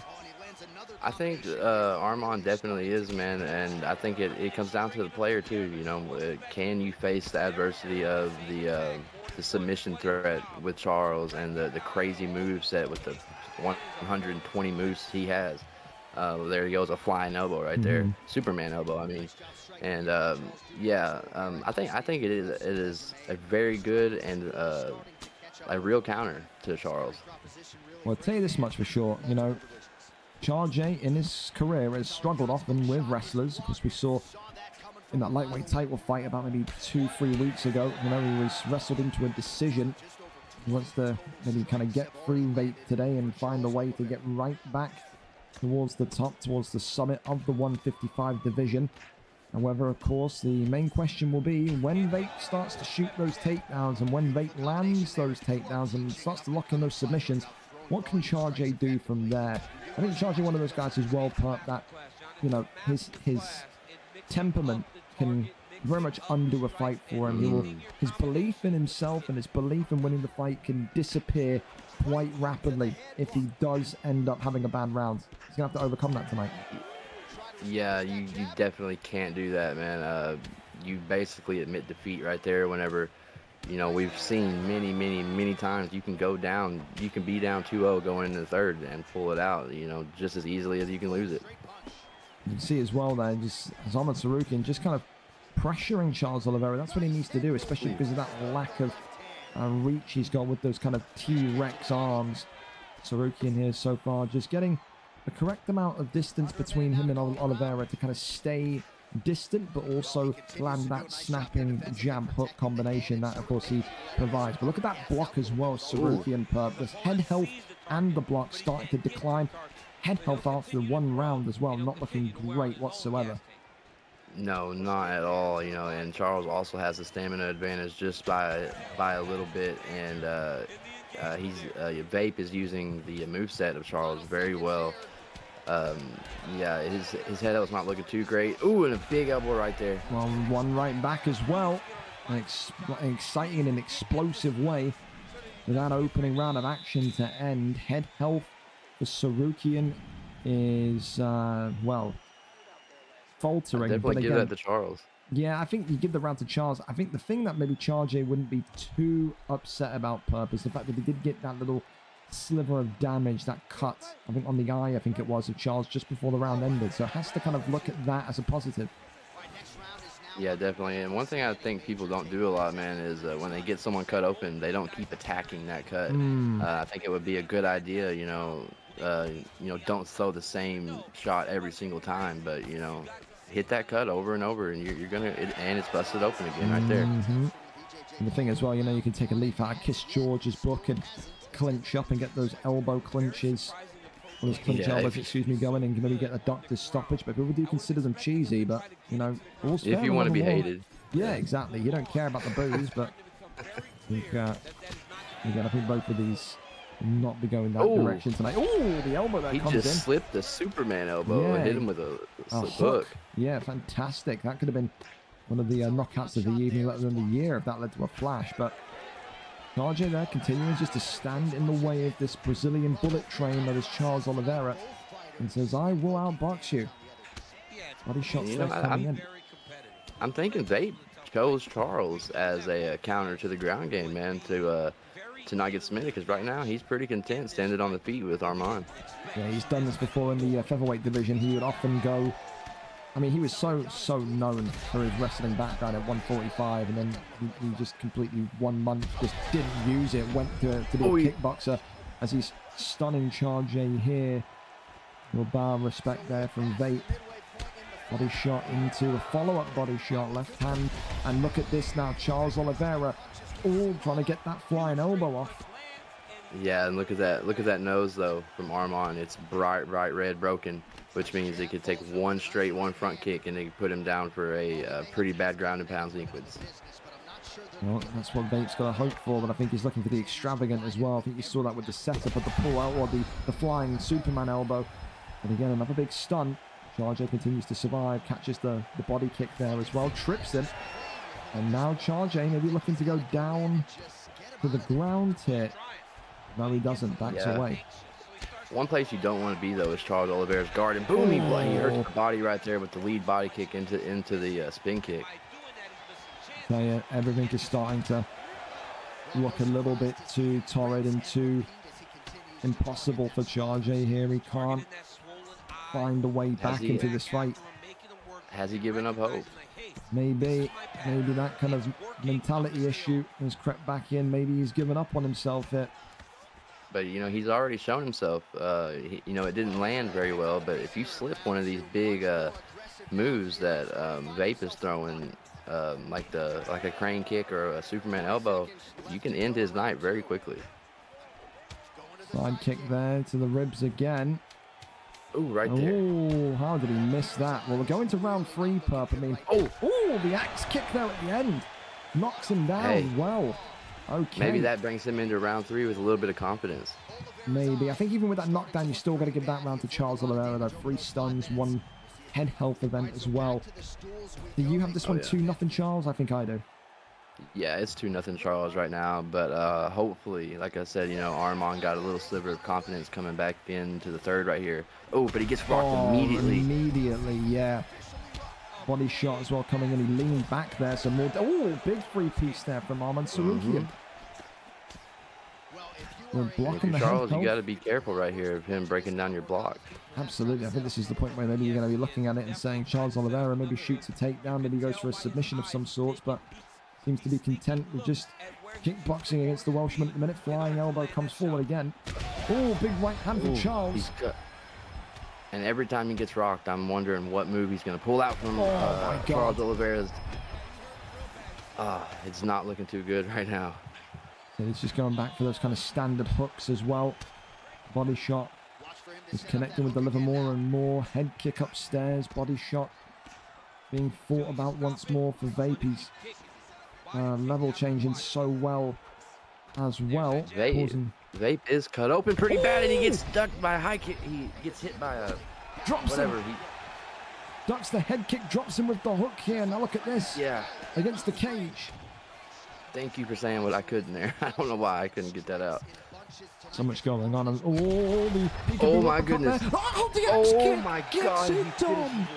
Charles J gets it done in round number 3. Perp, he believed in himself after 2 strugglesome rounds and gets a highlight knockout, a axe kick to the dome of Charles Oliveira, and his losing streak is over and Vape's undefeated streak is done for. A round 3 knockout, the axe kick secures the victory. What a knockout, Perp. And you know, Charles was holding block right there. But that axe kick broke through anyway and put him to sleep, man. You got to wonder, I wish I was looking at Charles Oliveira's head health a little bit more. Yeah, Dad, this is the thing, though. The axe kick is just such a dangerous weapon. I think I had someone tell me in UFC 4, like, it always cracks through the block, that axe kick. It's just such a weapon. Yeah. And tonight, yeah, comes through and gets a big, big, big victory to put himself back near the top of the lightweight division. 5-3. And another, dude, like tonight, the axe kicks, the flying knees, the level of the knockouts that we're seeing tonight, absolutely wild. So another highlight reel one there for Charge. Up next, though, we go over to the bantamweight division once more. Perp, Viper RKO TTV against Matty. Oh, thank you very much as well for the follow. Sixels, Sixels DX Phobia. Thank you, Phobia, for the follow. That is a name that I'm never going to be able to say. Viper against Matty then. Okay, Viper coming in 4-9, 2 wins in his last 5, Perp. But of course, Matty back in this division for the second time. Re-entered the division of bantamweight with a win last time out, 2-4, fighting upwards today. Both of these 2 fast starters, both of these 2 pressure boxers. Today, only one of them walks away with a victory. And I think stylistically, these 2 are identical. It should be a great, great firefight in the bantamweight division. Let's go over and up to it and see exactly what the picks are set to be. We're here. We're ready and we're set. Purity Yan against Sugar Sean O'Malley. I mean, we've had this conversation again before, haven't we, Pub, about how good Purity Yan is as a counter to Sugar Sean. Will it be about the power in his hands? Will it be about a close proximity matchup if you're Matty tonight? Or do you think the length of Sugar Sean is going to be too much for him? It really depends on how Matty wants to play it. You know, he could go to the ground with Jan and, you know, really dominate Sean on the ground. But, you know, it kind of scares me. The Viper's really heavy with the pressure. And if you play right with Sean, man, you can destroy somebody. Absolutely. Oh, well, look at this already. Oh, it drops him already. You spoke that one into existence. Viper RKO TTV today coming out in the pink with Sugar Sean O'Malley. Purity Yan for Matty in the red, and he's already suffering so much damage. Perp, this is a nightmare start if you're Purity Yan in the red trunks. Yeah, I mean, Viper is just letting the counters go and everything is landing right here. I don't think one shot has whipped. Everything's hitting the block. Everything's landing nice. The head health is looking really bad for Peter Yan right here. I think as well, you know, with how Viper reacted in his last fight to Kemure, when Kemure wrestled him, maybe you need to kind of take Perp's advice here and shoot the takedown, because right now he is being dissected. He is being butchered here.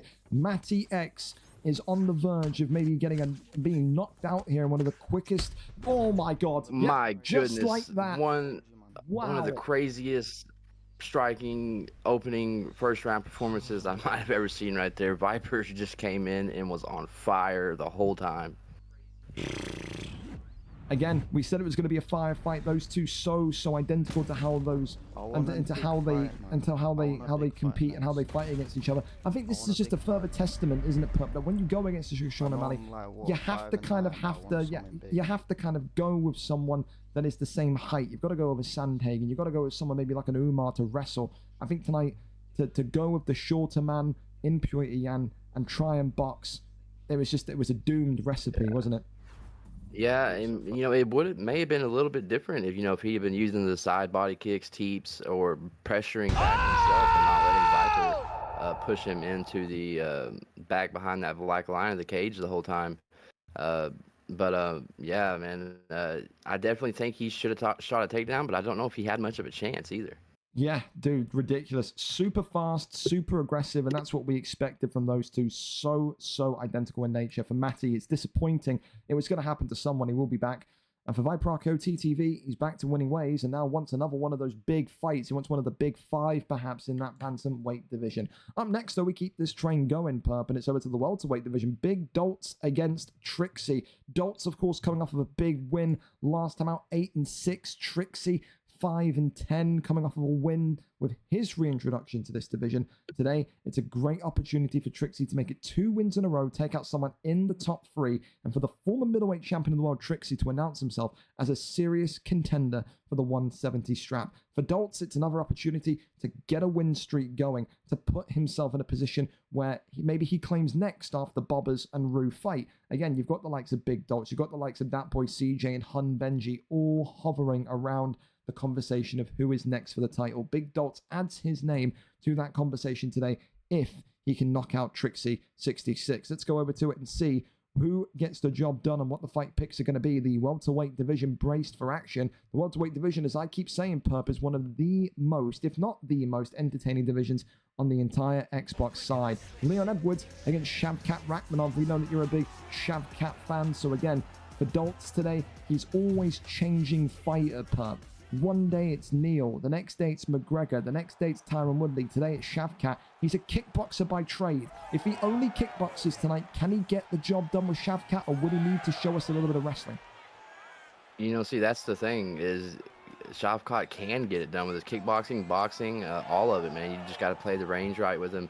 Obviously, you don't want to stand too much in the pocket with Leon Edwards, but the Shavkat pick may be one of the best overall picks in the game, in my opinion. Yeah, so balanced, so nasty. But again, we say the same thing about Leon Edwards. Again, I keep always pointing back to the run that Corros had in the welterweight division, the run that Benji PP had in this welterweight division. Although Leon Edwards comes with such sharpness and strike awareness, I would like to say, he also comes with a very controlling wrestling background. And if you like yourself as a competent wrestler and you can ground your opponent with Leon Edwards, it's surprisingly strong as to how you can kind of keep your opponent in top mount and get the fight done in top mount. Already, though, Shavkat, Perp, a minute and a half into this first round, has sliced Leon Edwards open. It's another quick start here in round 1.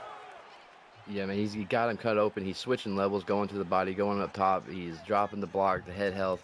Shavkat's doing everything right now. The only thing he's losing at is the little bit of a stamina advantage, I think, just by a hair. But now they're both cut open. Yeah, the damage here, of course, for Leon Edwards going to absolutely pile onto Shavkat quicker. As we said, he's sharper.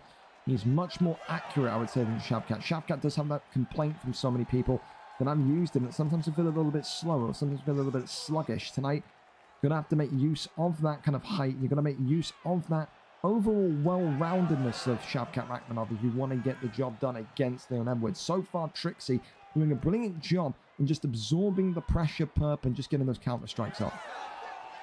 Yeah, man, and you know, another thing I like about Shavkat, man, is the moveset. You know, I always talk about this. I love players who have big movesets so that you can surprise your opponents and stuff. But, I mean, right here, Shavkat is really laying into the block and the head health of Leon. Well, this is what we're talking about, though. He's a sniper. Leon Edwards with the knockdown, and now the damage is in his favor. Shavkat Rakhmonov not going to be able to take too many more headshots, and if I'm Rakhmonov at this point, I'm doing exactly what he's done there, Perp. You've got to get the takedown. You've got to kind of control this round for the remaining 60 seconds. Yeah, and that's smart, man. Really smart. Gets down and starts dropping some elbows on that cut, which both of them seem to be cut open very much the same right now. But another thing you have to worry about with Shavkat is the submissions whenever he's on top and bottom. I think, again, Sherma, I can't remember the last time we've seen Sherma get a submission victory. I just do not think that is going to be something he goes with. And this is the thing, you know, I agree with everything you said. If you are confident in your submission ability, then absolutely. You've got so many weapons down here. But Shavkat with Sherma, a guy that's known for knockouts, highlight reel knockouts, never really kind of goes to a decision, never really kind of gets a submission victory. Maybe he's just going to be thinking about top mount and ground and pound today. End of round 1, though. I mean, a little bit of a tricky one to call there, Perp. It was a great start from Shavkat, but an excellent ending from Leon. Do you give that one to Leon? I think I do give it to Leon just off that rock right there at the end. But, man, you know, with these judges, it's so hard to call about that round with the damage done, too. Yeah, you're not wrong. Again, look at them, both of them split right back open. At this point, if you're At the same time. At the same time, if you're Trixie66 at this point, I think you may want to get the elbows out here and just kind of go to town and try and get that cut bright red as quick as possible. Make that doctor come in and have a look at that gash in his head. And, you know, I'm pretty sure Leon has a 4 or 5-star rear elbow. One pull elbow could bring the doctor in, but Shavkat got him hurt right here and goes to the body. And this is now a big test for what Trixie66 can avoid. Got to be a little bit defensive. Got to be a little bit hard to hit here. Right hand comes in. Elbows down. That's bright red now for Shavkat. But it's going to take maybe one teep kick and one walk backwards, and the doctor may come in and stop this fight. Yeah, man, right now, yeah, it's bright red. And, you know, but I have seen the doc come in. When both of these are red and one is darker, he might go and check on Leon. You never know what cut is where they're at, if it matters differently. Big elbow right there on the cut. Oh, my. Oh, big left hand from Shavkat, though. Goes low to the body. Dolts here. Getting right back into the thick of things. Pushing forward pressure again. Trixie there tries to go for a takedown to create a little bit of separation between the two. Spins him around. Gives him a little bit of vertigo. He's trying to walk backwards and get that doctor to come in, but he's got to teep him and then walk backwards. That's what he's got to do, because right now Dolts is just sticking to him. He knows he cannot get out of the pocket, or else it could be a very long night with the doctor inspecting that eye, that cut. Yeah, man, and he obviously does not want the doctor to come in, because he is not moving out of the pocket at all from Leon Edwards, and I think it's giving him a little bit of problems right here. Big left hand comes in again. Jimmy's underneath that one, though. Oh, big left hand swayed into it, drops him. This could be it, Perp. Trixie just letting him do what he wants in the pocket right there, and it might be the ending. Yes, it is. Wow. I mean, he was letting Shavkat throw whatever he wanted in the pocket right there whenever he was cut. And hey, man. You know what it is? I think Trixie, Leon Edwards got nervous because I think he didn't anticipate Dolts to be too confident enough to keep walking towards him and staying in the pocket. And I think when that first takedown failed, he got a little bit nervous. Then the teeps started to be blocked and couldn't come off. He couldn't teep him backwards. So it was like, shit, he's coming towards me, and he didn't know how to counter that pressure and didn't know how to get the doctor in the cage. Right now, you're seeing a key example of what confidence inside the pocket does, Perp. You can be sliced open, you can be on the verge of losing by doctor's decision, but if you keep marching your opponent down and you can mentally break them, you can win fights despite the damage that you absorb. A great win for Dolts tonight, and he's back in that title contention picture. Yeah, and he looks in good form, man, because, you know, one thing I saw right there was some good fighting IQ. You know, the way he was cut, he didn't panic. He stayed in the pocket. He saw that Leon wasn't really doing much in the pocket with him. He unloaded on the block and eventually got him into that side ground and pound, and we all know how dangerous that is whenever you're trying to defend that. Dude, and you know, as well, to like add to it, especially when you take into account as well that Trixie won the first round. You know, in our opinion, looking at it, I mean, look at that. One judge gave it a 10-10 round one. One judge gave it a 10-10. One judge gave it to Edwards. One judge gave it to Rachmanov. I didn't feel like a close round, but I mean... And, you know, I honestly think the first round kind of was closer to a draw than anything, because, you know, Shavkat he started off, as from what I remember, started off pretty well, but then Leon ended very strong in the first with that rock. So arguably you could say that was a draw. I mean, one of those, man. I think Trixie will be back, but for Dolts, again, right back in the conversation. A record of 9 wins, 6 losses, now a 2-fight win streak. Congratulations to him. Always an excellent fighter and an entertaining fighter, and his pressure and resilience tonight paid dividends. Congratulations to him. Up next, in our second to last non-title fight of the evening, Perp, and it is a return for another bantamweight great, Ben Jammy, 1994. The last time we saw Ben Jammy on the Xbox side of things, VFL 127, when he got a decision victory against Kieran Crow in the unstreamed prelims. That, date-wise, was the 14th of March, 2024.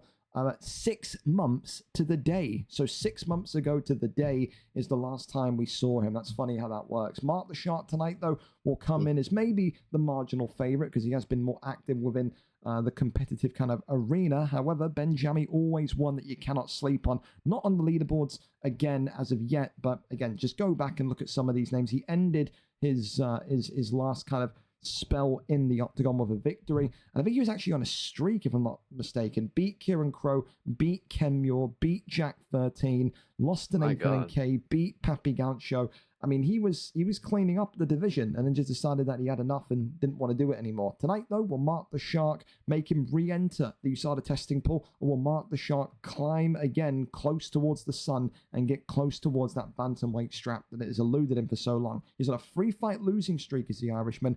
Benjami is going to be coming in with 6 months of rust, though. What deficiency is worse? Does Mark the Shark end the streak, or does Benjami make it a victorious return? We're here, we're set, and we're ready to go. Our second to last non-title fight of the evening. Cody Garbrandt and Chito Vera. Not seen a Chito Vera in a while. What do you make of that one, Perp? Man, I really haven't seen him been used much at all in UFC 5.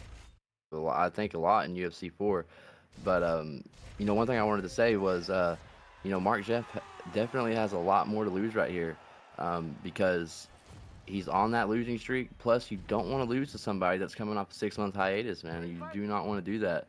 But the Cheeto pick, it's a solid one, man. He's a very long fighter, great kicks, good boxing. I think he's got decent ground, but he's going to have to watch the power of Cody Garbrandt. Absolutely. Well, I mean, this is the thing as well. Mark Jeff getting that switch, Perp, from fly to bantam. I mean, he's a pressure boxer at heart. When you give someone like Mark Jeff this prime Cody Garbrandt that will just relentlessly walk forward, that is a dangerous combo, isn't it? Oh yeah, man. You definitely have to try to game plan against somebody like that if they're going to use someone like Cody, and maybe start wrestling, because Cody Garbrandt can tear your block down in 3 combos if it hits right. I mean, it's just ridiculous. I mean, you're right. And he's so fast. We saw it with Kemure. Kemure only won the title through one combination on Thursday night against Bully, didn't he? I mean, he's so powerful. Oh yeah, I mean, if you go with full stamina into a combo and you got him up against the cage or something, you can break through that. Like you said, you can break through it in 1 block and put them down. And yeah, man. And the other thing is, I think his punch speed is faster than his punch power.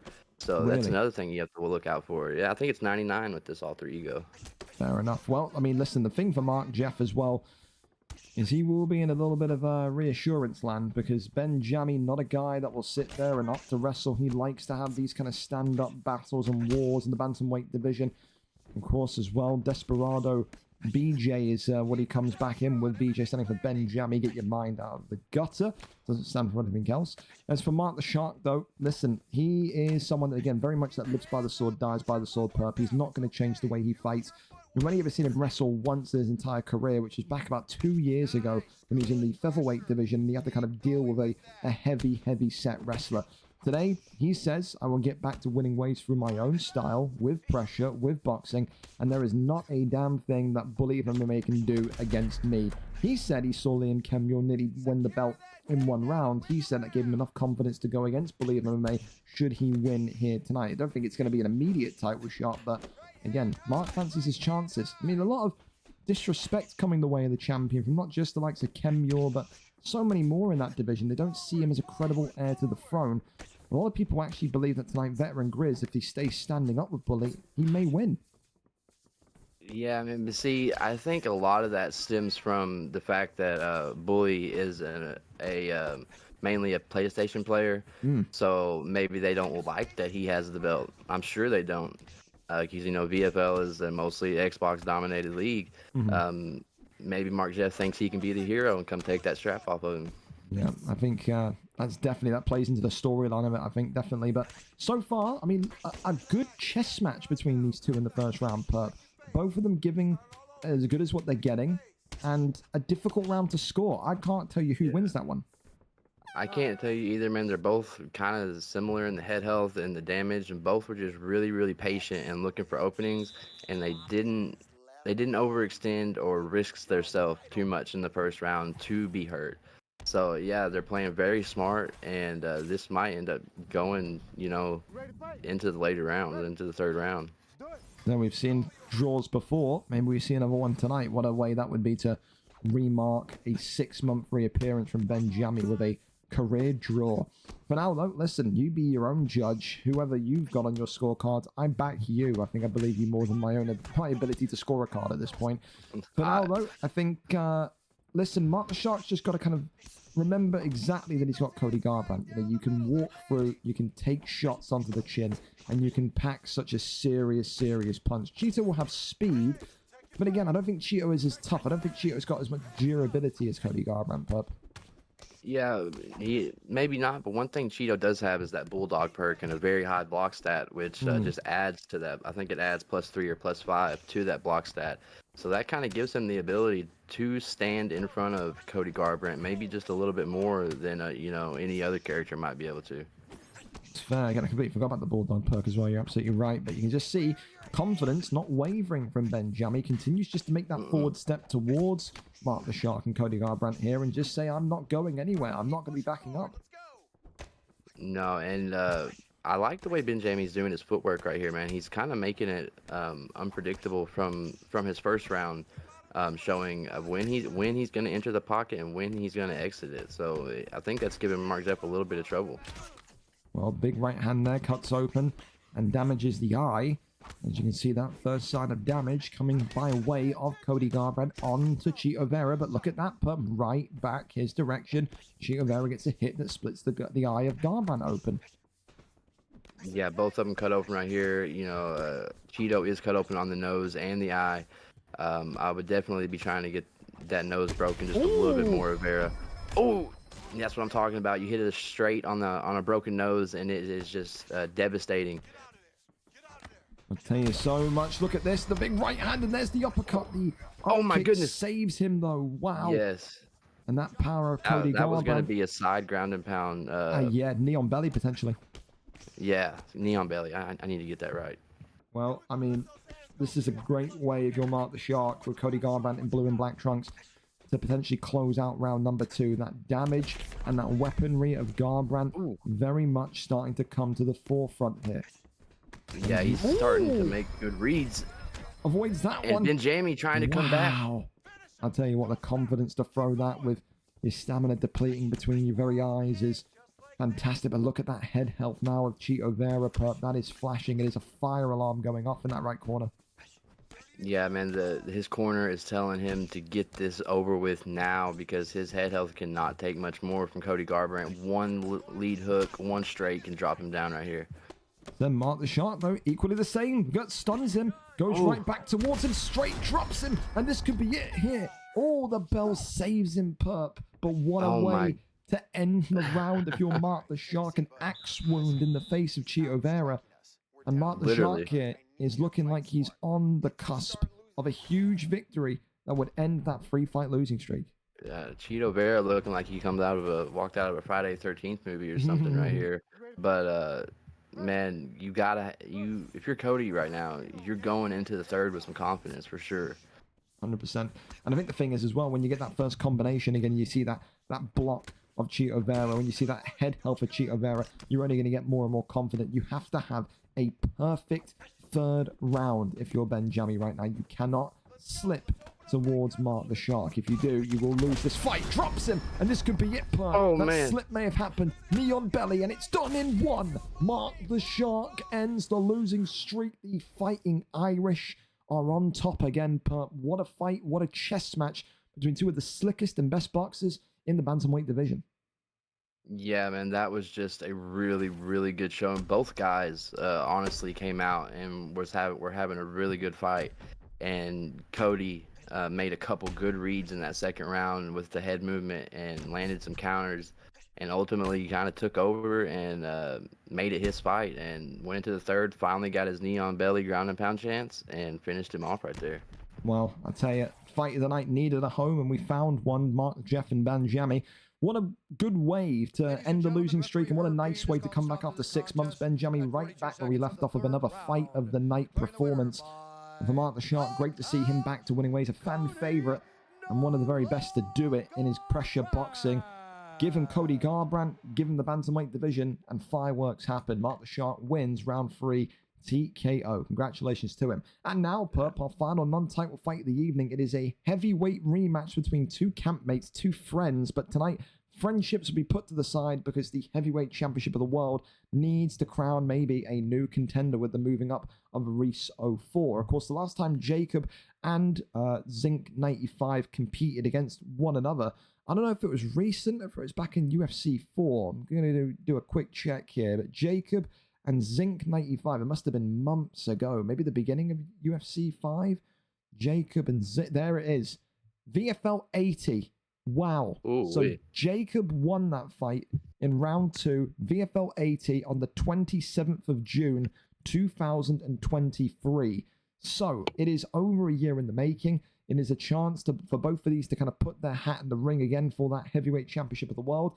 And it is a chance for maybe Zinc 95 to go and get revenge. 3-1 for the former champion Zinc 95, 6-5 for the former heavyweight contender Jacob St. Kitts and Nevis. We go over and up to it to see who gets the victory in this one tonight. Let's go and see what the picks is set to be.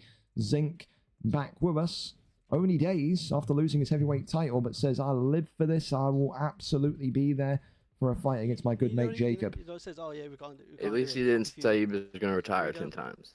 No, that's the other one. That was Free Rock. Oh, I'm just kind of talking about people in general who lose in VFL. They love to say they're going to retire and chat every time. And to be fair, again, that's just purely Free Rock, though. Free Rock's the retire merchant. But you two want to go random and you get a match, and it's absolutely fine, by the way. First time watching these in one of the wild. Yeah, the Shark is still the man. We love that from you, Para. Welcome in as well. Here we go. It's Mike Tyson against Marcin Tybura after they both go random. This is not what you'd want to see if you're Jacob. Jacob in the red trunks with Tybura is a stand-up fighter. He is a punch artist, and he's going against Mike Tyson. I do not like this randomized pick from Jacob. And for Zinc 95, he had a big grin on his face there at the start of the fight because he knows exactly that this matchup favors him tremendously. It all just depends if these two know each other well enough to counteract one another. Go on, Perp. I keep cutting you off. Oh, no, I was just going to say, unless Tybura here can have some crazy head movement, some crazy counters, or take it to the ground, man, it's going to be hard not to, fall to the pressure of Tyson. I think the thing as well is, you have to use that towering size of Tybura. Again, you can see so far, Zinc may be struggling a little bit here with the reach. You can hear he just said there. Yeah. You've got the reach. So, again, those little T-Rex arms of Mike Tyson may pack a punch, and they may be speedy. I mean, unconventionally speedy. You don't expect heavyweights to have so much speed like Mike Tyson, but I mean, the reach is a big thing. I know certain people in this heavyweight division, in this light heavyweight division, Perp, struggle when that height difference is against them. We could be seeing it here tonight in Zinc 95. Yeah, it definitely does give some people a challenge. One thing Mike Tyson can use, which is you can argue is very overpowered in this game, is his signature lunge, which gets out of the way of just about any punch and enters him into the pocket immediately. It can be very dangerous if he figures out how to do that. So far, you can see Tybura feeling that pressure a little bit, backing up and trying to just bop Mike Tyson from distance. And there's that slip hook there. Fantastic from Iron Mike. Ooh. I would say, though, big power. I don't know if you would agree with this, Pup. Look at the head health of both of them. Mike Tyson's head health a little bit worse than Tybura's.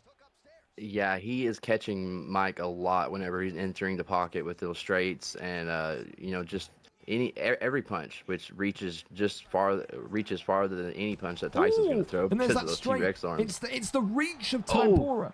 As Jacob here looking for the finish in round number 1. The uppercut's firing through. Zinc 95. And I think Jacob in the same party as one another. There's no ill blood there. They'll be talking away and enjoying this fight. But right now, Zinc 95 is in one of huge those trouble. slip hooks that can end it. Yeah, dude. Oh, God, the uppercut there. He just needs to get the timing right, doesn't he, Pup? Yeah, if he would have timed that uppercut right, it would have definitely been a drop. Not even a stun. He would have dropped him. But man, if you're going to use Tyson, you got to know how to use those signature lunges, man, because they are so overpowered and so nice to use to enter that pocket. That's straight. Continue. I honestly think Jacob could just walk backwards for the rest of this fight and just fire off one straight, and it's going to give Mike Tyson and Zinc trouble every time. End of round 1, though. But that is a Tybura round. The damage, the head health, everything is in Jacob's favor with Tybura. Yeah, it's definitely in his favor, and Tyson only has more of a hill to climb right here because of the fact if he wants to take it to the ground, Mike's more screwed than he is on the feet with no reach. Absolutely. I think as well, you can see the story of the reach. 3 out of 26 significant strikes landed in round 1 for Mike Tyson. He is struggling here tonight to get those shots off consistently, and that is the difference maker right now. Jacob, that straight is landed almost every time. Every single time that straight is creeping through, and Jacob, he knows it. He knows it. He can just sit back, let Mike punch himself out, and just get that jab straight going. It is a huge height difference, and it is paying the dividends here tonight. Oh, but there's that hook right there, and there's that slip. Absolutely brilliant. That's what he needs to do more of. He needs to get the timing of it perfect, but has he left it too late with that head damage that's been accrued in the first round? If he can hit the right counter, it's never too late with Tyson. This is a very intense match. Who just shouted down the mic? Apparently someone just farted down the mic in their party, so... I'm glad I didn't hear it. The camp mates there just, I don't know, passing wind. It's fantastic. Right into the mouth of Zinc95 there. Slip hook there comes forward, and Jacob dropped it. There's no jump though. The respect and he's kind of using his brains a little bit now, slipping when he's entering the pocket. Absolutely, and you can just see now that's giving Jacob something to think about.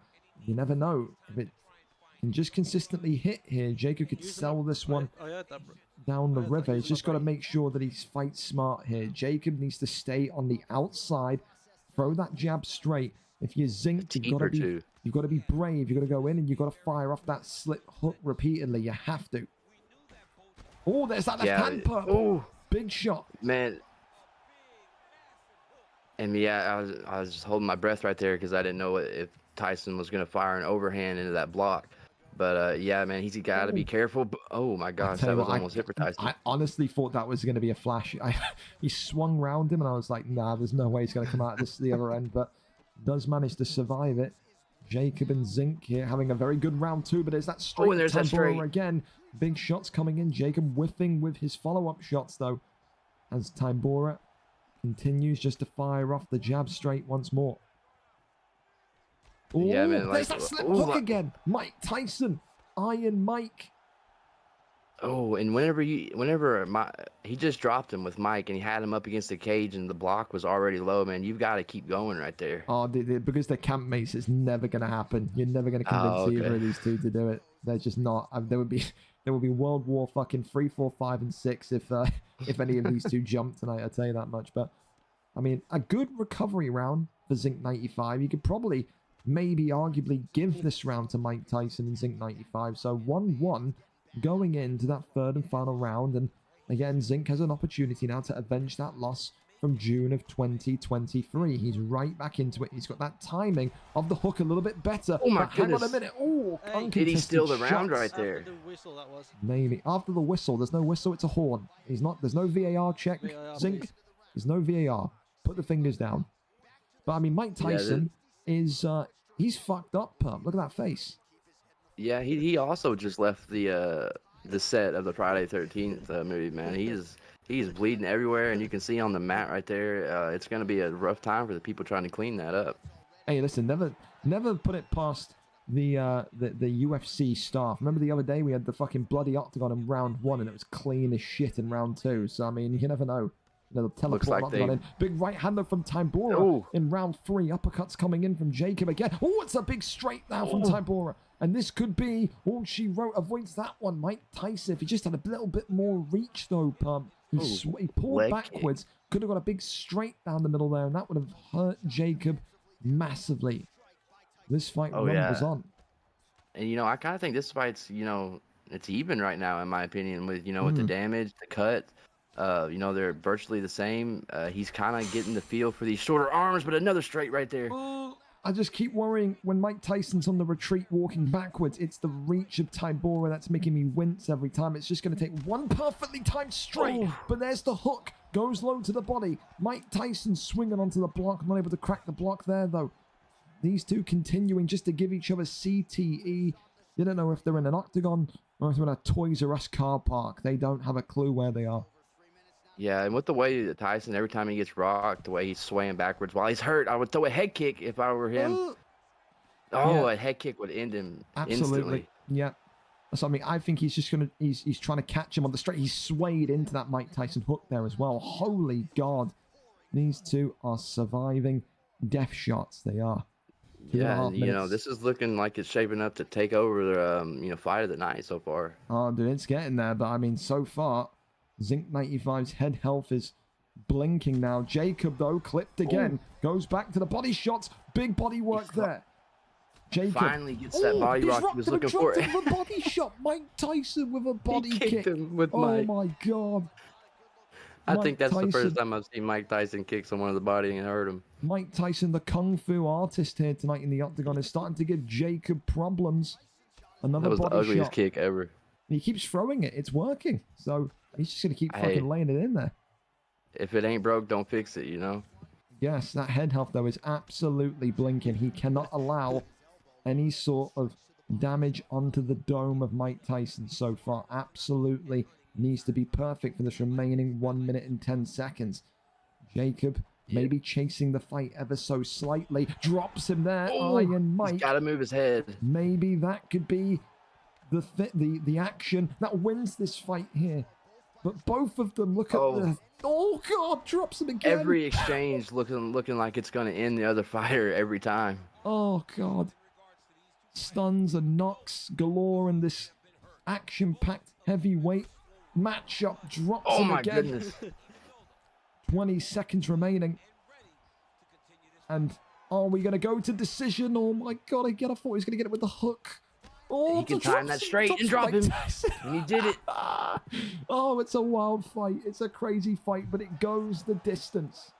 I have no idea who's going to win this. I don't even want to try and say. Don't ask me. Not a single idea who's won that fight. Jesus. Don't even ask me because I have no opinion on these UFC judges. And even if this was a real fight, I have no idea. that was a good scrap. That was a good scrap, he said. The understatement of the fucking century, Zink. Cheers for that one. That's fucking... Oh, dude, every time they were throwing in that third round, I thought, well, let's listen in. Here we go. The judge's decision. Maybe one of the first times I ever am interested in what he's going to say. 29-28. Unanimous. Mike Tyson gets it. Zinc 95 gets the victory. It is revenge after that June 2023 fight, and Zinc 95 has walked away victorious. He had a strugglesome first round, but rounds 2 and 3 go his way. And let's look at these stats quickly, Perp. Look at that.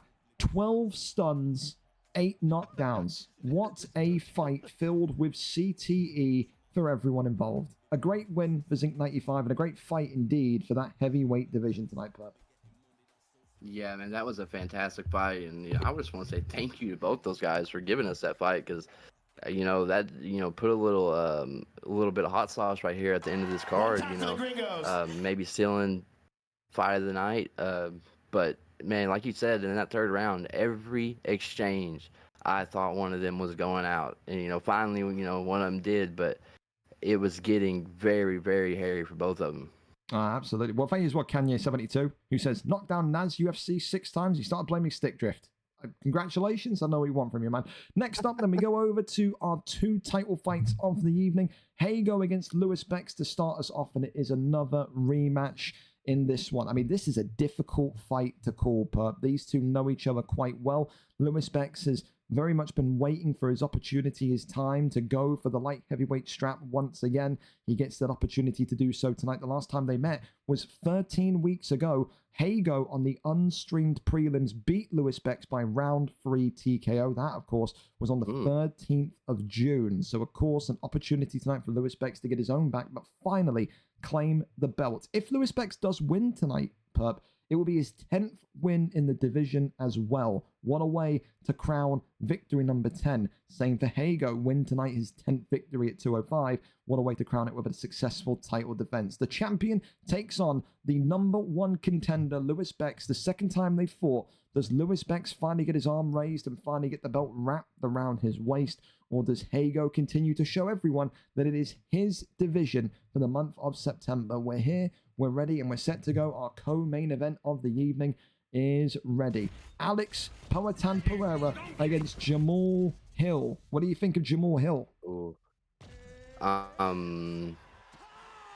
You know, if the guy is using that 100 power of Alex Pereira, I definitely probably would have been Jan Blachowicz, or however you say it, Polish power. Maybe, you know, to add a little bit to the ground game. I don't know, man. It's going to be hard to overcome, like I said, the 100 power rating of Alex Pereira right here. Absolutely. Thank you to Nobby23 for the follow as well. Of course, the champion tonight, Hago 59, defending the belt for the first time with Alex Powhatan Pereira. Of course, Lewis Bex showed a little bit of wrestling background when he was in the heavyweight division a couple months ago, but tonight opts with Jamal Hill, who does have significant power in his own right. I think 98 power for Jamal Hill, Perp. Do you know? I think it's 98. It's something high. Okay. Yeah, and I know it's up there. I didn't know it was 98. But you know, even if you have Jamal Hill, you have a viable wrestling option against Alex Pereira, who has no wrestling. Which is that? I mean, that's the key thing, isn't it? You know, if you get a little bit nervous in there against Pereira, you have to shoot the takedown. You have to go to the ground as soon as possible, because if you don't, a minute and 30 into a 5-round fight, you can get sliced open, just like Lewis Bex and Jamal Hill has had happen to him already. Yeah, man, and a knee to the face right there, and it's not just the boxing you have to worry about with Alex Pereira. It's the Muay Thai, the elbows, the knees, the kickboxing. It's everything with Alex Pereira. His leg kicks can end you in 2 rounds. I mean, he's one of the most dangerous fighters on this game. Absolutely, and I think this is the thing as well. People often forget about that leg kick of Alex Pereira. It can break the leg and turn it into a viable target in maybe 4 or 5 shots. It is so powerful, and people in this light heavyweight division still get confused when those leg kicks come up, because you then have big overhand mode. Sweet Jesus Christ. Oh my goodness. Christ the Redeemer in floral shorts as Pereira there gets a big shot, and there's Jamal Hill trying to go for a takedown. That one stopped, and it's a knee from inside the clinch here, Perp. And it's all starting to go so terribly wrong for Lewis Bex so quickly. It really is, man. And he's, you know, I don't know why in the first round his stamina's not low, why he was not blocking his head in that clinch right there. I don't know. I think maybe the kind of the anxiety of the fight so far, but I mean, look at that. It's that overhand directly into that rear uppercut that is constantly connecting on Lewis Bex, and he just has no kind of reaction time to it. And that's the struggle thing. You can throw that one with the overhand first, or you can throw it with the lead uppercut first, man. And he's letting the overhand land at will right here. And it's, again, just look at that, Pup. Again, the overhand uppercut, every time it is connecting and it is giving Lewis Bex trouble. So many stuns, so much damage. Jamal Hill needs to change something. Lewis Bex needs to either get a confirmed takedown or needs to get something going around 2, because right now, this is one-way traffic. It is. Yeah, you know, another thing Alex Pereira can do is, which I don't see a lot of people do, is clinch people. Oh, he sidestepped the front kick, and that was beautiful.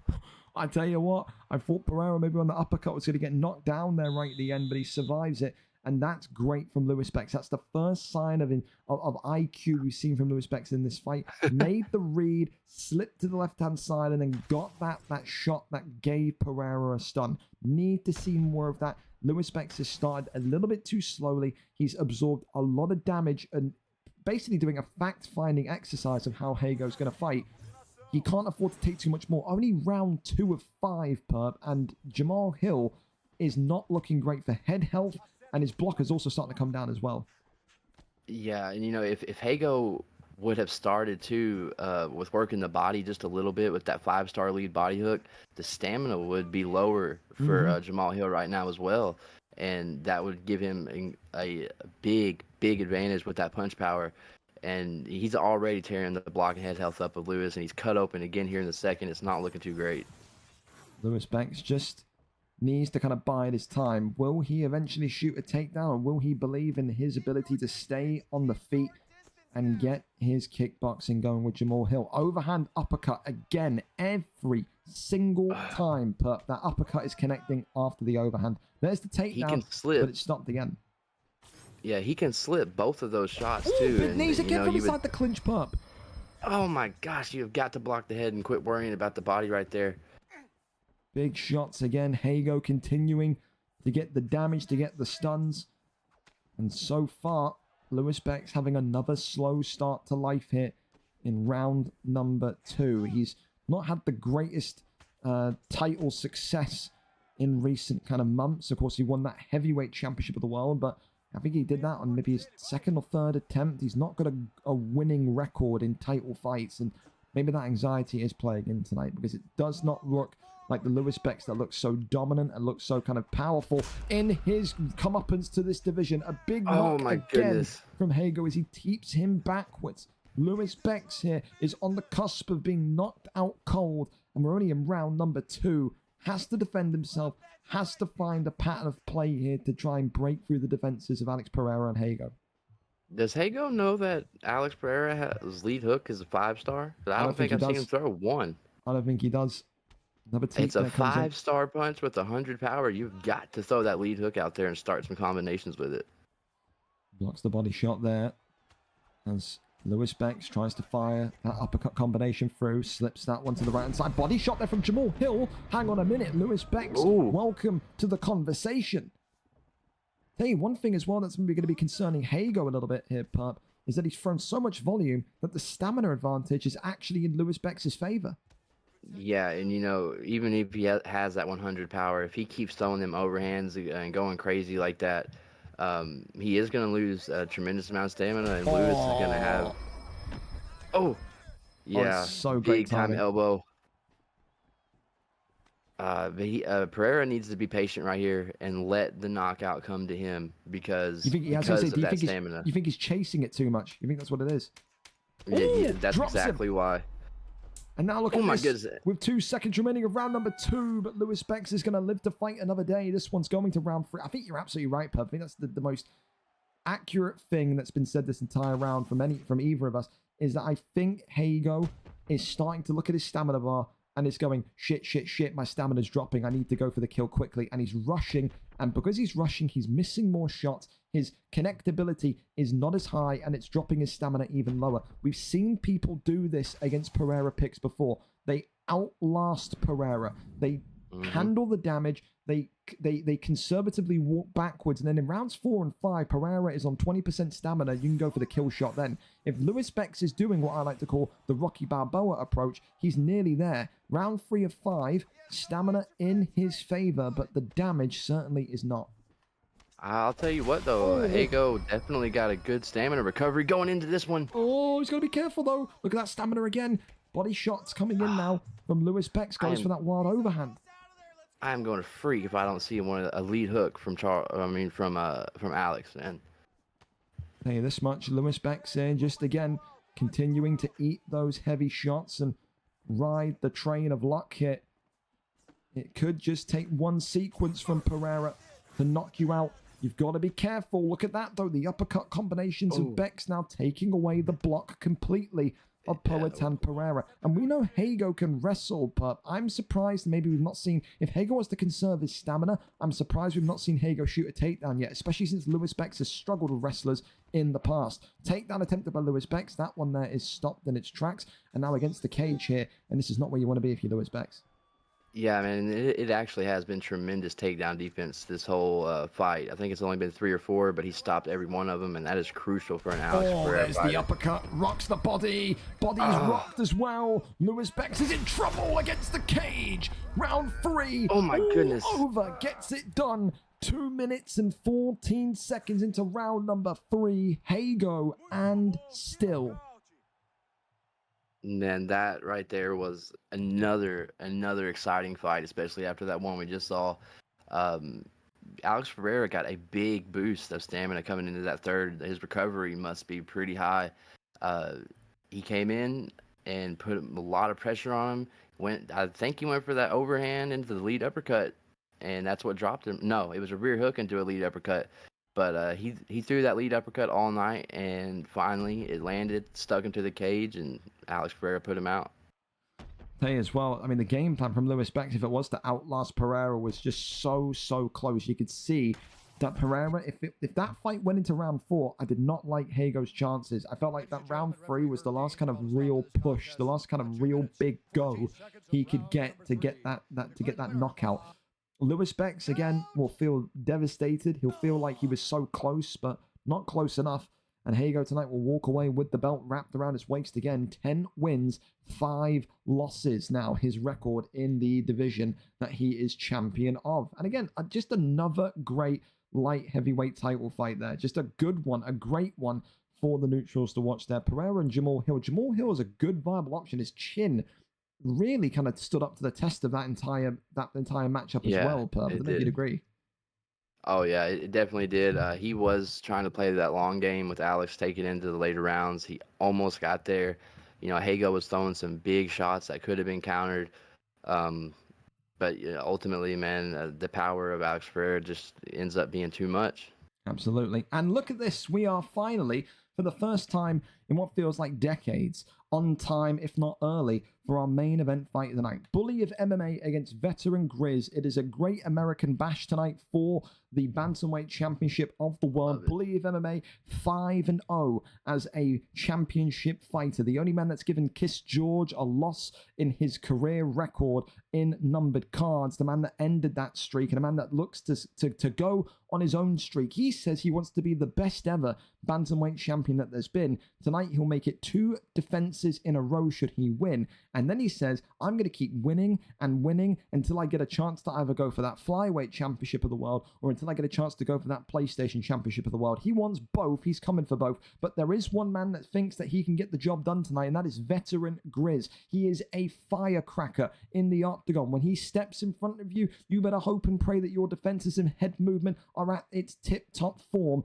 He is known for his killer knockouts. He is known for his incredible run with Ilia Topuria in the 145 featherweight division. But tonight, it is a whole new beast ahead. No one in this division, apart from Dexter, is on a winning streak, apart from Veteran Grizz. Veteran Grizz, maybe, to his surprise, getting the nod for a title fight tonight, but gladly says, I accept it, and I will do what I need to do. Who wins? The champion, Bully of MMA, or the number 9 ranked Veteran Grizz 625, 2 wins, 1 loss, who, of course, has only lost twice in the past 3 months, I believe it is, when you compare his featherweight reign back before he moved into the bantamweight division. Let's go over and see who gets this one done. Our final fight of the evening on tonight's UFN card. Veteran Grizz and Bully of MMA. Sandhagen and Pieter Jan looks to be the selection. So no Sugar Sean O'Malley tonight. Are you surprised by that, Herb?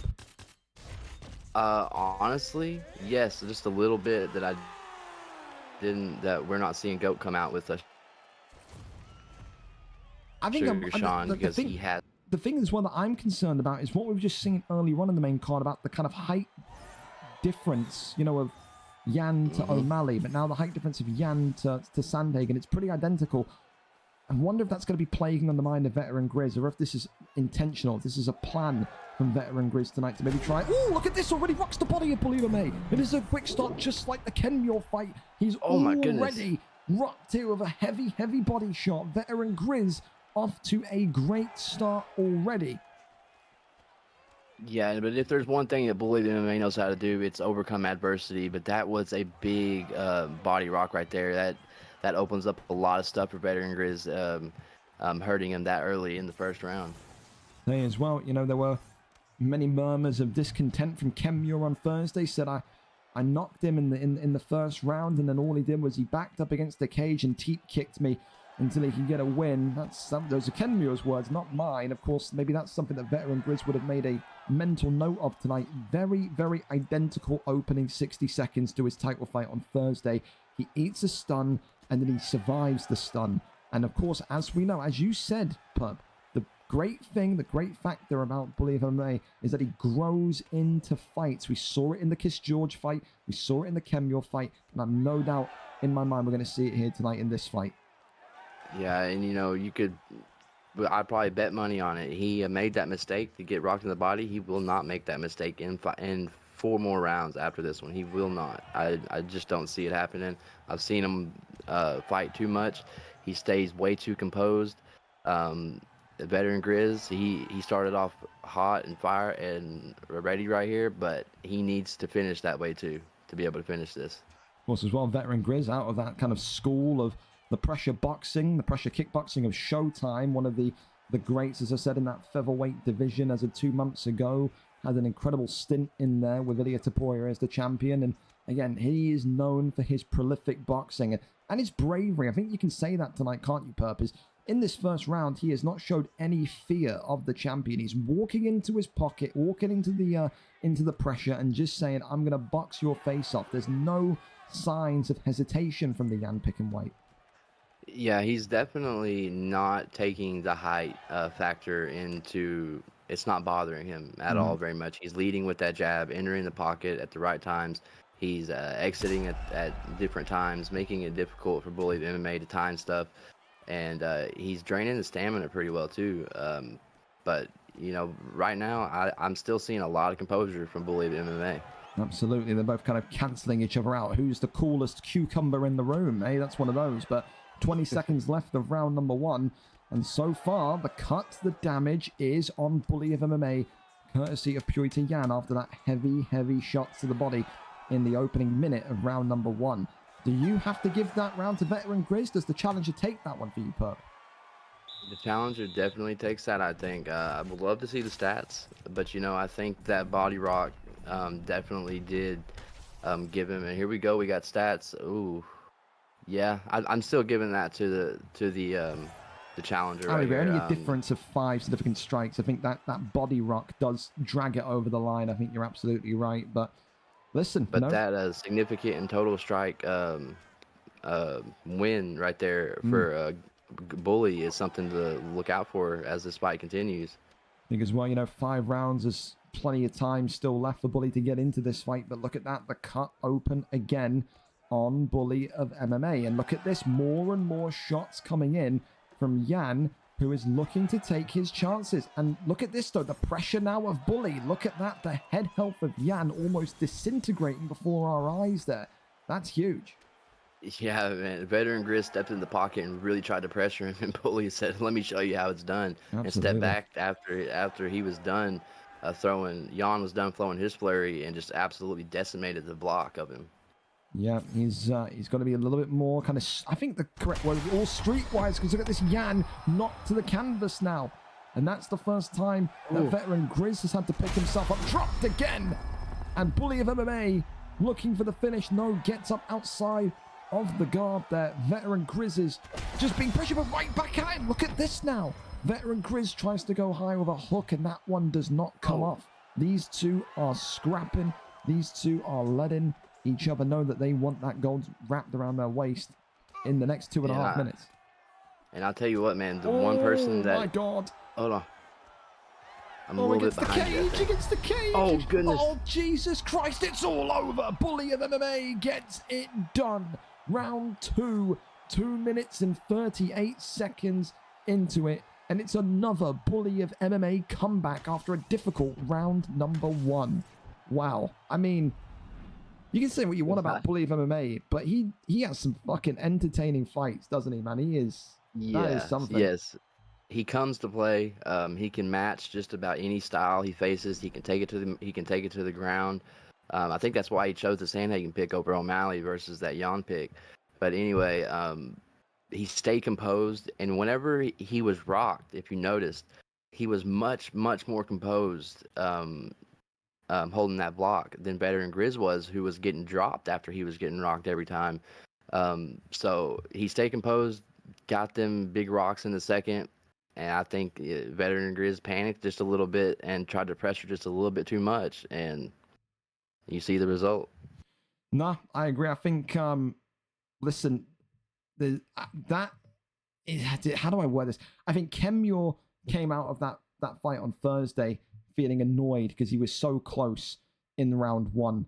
I think even more so, Veteran Grizz is going to come out of that fight tonight and be feeling annoyed, not only because of how close he was in round 1, but because of the damage that he accrued and because of how well he was fighting off the back foot in round 2. I think Bully of MMA is a great champion, but can you see maybe why there's murmurs in that bantamweight division of people going, oh, if I get my shot, I know I can beat him, because he has conceded a lot of damage early on in the last 2 fights. So do you think that's just all for show?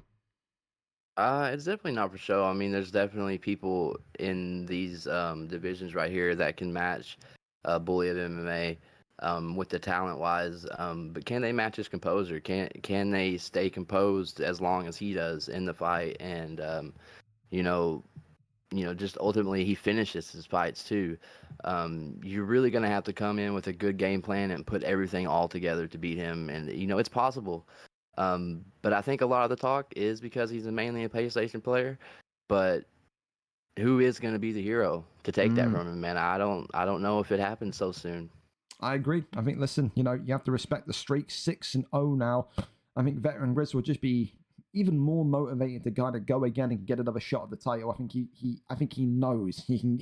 It's the same as Kemio. I think Kemio knows he can beat Bully of MMA. I think Grizz knows he can beat Bully of MMA. But it's a different beast to think it, to know it, and to execute it, isn't it, Perp? That's the be all and end all of it. A recap then of tonight of the UFN 2 title fights, both and still bantamweight champion of the world, Bully of MMA, and light heavyweight champion of the world, Hago 59. The performance bonuses tonight, of course, going to Mark the Shark and Ben Jammy, fight of the night. Charge with the knockout of the night, courtesy of that axe kick. The submission of the night going to Ross C against Samuel, and the performance of the night going to Black Panda X2 with that Perez performance, that double random between himself and Falcon. A great UFN card tonight, Perp. Any final closing words from you? No, it was a fantastic card. I love to see the All-American fight there at the end, and Bully of MMA ultimately taking home the Xbox belt again. I see big things from him. I see him possibly entering the PlayStation divisions at some time, fighting Treehouse, fighting Spook, fighting all those people. It's just a lot of exciting fights that are possibly going to happen very, very soon. And it was a great card, and I can't wait to come back on. Hey, well, listen, we don't have to wait too much for that. Of course, VFL 154 signups are usual Thursday cards. Signups are live. Matchmaking will happen on Monday night, with the card being released on Tuesday morning because of this UFN tonight. So you've still got time to sign up. VFL 154, Thursday night between 7 and 12 p.m. UK, which is between 2 p.m. and 7 p.m. Eastern. Get involved, sign up, all are welcome. As long as you can read a clock, read a calendar, and know when to be here, where to be, you know how to reach the DMs and Discord, you're all welcome. If you're a cabbage, you don't know how to read, and you don't know what day or time, or you don't know what you're signing up to, stay away from me. Perp, have a good evening. I'm going to go sign off. Yes, sir.